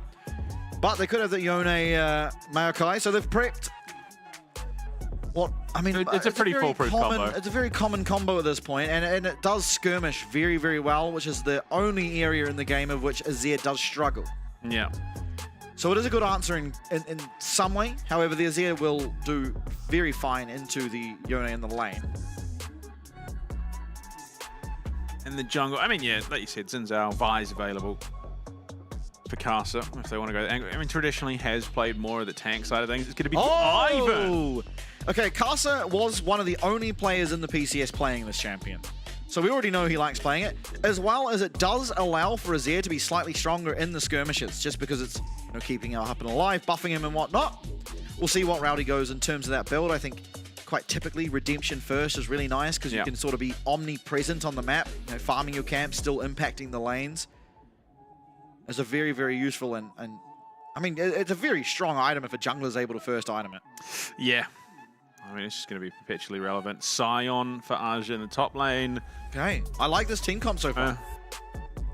I mean, I like the side of GAM's team comp as well. So we'll see what they round it out with. The Rumble, which does potentially make for a pretty scary situation if they can link up between the Nature's Grass, the Fate Sealed, and an Equalizer. That is just an obscene amount of damage. I think realistically, Kiai potentially looks at different routes to the Aurora in the top lane. Yeah, look, I think it does incredibly well under the Sion. Gives you a lot of control. I mean, you could even potentially flex that off, send Yone top lane, and probably imagine you probably wouldn't want to send a top lane into a Sion. You're probably going to go the Aurora route. It is just that much stronger in the top lane. Plus, it gives you a crazy amount of team fight threat. Yeah, don't hate it. I mean, realistically, RG's perfectly fine into it. He's a tank, so it'll be an annoying lane phase, but he'll be completely fine. It is still a very strong team fight and skirmish out of GAM, which is where PSG will be suffering a little bit, but Ivan, again, does a little bit to get them through that. Now, Nico banned away makes a lot of sense. Of course, we saw the power of having that Maokai and Nico put together in our last series. Yeah. I mean, is there much of the bot lane that you're taking away that wouldn't also potentially hurt you? I mean, maybe Lucian away from Betty, as it has been an incredibly strong bot laner for him. And Woody can play around it with a number of different supports. Caitlyn, maybe, if you're PSG. There you go, Lucian, taken away.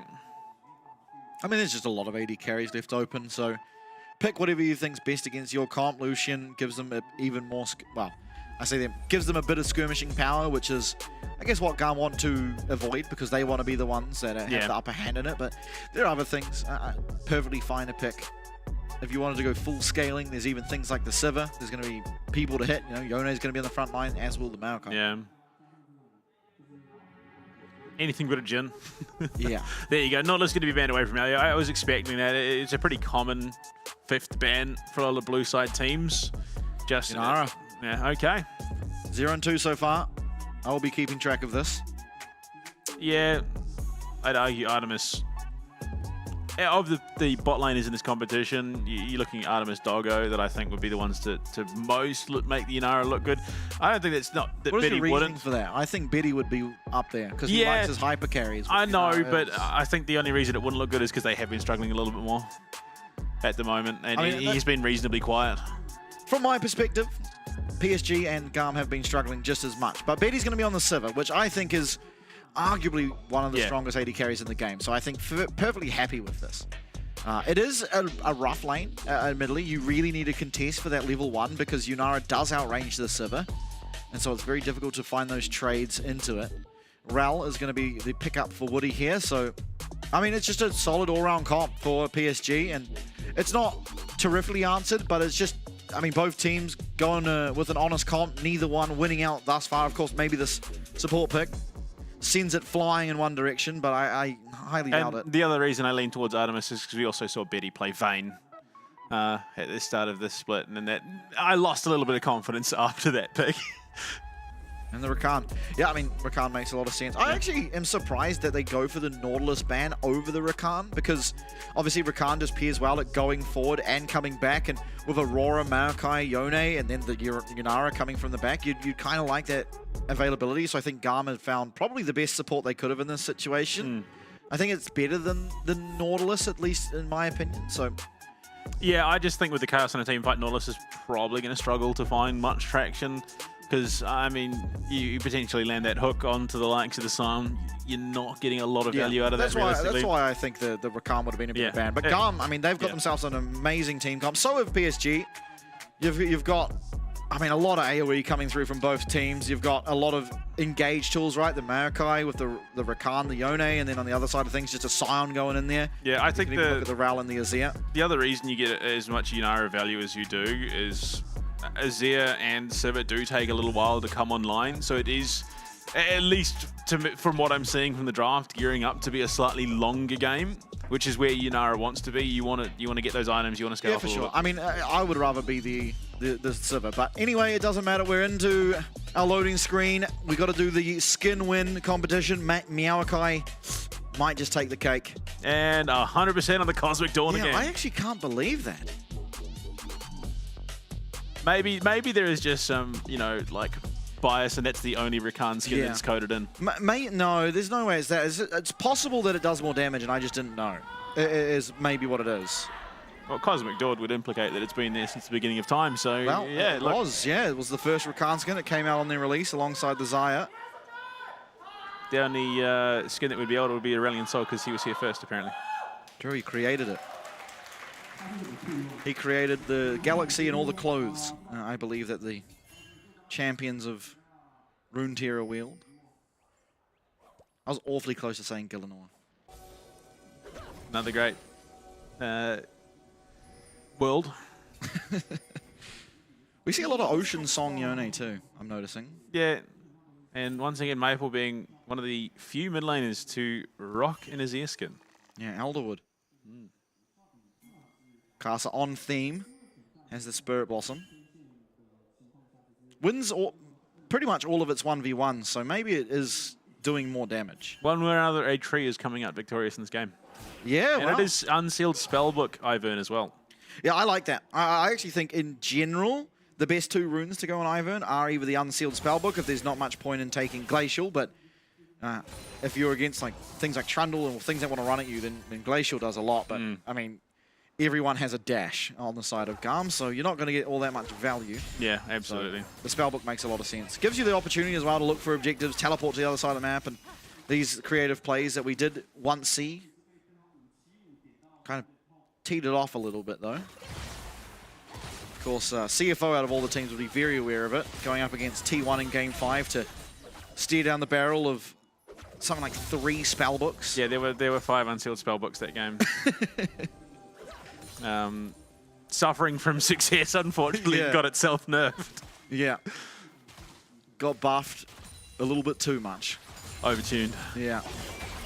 I always remember, like, a core memory of mine in my maturing in League of Legends was, I believe it was the second set of runes and masteries, or runes and whatever. And it was Thunderlord's Decree. When the second set came out, and every single... That rune was just far and beyond the best in the game. And so every game you loaded in, it was 10 people with that keystone. Which essentially was just an overpowered electrocute. Yeah. I mean, to be fair, I still remember back in the day, the original rune pages where you just stacked nothing but AD. Yeah. On Annie. No, and the 1% crit room. Yeah, that's right. Yeah, for the one random crit that you'd hit that would seal the fight. I remember back in those days, I'd be playing Gnar, and I had Gnar with just a full attack speed page. Yeah. And you could just literally walk into a lane and run someone down. That was also back in the... Speaking of running down. Gus almost finding it. Emo does lose flash, so it's a vulnerable Yone in the middle lane, but Maple very low on mana, likely not going to be able to be punished until he does look for that recall and teleport. Lane swap as well coming through. So this is not so much great for Arja, but annoying for Kiaya, is essentially what you get out of this. I don't think either bot lane is particularly winning or losing in this instance, but with the color already picked up, it will give a slight advantage to Betty. Yep. I would imagine Artemis is likely going to be hitting that same route on this back. I would be very surprised if he doesn't pick up a cull, given that, like I said, this game is gearing up to be on the longer end.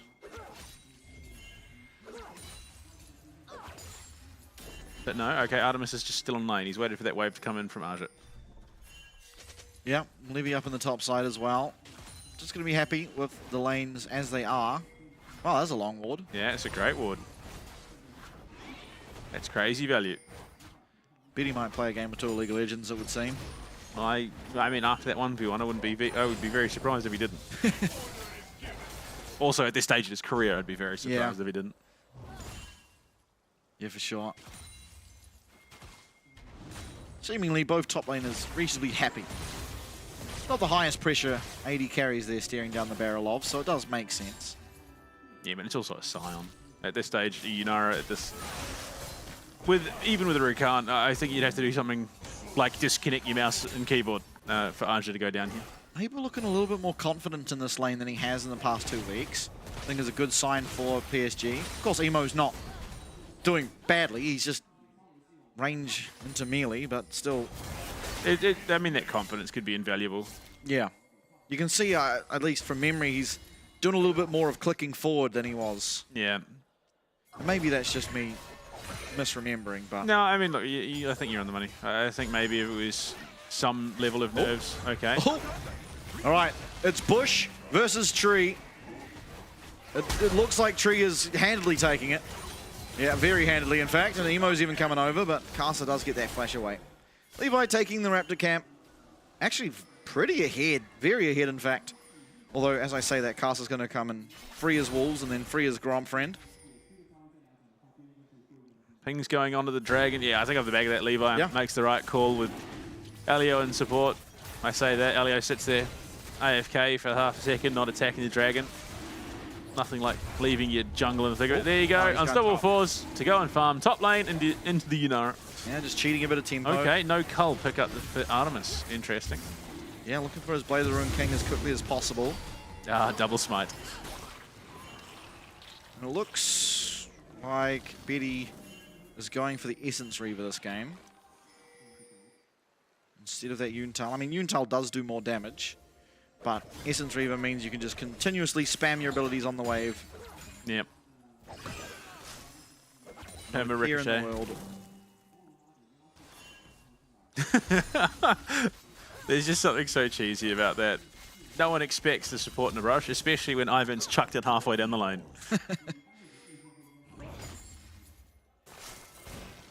I'm eating good this split, a lot of Ivans.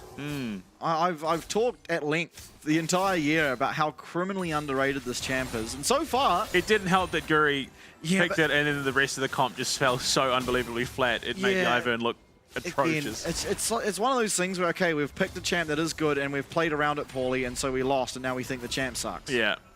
But Why Not's proven that it is a good champ. And now Casa gets his attempt to do so. Falling behind in CS. But I think purely because Betty and Woody went up to match him in the top lane.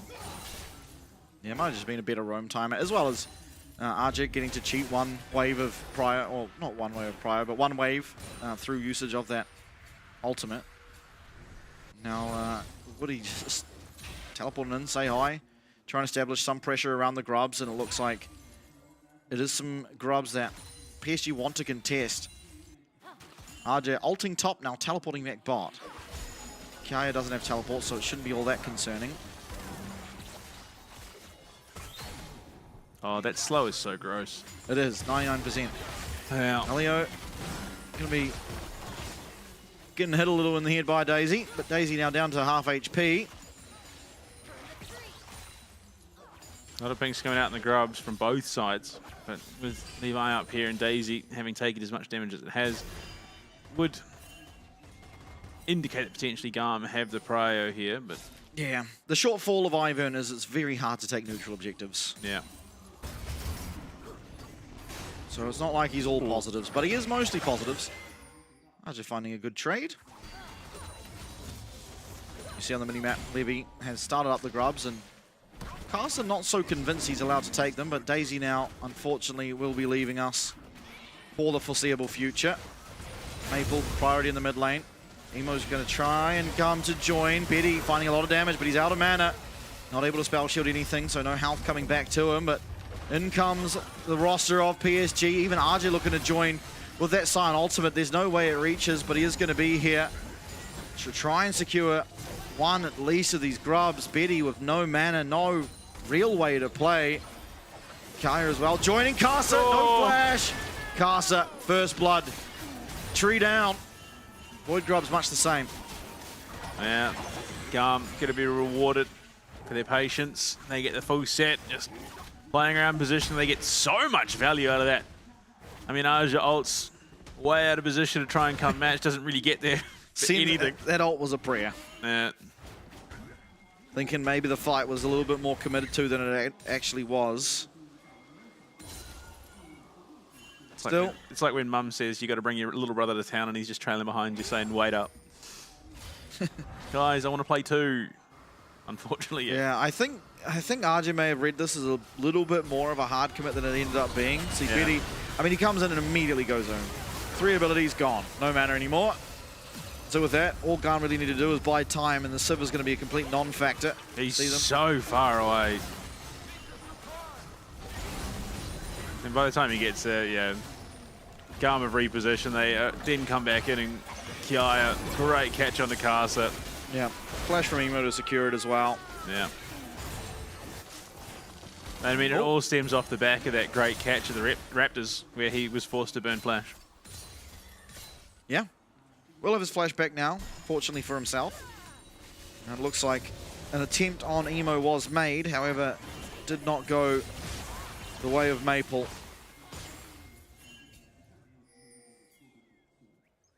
Starting to get closer and closer to having that Essence Reaver, though, is Betty on the Sivir.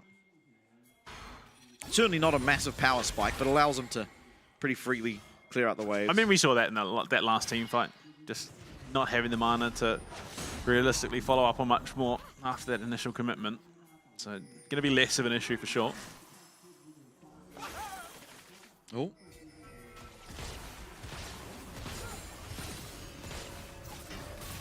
Oh. Classic. Both teams this game scaling perfectly fine. Dragon is up and available. It was decided GAM who got the first. And realistically, could be in a position to get themselves another. Woody no teleport this time round, so he's going to have to walk himself to any potential Dragon play. Skirmish generally will be favouring the side of GAM, being that they do have that Yone versus the Azir in the middle lane, but never is a certain thing by any stretch of the imagination. But I mean, you're already as well. Ooh. That Feeder Monster slaying becoming a potential reality. With the Levi just tagging it up there. Daisy does go down over the wall. Yeah, PSG have managed to secure themselves priority over this river for the time being. Dragon being reset. Looking for something there. Daisy playing bodyguard. Start having away at that health bar. Dragon is going to be started up by PSG. They're taking a lot of damage though. Maokai throwing saplings in the Ivern bush, using those against him. Daisy getting very low. RJ coming in, does have teleport, so does Kiaya with the Leandri's online as well for the Aurora. Woody going in though, pulls the trigger immediately, and Levy's just getting taken out. The Emperor's Divide will be able to skirt around the edges, but Artemis doing much to save, and Emo comes slicing through the PSG Talon roster. And Arja will be going down to Kiaya in a matter of seconds, or maybe the flash. Kiaya needs one more E. The Leandri's ticking away. Elio with the heal. Do they end up finding it? The Gleaming Quill will not be the damage, and limping away will be the Scion. That Hollowed Radiance value, huge. Emo. The Yone value tonight has been immense. And off the back of it, Artemis with that Kraken Slayer picks himself up 2 kills. And Rampage is ahead with the lead in the spot lane. You look at it. Just so much power in this team fighting Maokai. The Nature's Grass comes through. It looks to be a good start from Woody, but then all of a sudden the Between Worlds comes through. Artemis just ripping and daring through that team, and then Emo collects 3. Much like Jimmy did earlier. Yeah. The one plus for PSG is that Betty somehow ended up getting that Dragon. So they did at least stop the stacking, but boy oh boy, they did not stop GAM from collecting stacks.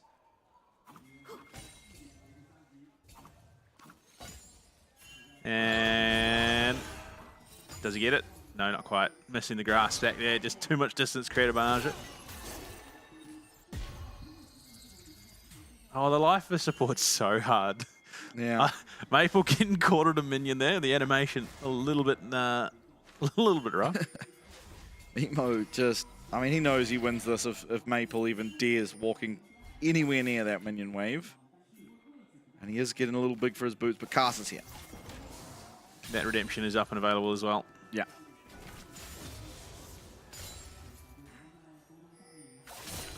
I like Levy going for the Leandries, just with how many saplings and bushes you're going to be able to get down. Nice connection from Emo.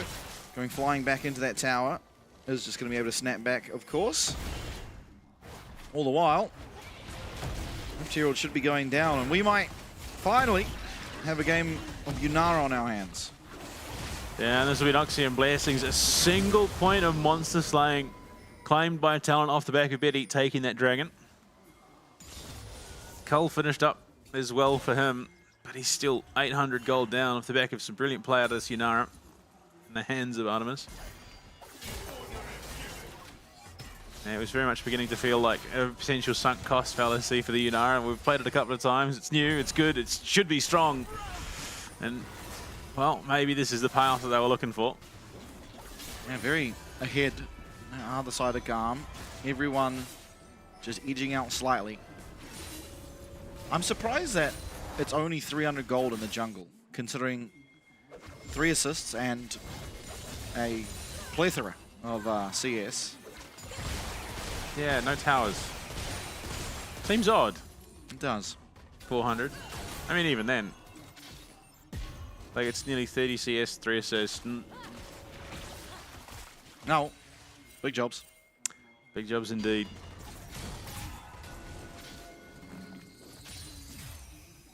Keep in mind, obviously I've said it a bunch today, but the loser of the series will be going on to face Vikings to retain their position in the upper bracket. Loser will, I mean, they'll ultimately still be able to stay in here, but it's going to be hard, again, after what we've seen from Vikings recently. Yeah, I mean, it still feels like there is potentially a little bit of a drop-off between the two groups, but with Well, it's Vikings, hard to gauge. Yeah, it is, especially with them not into, overlapping, but for sure, Vikings are playing some stellar League of Legends, and those improvements have been steady and pretty consistent on the whole. For sure. It's always difficult, right? Because you can't really tell if Vikings have leveled up or if they're just not being as challenged because they haven't been going up against the likes of CFO, Team Secret Wales, and of course PSG and GAM. So until we get to see one of these teams against them, we won't really know. But eye test would say they have leveled up and found themselves a little bit higher level of consistency. At the very least, they are infinitely more consistent than they were in the mid-season. Oh, absolutely. Ooh. I think really, Shaya not going to be under too much pressure here, but will be taking a bit of damage. Decent chunk of damage. He's down to about 25%. Alio just went from 1 screen to 3 screens over. The magic of the Rakan. Alio turning around. Actually pulling the trigger. The quickness comes through, but Betty does have the spell shield, so he's not going to get locked down. Carson now, Nature's Grass coming through onto him, but won't have the range. Still, the 1 kill found. Woody going down. And Emo, all the while, just happily taking a tower in the bottom lane. Yeah, I mean, if not for the fact that they'd already been claimed, they would have, well, they technically did win out in all 3 categories for the Noxian Blessings, taking the first tower, 3 objectives and 3 kills. PSG, an insanely quiet start to the series from them. Yeah, absolutely. I mean, the only game that we've really seen out of them that has been almost good was that first game up against Team Secret Wales, where they're up a criminal amount of gold and unfortunately threw it at the very end. But admittedly, they have the champ that they threw against, and that champ is exceedingly strong the later this game gets on too. So as long as Betty is able to try and continue to get gold for himself and not bleed that cash, that XP, there is still an avenue in for PSG. Yeah. I don't know, spacing could be the big issue, given how much splash damage, I suppose would be the best descriptor for it. Unara does. Especially if we get a decent fate sealed out of Emo. We've seen one massive one in that Dragon Pit already. And that is where Artemis is going to find some crazy value. Absolutely. Ooh. Oh, you love it when you miss the CS and then your Sunfire or your Hollowed Radiance gets it for you. Yeah. Especially when it's a cannon. That brief moment of despair matched by that moment of elation. Yeah, it's a good way to put it, really. Just that sinking chill. Arakan alive, but both teams on the wrong side of the map. Emo is just... I mean, this is very reminiscent of Game 1 of last week for Emo. Brilliant start to it. He was 8-1 by the end of that game on Ari. This time has yet to die, but for the Yone, 1,000 gold up, which is a pretty good spot to be in. Yeah, incredible spot. You got the team to facilitate you as you head into the later game fights. Of course, off the back of Levy, and even then Elio. Exhaust going to be used here by Woody, of course, with that Summoner spellbook. Should have another one available for himself. Heal, almost up. Another 3 minutes away from Drake. There's really not a heck of a lot on the Rift. Yeah, we're just... Bar the vision control that you'd be imagining that the fighting is going to be happening around, but that is not stopping either of the two teams.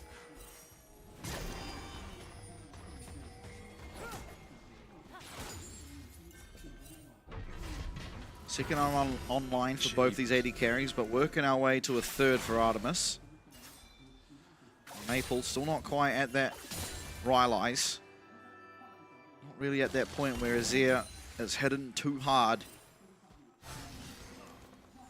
You look at Tuliandre's built already. Kaya well on the way to the Shadow Flame. Cringe Bow, as they tend to call it on Emo, which I think would be an apt description, given his name. Arakan going to be started up. And there's saplings to thwart off the forward movement of PSG. Daisy also not up. Teleport coming in. They are going to need their Scion to try and allow them entry into this Arakan pit. It could come down to a smite fight. Ivan with a absolutely terrible smite secure combo. In comes the Nature's Grasp. Arj's going to have to block that up. Maple able to dodge out and away from Emo on the Yone. Reset coming through for the Arakan. Betty dodges out of Kaya and all his damage. And Arakan has started hitting again. Arj is really stuck in that pit, but so is Levy. Redemption to come down to top the health bars up. Maybe a nothing burger. Ultimate used from Levy, ultimate used from Betty. Daisy as well. Now back onto the Rift. Back out and available. 6v5, but Arj, he's taking a sizable chunk of damage. Oh, those pushes are so gross. Artemis, keep eyes on Emo. Keep eyes on Elio. They're trying to create that vision to see inside the wall that has been put up by Kaza. It's so hard. Woody's taken so much damage from this Arakan. He's going to have to pull the trigger. Oh. Elio who does it, and Kyoga absolutely annihilates everyone. Emo comes through, takes the Arakan. Maple and Arj left, absolutely sprinting the opposite direction. Arj's not going to get away, and GAM have all but ensured themselves a Game 1 win. Just so far ahead. Artemis actually getting hit kind of hard there by the zombie. Artemis picks himself up yet another. He's just been given so much room in Kaya. Another massive opportunity. Devastates PSG talent. Look at that, Artemis now 5-0-1. Still only 2/3 the damage that is being output by Kaya so far this game. Yeah, very, very far ahead either side of GAM. I mean, it just feels a bit insurmountable. This is the point of the game where you're starting to think about Game 2, realistically. Yeah. I mean, somehow it's Emo who gets this out of Khan, but Elio just straight into the back line. Kaya takes him out. And then, yeah, I mean, everything went about as poorly as it could for the side of PSG, but GAM, I mean, they played so phenomenally to make sure it was that way. Yeah, I mean, PSG were just drawn into the orbit of Arakan for such a long time. You've got nothing left in the back pocket. You're essentially paper as a team. And then Kiaya finds the opening for the Between Worlds, a 7,000 gold lead, another Dragon and Soul Point secured here by Levi. It's taking a little bit of time, but he's going to get it done. There's no contest whatsoever, but they're beelining topside. Yeah, they're looking to answer back, get something for themselves. This tower would be their reward. Of course, again, they're not out of it. It does feel almost impossible. But they have some crazy scaling on their side. The Azir, the Sivir, they'll all scale fantastically. They have the Ivan on top of that to continue to buff them even more. But with a 5-0 Yunara, 3 items deep, it doesn't feel like you're going to be able to buy enough time to actually get to that point. Kiaya likely to get a tower here for himself as well, although Arja's trying to stop it. I don't even know if he's... Hey, well, okay. What so the? Kiaya gives respect. Arja? How did he end up there? He threads the needle. No, he rebounded. He rebounded off the wall and made it to the Krug camp. As the great Jim Carrey once said, like a glove. Wow. Arja, I don't know if that was accidental or if he knows something I don't.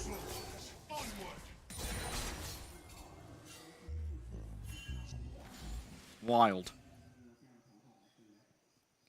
Cooklebade's done for Betty, so again, if given the opportunity, he's going to be pumping out a pretty substantial amount of damage.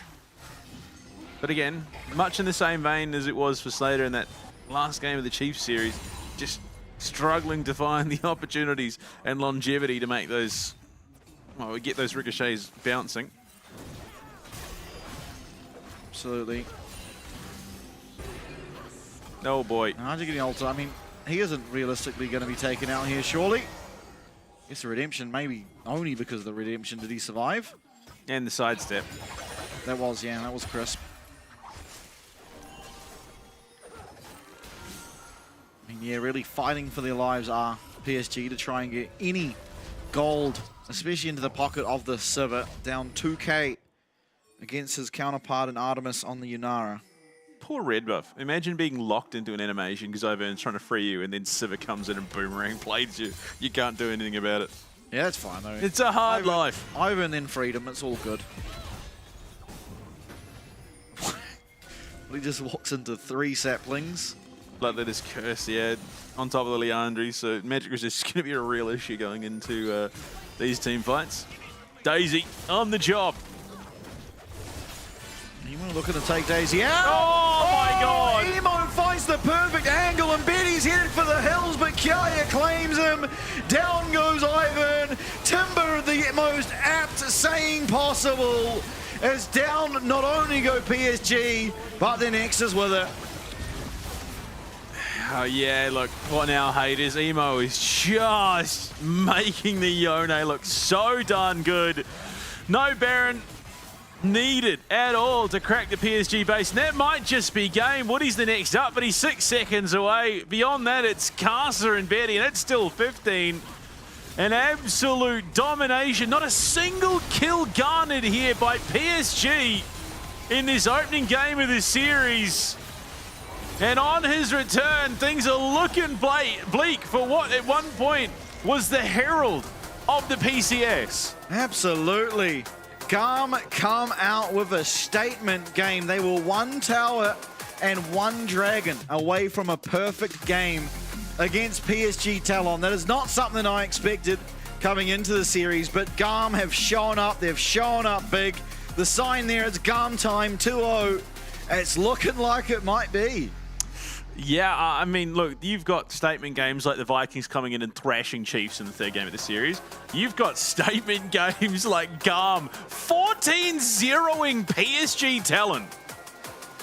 Yeah, and for this roster, something has to click, and it has to click fast, because the start of their season, it was a great start. They were almost dominating Team Secret Wales. It looked like a sure win. One team fight goes wrong, and the entire split thus far from that point has gone wrong as well. Not yet to find a singular game here in the season finals. 27.6 thousand damage from Kiaya. More than Maple and Betty combined.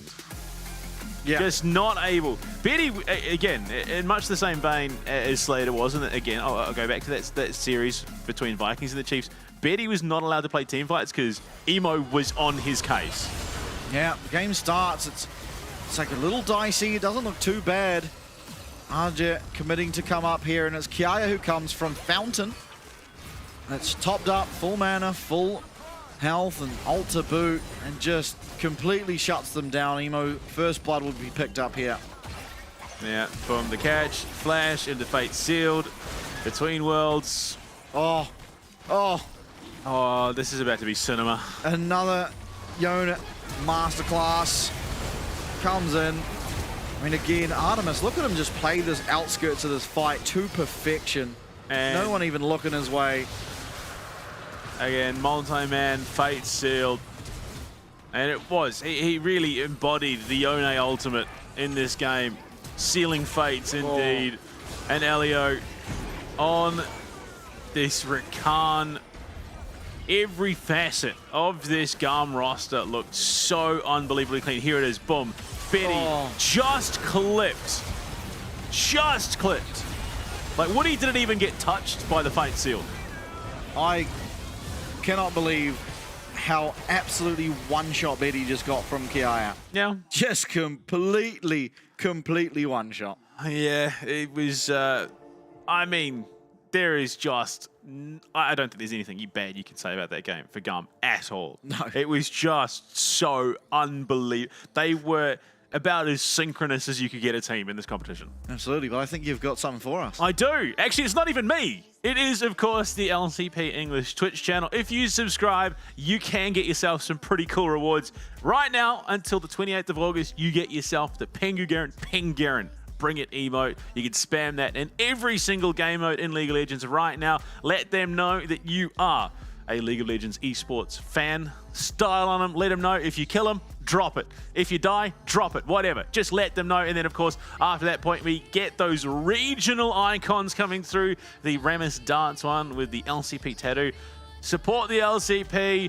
Just make sure that you let everyone know you're back in the teams. We're back in the teams because you don't want to miss a moment of it. Absolutely, but game number one, all done and dusted. Very, very quick, very, very clean. GAM take the lead 1-0. We'll be back after our break. Working hard to outrun all the ones that chase.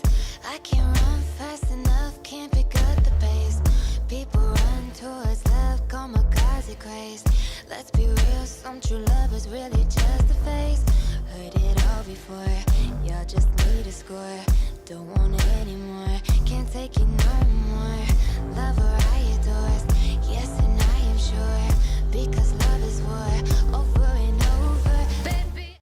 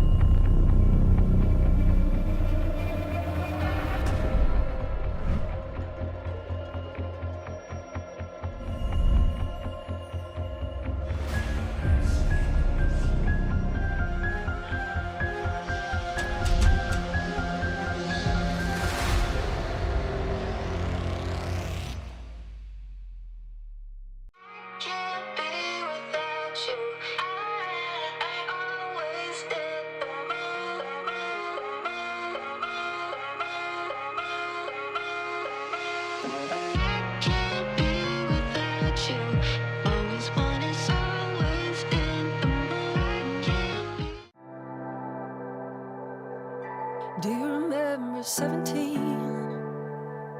You and I, we ran in all the same scenes. Always watched you, thought you never noticed me. Boy, how wrong I'd be.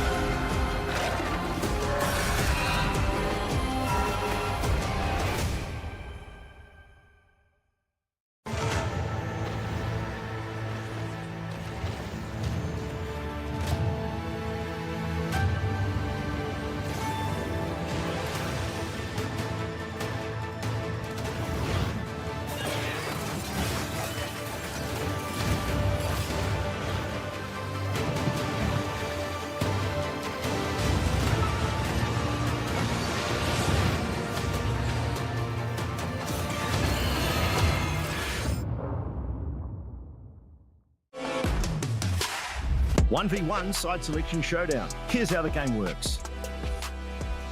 Players are only allowed to pick champions from this draft pool.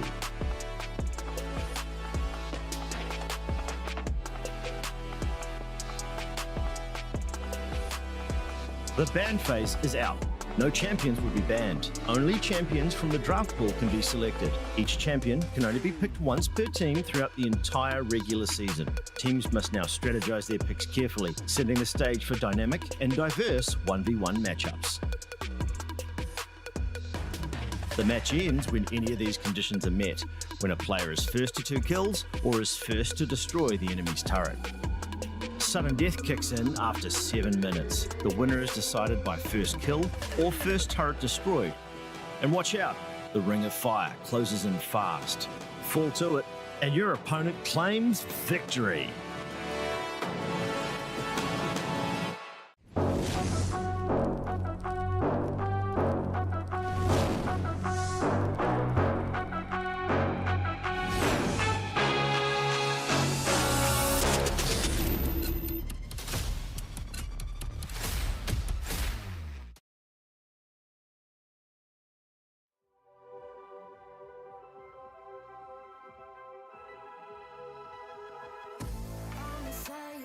Chest now,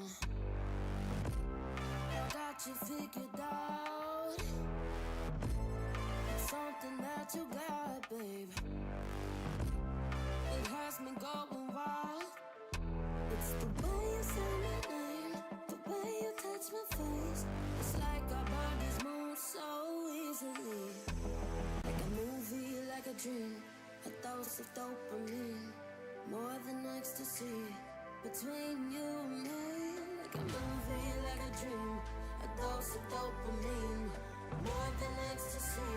Between you and me, take me there like nobody else. Game number 2 about to get underway much sooner than anticipated, after GAM just completely pantsed PSG. My lord, that was, I think, the most dominant game we've seen this year. Yeah, I mean, after one of the most brutally one-sided games, if not the most brutally, I don't even think the Chiefs have suffered a loss of that caliber. No. I don't think that they have had a game where they have failed to get a single kill. That's just criminal. And no other team but GAM could have pulled off something like that, I think. GAM, I mean, they've taken this 0-2 to heart, realistically. They are really, really showing up. Side selection, again, for PSG Talon. They'll go blue side again this time. I mean, the sad thing is, nothing that massive was really lost for the side of GAM. It's not like they had some massive power pick that, okay, this is synonymous with them. They can only win.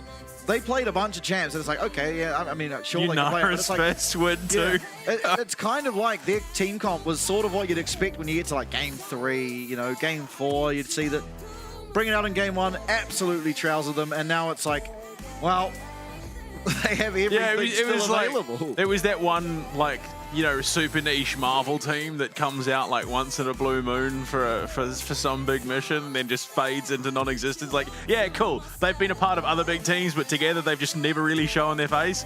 But yeah, I mean, they get it done. Yunara's first win. Yeah, I mean, like, you look at the Yone Maokai combo, yeah, it's good, but it's definitely not sort of the apex of what we're seeing, you know, day in, day out for games. And I mean, today it has been, admittedly. Yeah, the fact that we've had it twice is kind of weird. Yeah, but we do usually see it throughout our weekend. The fact that we've had like once in the weekend. The fact that we've had Yone Maokai twice and now Yunara twice, yeah, is kind of odd. But I mean, look, I almost put it back to, I think it was Maple comes back, and they did a video with Levi. You know, he made the videos like, oh, you're going to come join me in the retirement. Oh, maybe Levi's taken it a little bit personally. Like, no, I'm not done. Like, we're just beginning.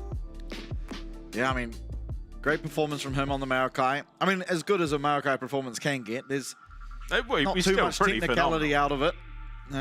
But, yeah, just all-round GAM. I think Artemis and Emo, as well as Elio and Kaya and Levy, I just ended up naming them all. The entire team? Yeah, they were on one. Yeah, they were. Really. On about 14. Yeah. I mean, Emo just had massive fate sealed throughout that entire game. Nocturne, Gwen, Wukong banned out. Captain Levi once again being targeted. Varus, Pantheon, the response from GAM. What do you deny? It's the any away from Maple. Okay, safe mid laner. I mean, there's lots available still, of course. What do we look for our first pick? Rumble does stand out to me as something that we do typically see, but we'll see if RJ wants to go back to it. It's a champ that he's good at. I don't see why not. Yeah. I'd be very surprised if it wasn't. And then, I mean, you got plenty of options out of the jungle still. Ivan, Maokai, not really the top of the pyramid by any stretch of the imagination. Vi, yeah, there you go. I mean, Vi is a good pairing with the Rumble if they still want to go that way, but Kiai could take it away. Kiai's Rumble, pretty terrifying. Oh, isn't it? To be fair, anything in the hands of Kiai is just monstrous. Talia going to be picked up for Emo in the mid lane. Gives him a little bit more of that global response priority. And as well, one of the peak mid laners at the moment. Although the last few appearances have been a little bit lackluster. They have. Zin's out. A strong pairing alongside it. Certainly no slouch. So, what is our response to the Talia here for Maple? Okay, I'm not quite sure what that skin was for Zinzao, but if you squish it a little bit, it could have been a Viger skin, honestly. Very, very similar aesthetic. I mean, yeah, Aja, I think very much could go for something like the Rumble up in that top lane. I think you'd be foolish to let that one through. I mean, to be fair, both teams could just leave it to sort of a game 3 situation if we do make it that far. But it is going to be the Ari Vi in the mid lane. Very, very strong combo historically. We haven't seen much of it here in the season finals, but I think that's more because there have just been so many other strong mid laners, and Vi being pretty heavily prio banned. Yeah, this should mean we want Kai'Sa as PSG. Because you have that Vi Ari, it's a dive comp, that's what this is now turned into. So usually alongside it, the Kai'Sa does pair best. A Rumble instead, so now you don't want the Kai'Sa because then you're just really going into that full AP territory. Yeah. I mean, we've seen it before. Go AD, but I just don't really think the AD Kai'Sa is as good. I mean, we've even seen similar comps where they've still gone that on-hit build, but I think PSG are a little bit frustrated that Elio took that Rakan away in the last game because it would have been brilliant. Oh, wouldn't it? Emo smiling. What are we picking? Galio. Oh, well, I mean, what an insane Galio pick. So weird. Probably for Elio. Yeah, I would have thought. Could be top, actually. Yeah. It's probably top. It's into Rumble. I'm just dumb. I mean, in theory, you could send the Talia top lane into the Rumble and no, Galio. But I think Galio into realistically, yeah, Galio top lane just makes more sense. Now, bans to come through. Yeah, I mean, I'm not liking PSG's comp anymore. Into the Galio and the Xin, to be fair. And honestly, I think GAM have perfect answers to what PSG have picked, which is a very scary thing considering they are steering down the barrel now of versing the Vikings, who are very, very hungry to get into this top bracket. Much like GAM, on one at the moment. Yeah. Lucian taken away from Betty once more. Really don't want him to get his hands onto that champion. Yeah, I mean, one of the few bot laners that is consistently getting target bans on the Lucian. A lot of chat coming out of Captain Levi. So GAM having a game played. Okay, the Poppy ban, I think warranted, given how strong it has already looked in the LCP. That man has been given, please watch my bag duty. Hold these signs, please, dear. Probably have to go get some GAM merch because that stock is on the rise. Yeah. One more ban for the side of GAM. Nico, yeah. Look, Nico with that pairing already with the Rumble is just shot. That would have been so brutal. How are we doing on circles there at the moment? So far, GAM are winning. 2 big circles. Your one's an anti-circle though, so it doesn't count. No, they're both circles. Yeah, but it doesn't count when it's an anti-circle. Now, one more pick to come through. Ban rather, for the side of PSG. I mean, targeting away supports again makes sense. That Alistair will be their choice, of course. But it's Elio. He's pretty consistently switched between sort of the mage and the engaged supports. He's not hard locked to one or the other. No, for sure. But I mean, it's just that Alistair does well in what we're saying. Honestly, Braum also does. So will Renata. There is still options. Not feeling all that bad, really, is Elio. There are just so many options that he can go for that feel completely fine. Yeah, okay. Taking the Kaiser. So even if it had been potentially an option for Betty, given the damage profile, probably a little bit less. But I think given the reaction, they may have been angling that way.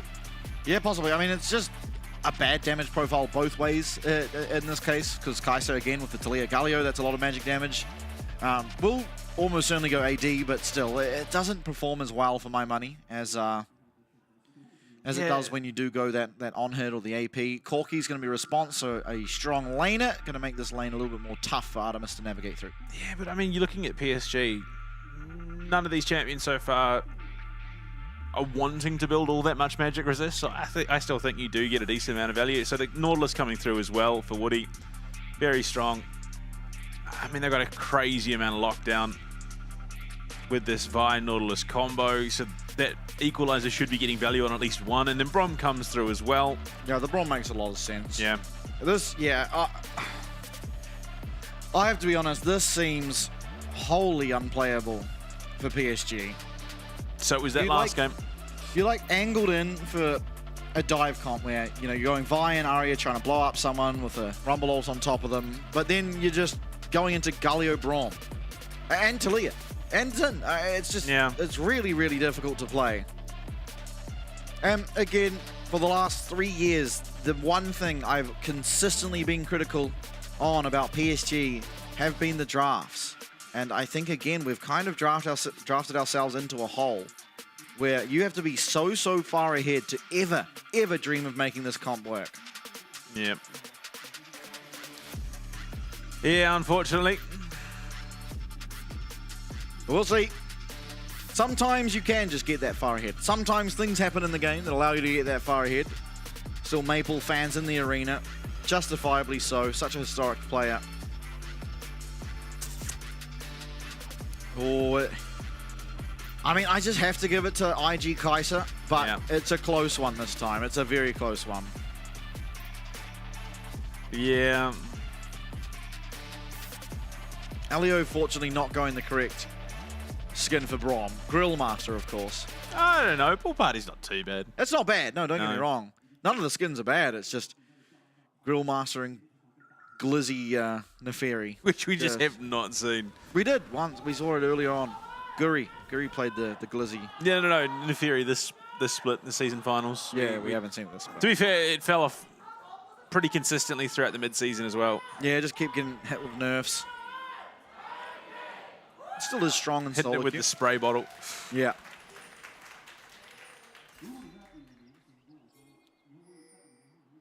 Super Galaxy definitely wins the top lane skin battle. Yeah. Unless it's Chicken Galio, it kind of really isn't a skin worth talking about. Super Mascot or whatever it is. Yeah, yeah, I know the one. Oh, what a hook from Woody. It's going to force out the heal early. The dredge line is meant to, you know, lollipop sideways, not straight forward. I almost want to watch that again because I genuinely don't know quite how that connected. That would have been literal maximum range plus a pixel. Well, Maple starting the matchup with Q. Quite often we do see W. It's a little bit more pressure in the lane, but Q allows you to match some of that pushing power that Talia has innately available to her. Okay. For a brief period there, only the mid laners had CS because of that pushing power. I think it was 4, and everyone else just had 0. Yeah, both heavily contesting the wave.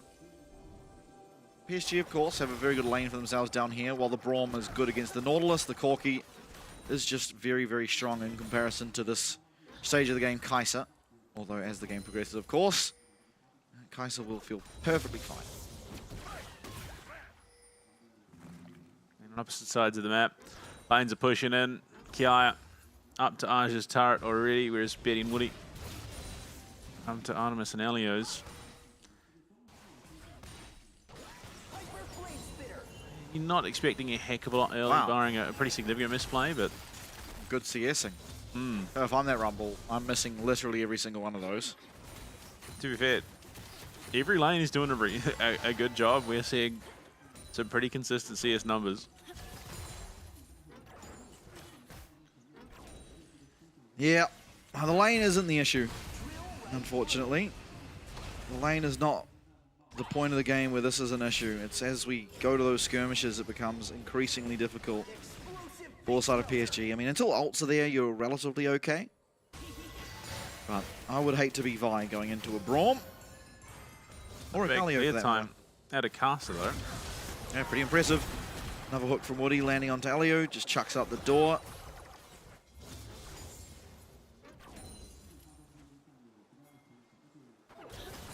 Both junglers mesh on the bot side, but it's going to be Caster getting to the crab first. Unfortunately, Levi just a little bit slow to the uptick. And Caster already, he's been incredibly proactive right now.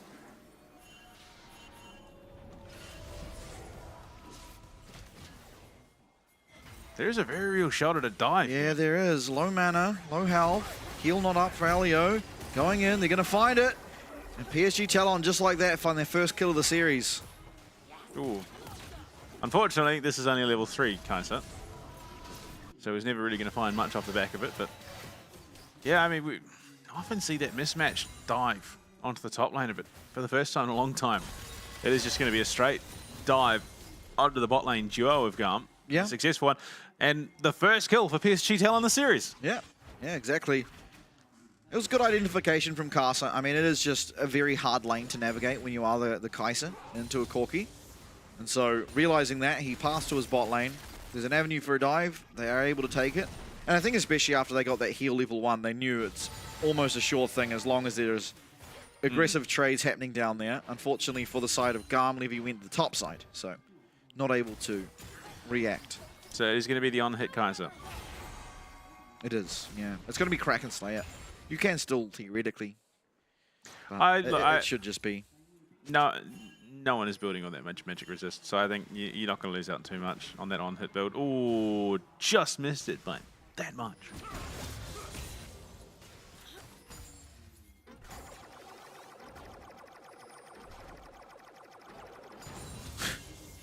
I mean, it's a Corki. Oh, yeah. Gatling gun away as Kiaya stares at him and realizes he can't go anywhere near it.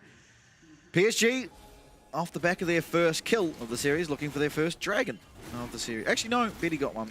It'll be their second dragon of the series. Yeah. Looks like it will be theirs. So, pace of the game going well for PSG, but that is by virtue of their team composition's design. It is a very strong early game because you have this Corki, but you're required to get very far ahead to make it work.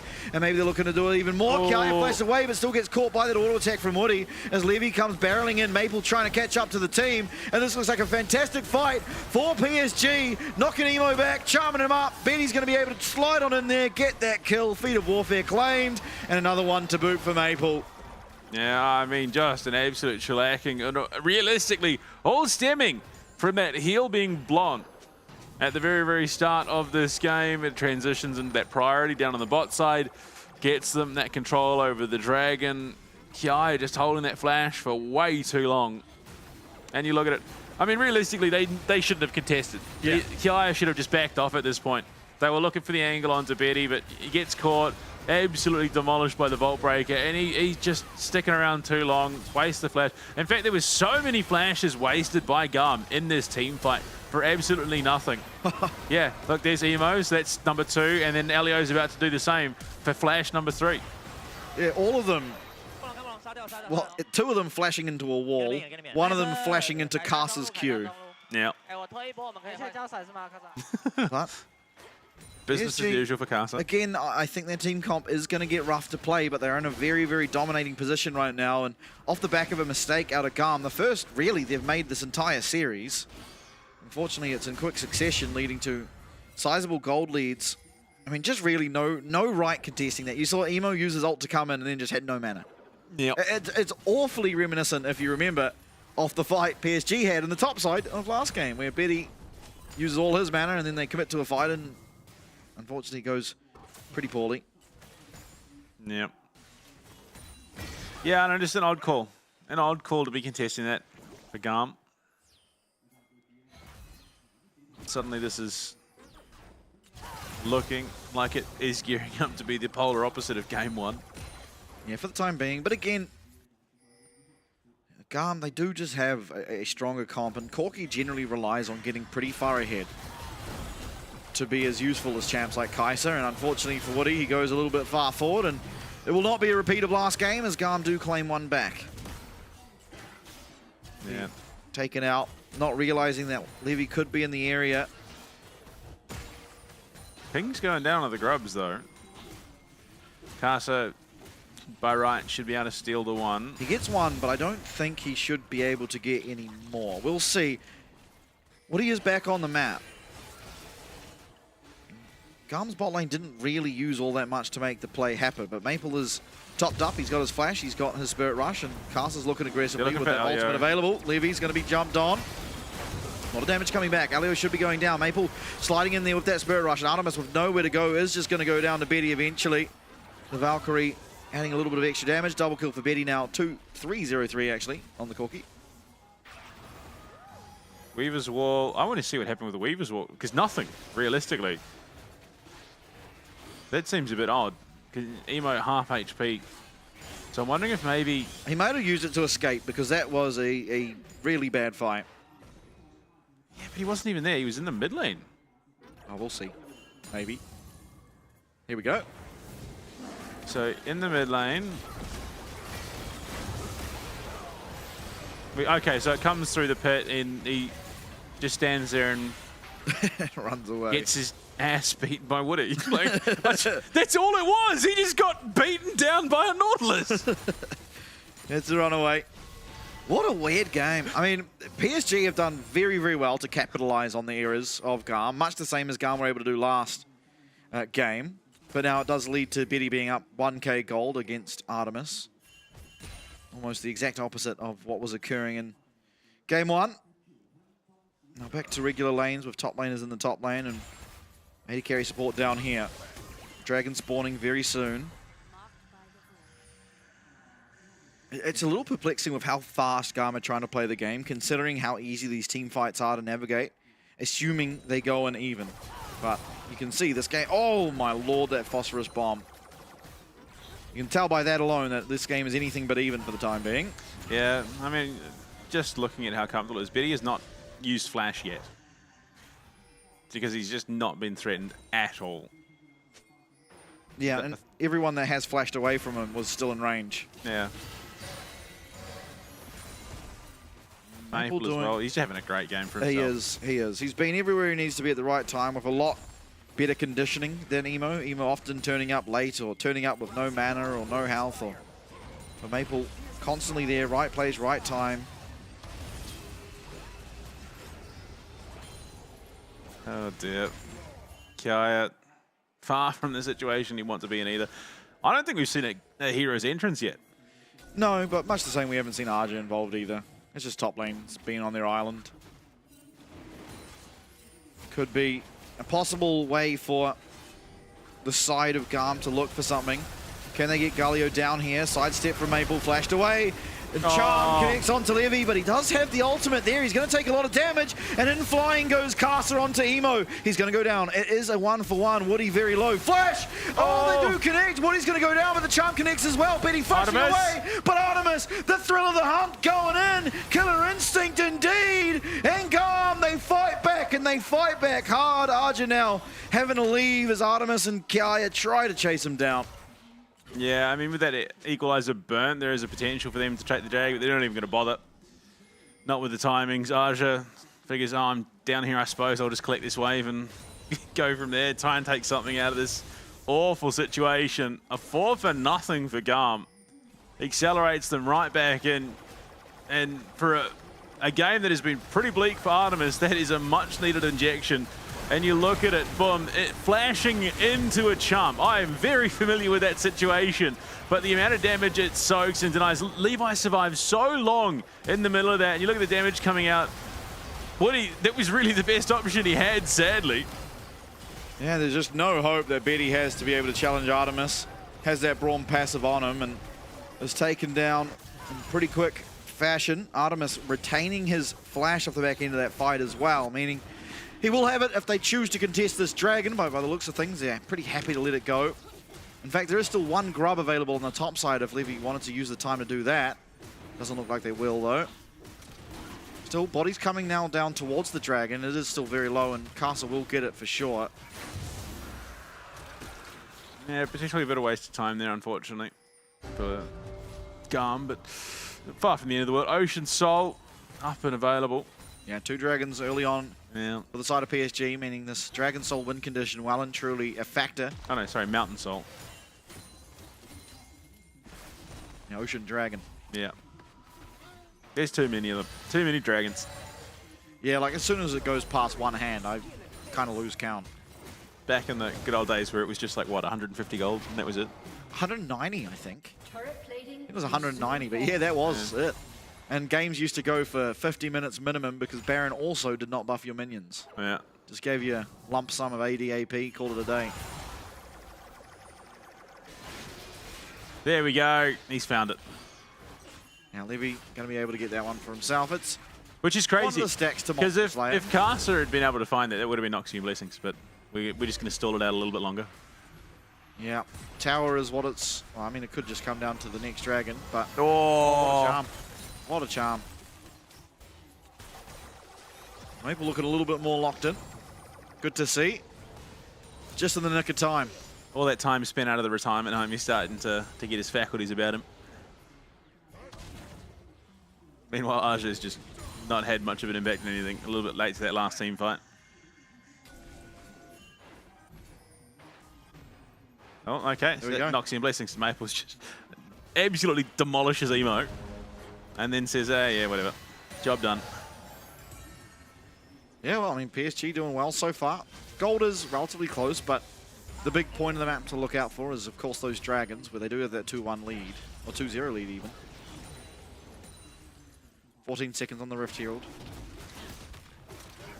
Again, I mean, at this stage, you'd have to favor the side of PSG when it comes to those, but quickly things can shift, the dynamic can shift. We've got a 3-1 and 3 Kaiser for the side of GAM to deal with. Yeah, I mean, you think that, and then that last team fight goes 4-1 with only Elio going down. So while things are definitely leaning PSG's way, it is far from a done deal. The team fighting potential of GAM is one that needs to be respected. Absolutely. And you're seeing that. Vision control has been established now for the side of GAM, and they might look to start the Rift Herald. In fact, they will. Archer's not here, but has the teleport, I believe. No, not quite. Not quite, okay. It'll be up, I think, just as it's ending, depending on how quickly this goes. Maple rather, is prodding around, trying to find an angle in. You see Carson sitting on a ward, so GAM are very well aware of it. There's the teleport coming in from Arja. Rift Shield is secured.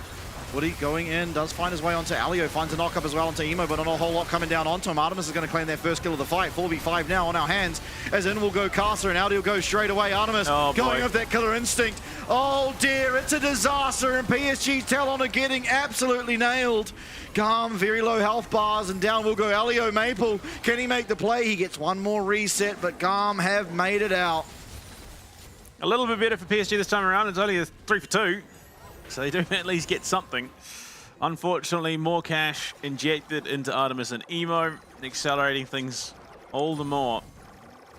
And I mean, you look at it, it looks like potentially it's going to be the collapse. The teleport comes in, they get the hook, but all of a sudden, all that CC, you think that Levi's in trouble. He drops the ult, gets back in. Hero's entrance on top forces PSG to wrap out of that fight, only for Artemis to jump in, follow up onto Casa. No follow-up whatsoever, because it's just not safe for Maple and Betty to play this fight close. Kaya jumped on with that last dash, and then, yeah, Maple just can't do anything off the back of that extra stack he gets. So Betty's still very strong, but gold has been evened up in that 80 carry position. Now Gwinsu's online for Artemis. Still yet to get that second item for Betty, but I imagine it's just waiting for him in base as soon as he does choose to recall. Betty leading the charge with the damage, but not really a significant advantage. Yeah. The items at the moment a little bit bleak for Emo, but given the situation, given how this game started, he's doing well to hold his own. It's 3-1-3 as he is. Has that Seraph as well, so it's just going to be a little bit harder to take down through these team fights. Dragon, 15 seconds out, and it would be soul point for PSG. Gives them a potential springboard to take this to a third game. And no sense of vision control really has been established thus far for GAM. They have a couple of pinks, which are now just being dealt with. Dragon's live, and it looks to me like, okay, GAM are going to put down the Herald. They're going to force a response in the mid lane, but Casa is just hitting still onto that Dragon. What will Levy look for? He is just going to hit the tower, threatening a potential knock-up. Instead of contesting, they're going to give over that third Dragon, so a massive, massive win condition established itself here for the side of PSG for just the mid lane tower. Kaya will get the top lane tower as well, it would seem. So yeah, I think in the current state of the game, all right for GAM. Getting that map control as they have. It's not Salt. There is that possibility to draw things out. We've got another 4 minutes 40, and then potentially another 5 off the back of that if they can deny the Soul being taken. For sure, but the big thing is that PSG don't even need to look for the Dragon. No. Next Dragon spawns, they can be up topside looking towards Artican. They can be doing whatever they want, because GAM getting a Dragon isn't a threat to them. So they have full autonomy over their choices on the map any time now for the rest of this game that this Dragon spawns, which is a really, really powerful position to be in. Now, admittedly for GAM, they have somehow clawed back this gold to be even. They've also got that mid lane broken open, which makes next Dragon, if nothing big happens, more viable to contest, as they should just have mid-prio and a superior setup around the vision. Yeah. I mean, the added benefit is that they can take that Dragon and they are able to engage on that follow-up fight just with greater distance, because they've got the Galio and the Kai'Sa, as well as that Talia. For sure. So it does bridge a bit of that gap. And with Arkan being bot side, I mean, realistically, it's not going to be traded, because if the Dragon's being taken. Man, what a roller coaster of a game for Arja, who has like kind of just not been involved in the fights, and Kaya mostly neither. But he's just seen his team go from absolutely washing away GAM to now slightly behind. Yeah. In fact, it is Artemis who is ahead in gold. Of course, very slightly. It's essentially even. Yeah, 2 items there. Steel caps. I'm not sure you're going to get the most value out of Betty, but Interesting. So Maple's the one that's... Oh, hold up. Woody pulling the trigger. Maple's in the back line, but it's not onto the target they necessarily want. Alio is that member. It will go Artemis. Caster goes in too, but there's no one near him. He's having to run away. Levy's going to be able to follow the knockups there, and double kill going over to Artemis. Way too deep without your team, Maple. This is not the PCS anymore. This is the LCP, and GAM will punish that. I mean, that was just crazy deep for the two of them. And Adakan, not even an issue. So that dragon comes up.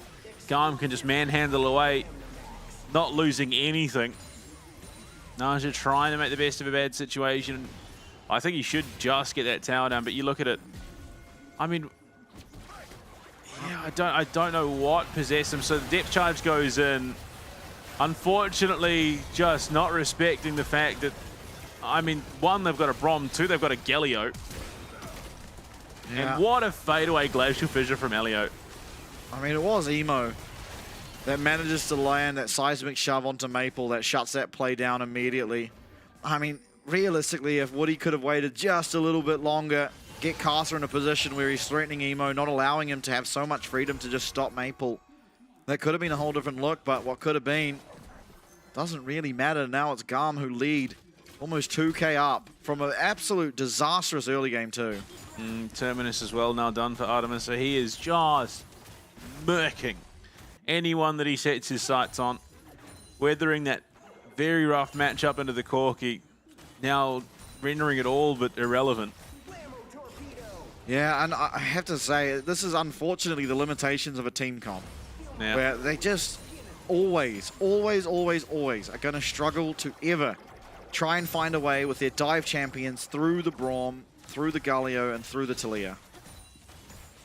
And the Zinzal, for that matter. Absolutely.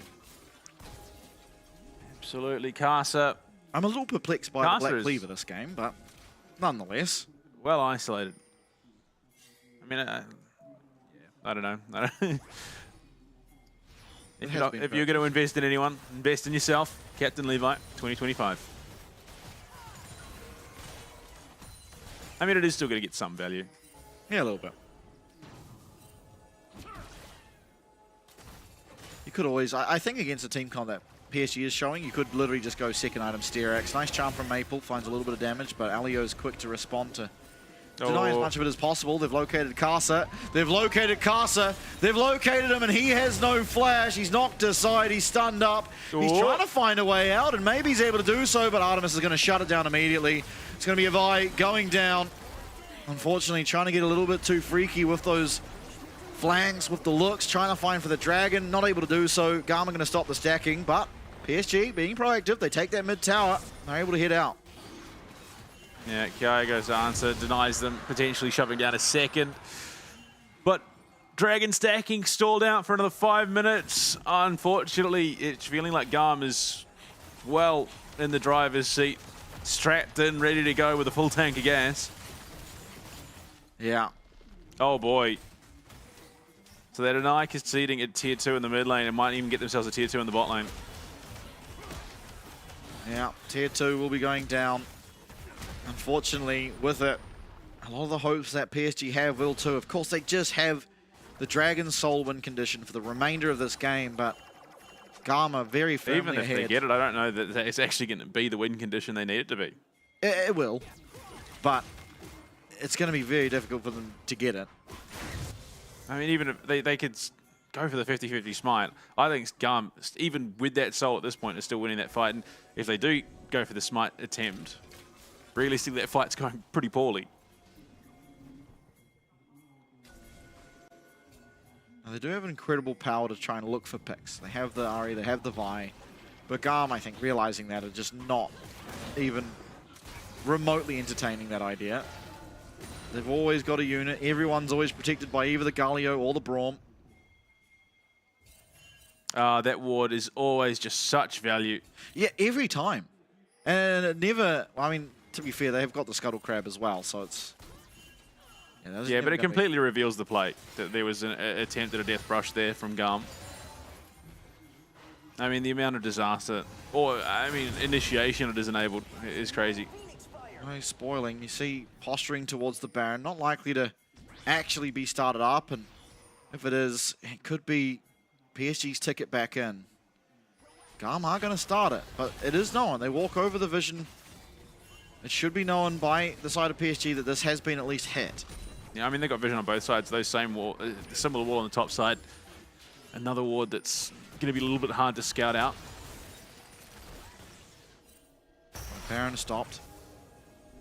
I mean, Baron just not feeling awfully viable unless there's a fight, but there's no reason to fight unless someone's on Baron. So it's more than likely that the next 2.5 minutes will be filled with posturing around, threatening the option, but not actually going for it, although Casa going to be able to know.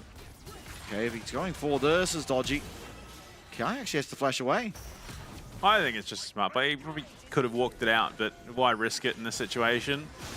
They're looking. Lands, yeah, Woody's going in. Maple trying to find the back line. Will land the charm onto Levy, but a good Weaver's Wall is going to cut off the rest of PSG from their team. Betty still staying safe behind Woody. Hook's going to connect the end, this time on Levy. He does get the ultimate out. In goes Casa straight on their back line, but there's no follow-up. Artemis is completely unharmed. One going down. It's Elio. Betty trying to find Artemis. Flash away. Exhaust on him. Barrier used as well. And Levy's now onto Betty. Can he get out? Yes, he can. He finds a double kill. Artemis doing much the same. Can RJ find one more? Yes. But it's still coming up. GAM. Betty now headed for the hills alongside his mid laner.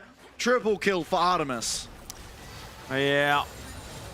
And this Kaiser just so slippery, so hard to catch. You saw it there. Casa dives in onto him, forced to flash away, all but immediately. Depth charge comes out onto Artemis. He just flashes over the wall to safety. He's just picked himself up a Bloodthirster at 9-1 currently. I don't hate the look. Yeah, no, I mean, they see Emo heading to that top lane, but with the Weaver's Wall, is able to get back in quick, smart. They look for it again, the redemption, the big changing factor, and you look at it, the Crescent Sweep. I mean, you look at it, that could have been so much more disastrous for PSG, given that the hero's entrance just goes completely wide. Yeah, I mean, I think maybe Arja pulling the trigger a little bit early on the equalizer, because Casa does find the ultimate onto Artemis, but he's not sitting on top, burning away. Maybe if that happened, there would have been the damage there. Maybe Betty could have made something happen, but unfortunately Artemis reasonably untouched at the back end of that fight. Has a Bloodthirsted as well now, so he is just absolutely sprinting away. Betty's still very strong, and if there's anyone on this PSG roster that could accidentally find themselves in a 1v9 position and make it happen, it is Betty. Absolutely. He's been there before. Oh yeah, I remember as Israel. He will be there again, undoubtedly. I'm not the biggest fan of that Israel champion. There are particularly 280 carries in the league that make it look phenomenal, and that's Doggo and Betty. This time on the Corki, he's going to have to try and do it. Weaver's Wall, Betty's cut off! Betty's cut off! That's your carry, and he is absolutely annihilated. And with that, your hopes and dreams of ever having a team fight fade very, very quickly. Maple flashes away. Actually able to do it with the Spirit Rush. Still has the flash, but Dragon's going to get picked up. That's the second of the game for GAM. Baron likely to be looked at as well.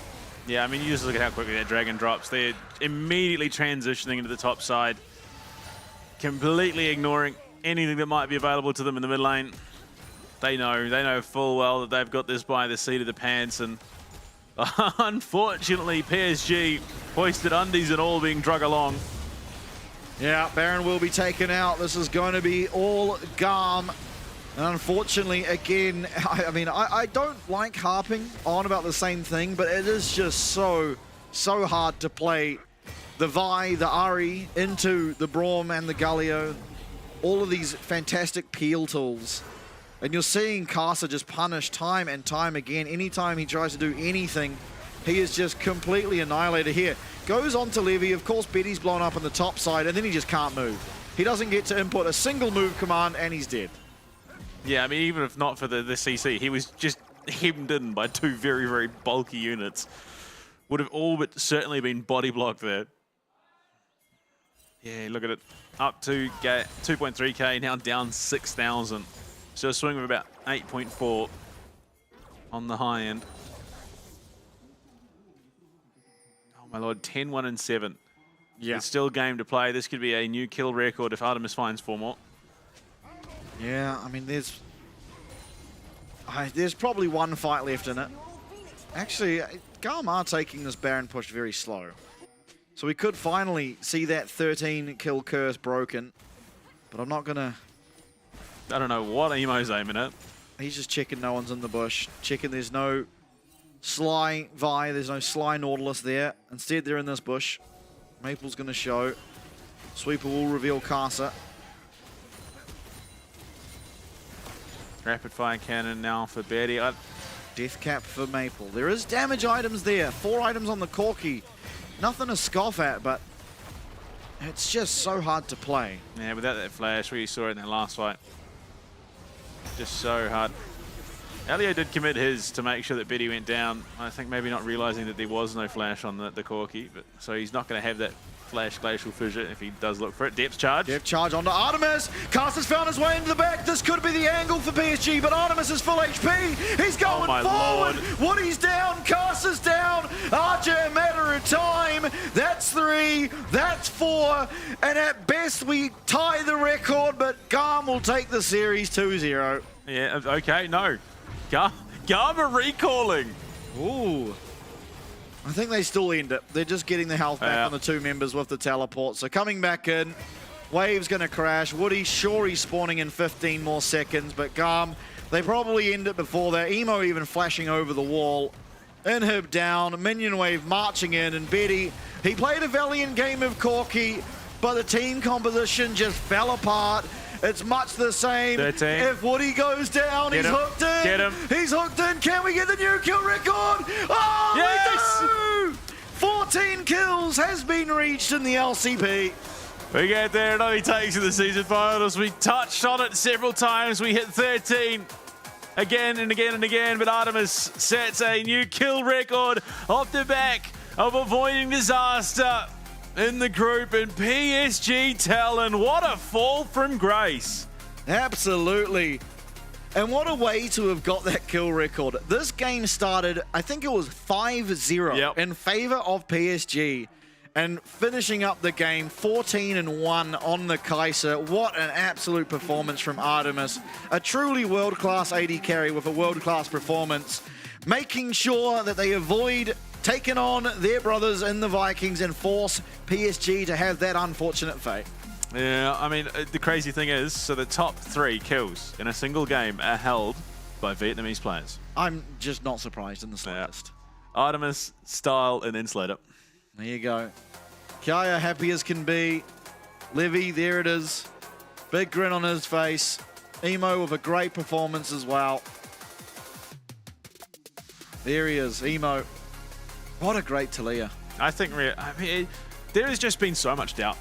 And I think a lot of it stems from MSI and the fact that Emo just seems to be performing better domestically, RS performing better internationally. And Emo just seems to be the guy when it comes to the LCP. RS doesn't quite hold the candle to Emo when he in the domestic competition. For sure. For sure. It is a weird thing, but Emo once again proven his worth here in the mid lane. Elio as well. The Rakan was just phenomenal from him. The Braum as well. Every time he needed to assist one of his teammates, he was there to do so. And unfortunately for PSG, we talk about the Chiefs and their inability to win a series. Well, so far in season finals, PSG have yet to win a game. That's crazy. So PSG Talon are the Chiefs of this group. Well, possibly, but soon they could be in the Chiefs group. I mean, they've got a lot to do to get through to next week. Chiefs have won more games than PSG Talon in the season finals.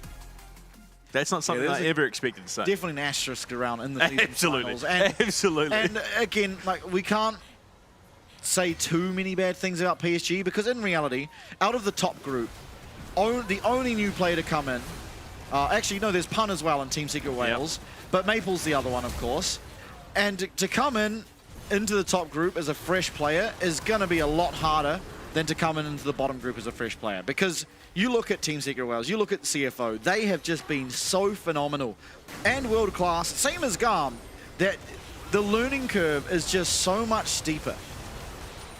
I know, I wouldn't even say they've got to find it by next Friday. There's even a difference. I wouldn't necessarily say it is as fresh because you look at these other players that are coming in. They've been still playing in competitive environments, scrimming with other teams. Maple's been effectively retired for 6 months, and he's then coming back, and he's been playing solo queue, but the environment is just wildly different. Artemis, there's no surprise. He just dominated this series. Yeah, he did. His Yunara was fantastic, constantly just skirting around the very outskirts of the team fights. Of course, that game was just huge by everyone. No one died. There was 13-0 was the overall score. And then in the Kaiser game, I mean, without how well he was playing, this game would have been a lot harder. Admittedly, the draft set them up for so much success. But I mean, it's crazy that this is sort of how the early game went for GAM. Just wild over commitments, a little bit of summon agreed, and just setting PSG up for some success. But unfortunately, it just amounts to absolutely nothing when Artemis is hitting his stride in the later stages of the game. Betty again. Betty was so accelerated. Yeah. He was up about 1,100 gold. Yeah, again, though, it's Betty played this game fine. I have absolutely no issues with how Betty played this game. It's just, look, you're hooking in, and you're into a Braum. That is your only hook target. All the Xin Zhao who are just ults. And then it's like, well, now who's doing damage? Cast is trying to. Maple has to get melee range of the Xin Zhao to do anything, as does Betty. And by then it's just opened up so much time for Artemis, for Emo to just be doing so much damage from afar that it becomes an almost impossibility. Yeah. It's almost inconceivable to find the way that PSG would win these without being so ridiculously far ahead. And again, hook onto Elio, who just sits there and takes it. Artemis, he's threatened for like milliseconds at worst. Yeah. Yeah, he's just running through the middle of everyone. He's just got so much peel. Like he's got no mana to work with, but it doesn't matter. Maple will get this kill. And I want to say Maple did play this game well. Again, game 2, PSG played reasonably fine. Here, maybe a little bit too early, but even still, even if they win at the right time, I think this ends much the same as it does. Yeah. Just by virtue of how are you diving into this comp? You just simply can't. Yeah, absolutely.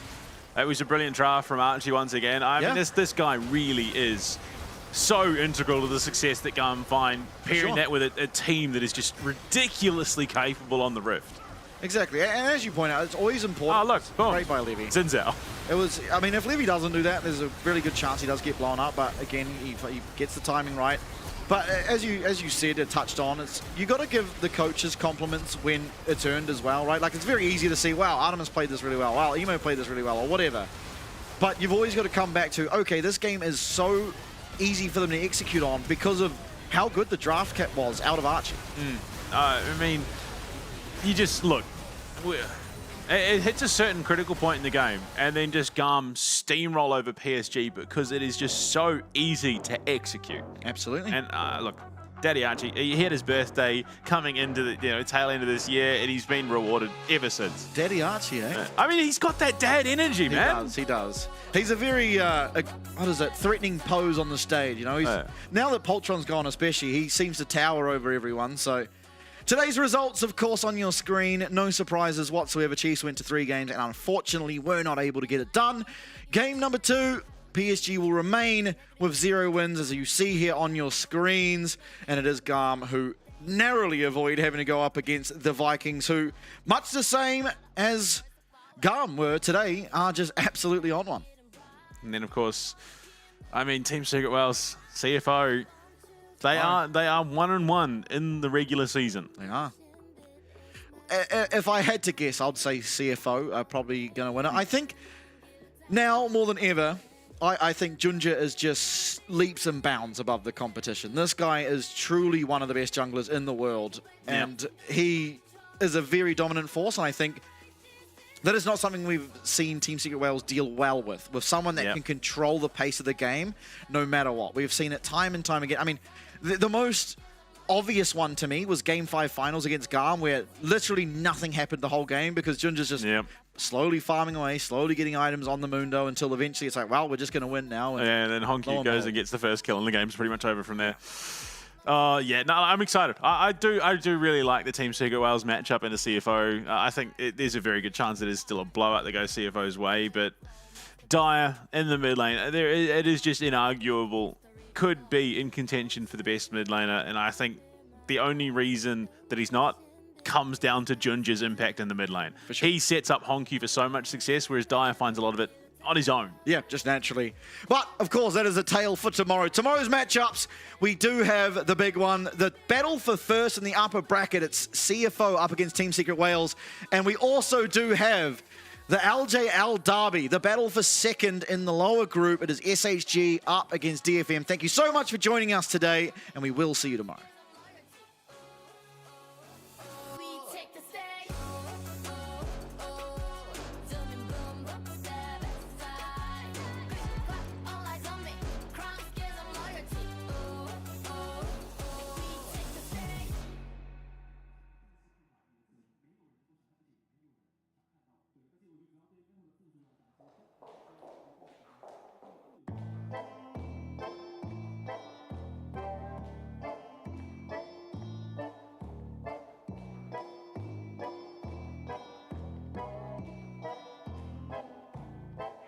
I'm not a normal person. I'm reminded every day. I'm not a normal person, but what is that anyway? The more I try to fit in, the further I'm pushed out. The more I try to be like them, the more I have my doubts. But I'm a normal person, I lonely mess it up. But now I'll tell that bitch inside my head to keep it shut. You do you, and I'll be free. Who decides what's normal in a personality? I'll be me, feel free to disagree, but God was not mistaken when it came to making me. So, what's a normal person, and who are we to judge? If I am on the spectrum, then you are too, my love. 'Cause we are all peculiar in all our little ways. If I am not what you are, then that doesn't make me crazy.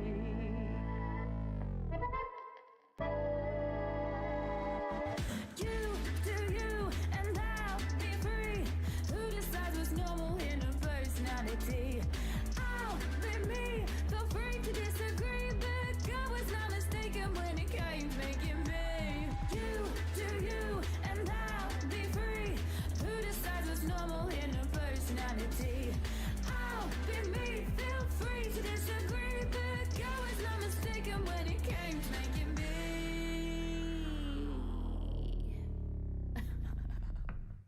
So, what's my diagnosis? What's my box of frogs?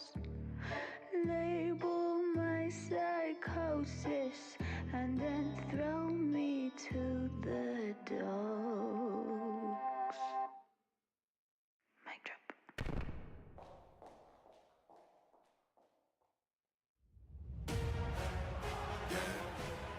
You know that I got it, yeah. You know that I got it, yeah. All this game up in my pocket, bet that you can't stop it.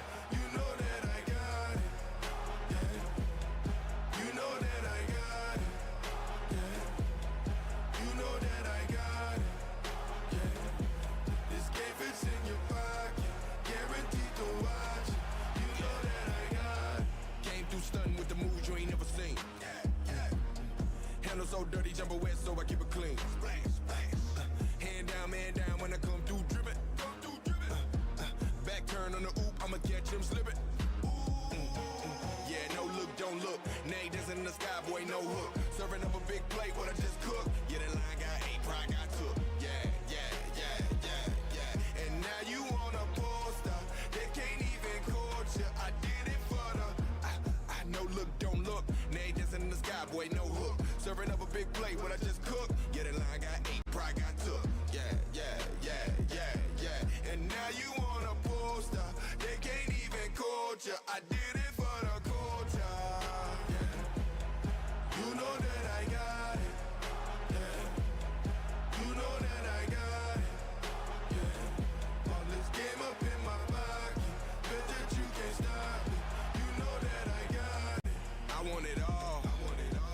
to the finish. Handle make you fall. Go back to beginning. You never seen this. Game is the meanest. You watch on your phone now. Can't wait till they stream this. And they watch it over and over. Over and over.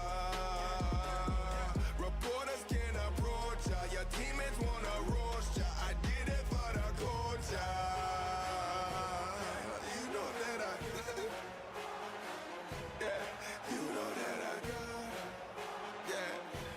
Reporters can't approach ya. Your teammates wanna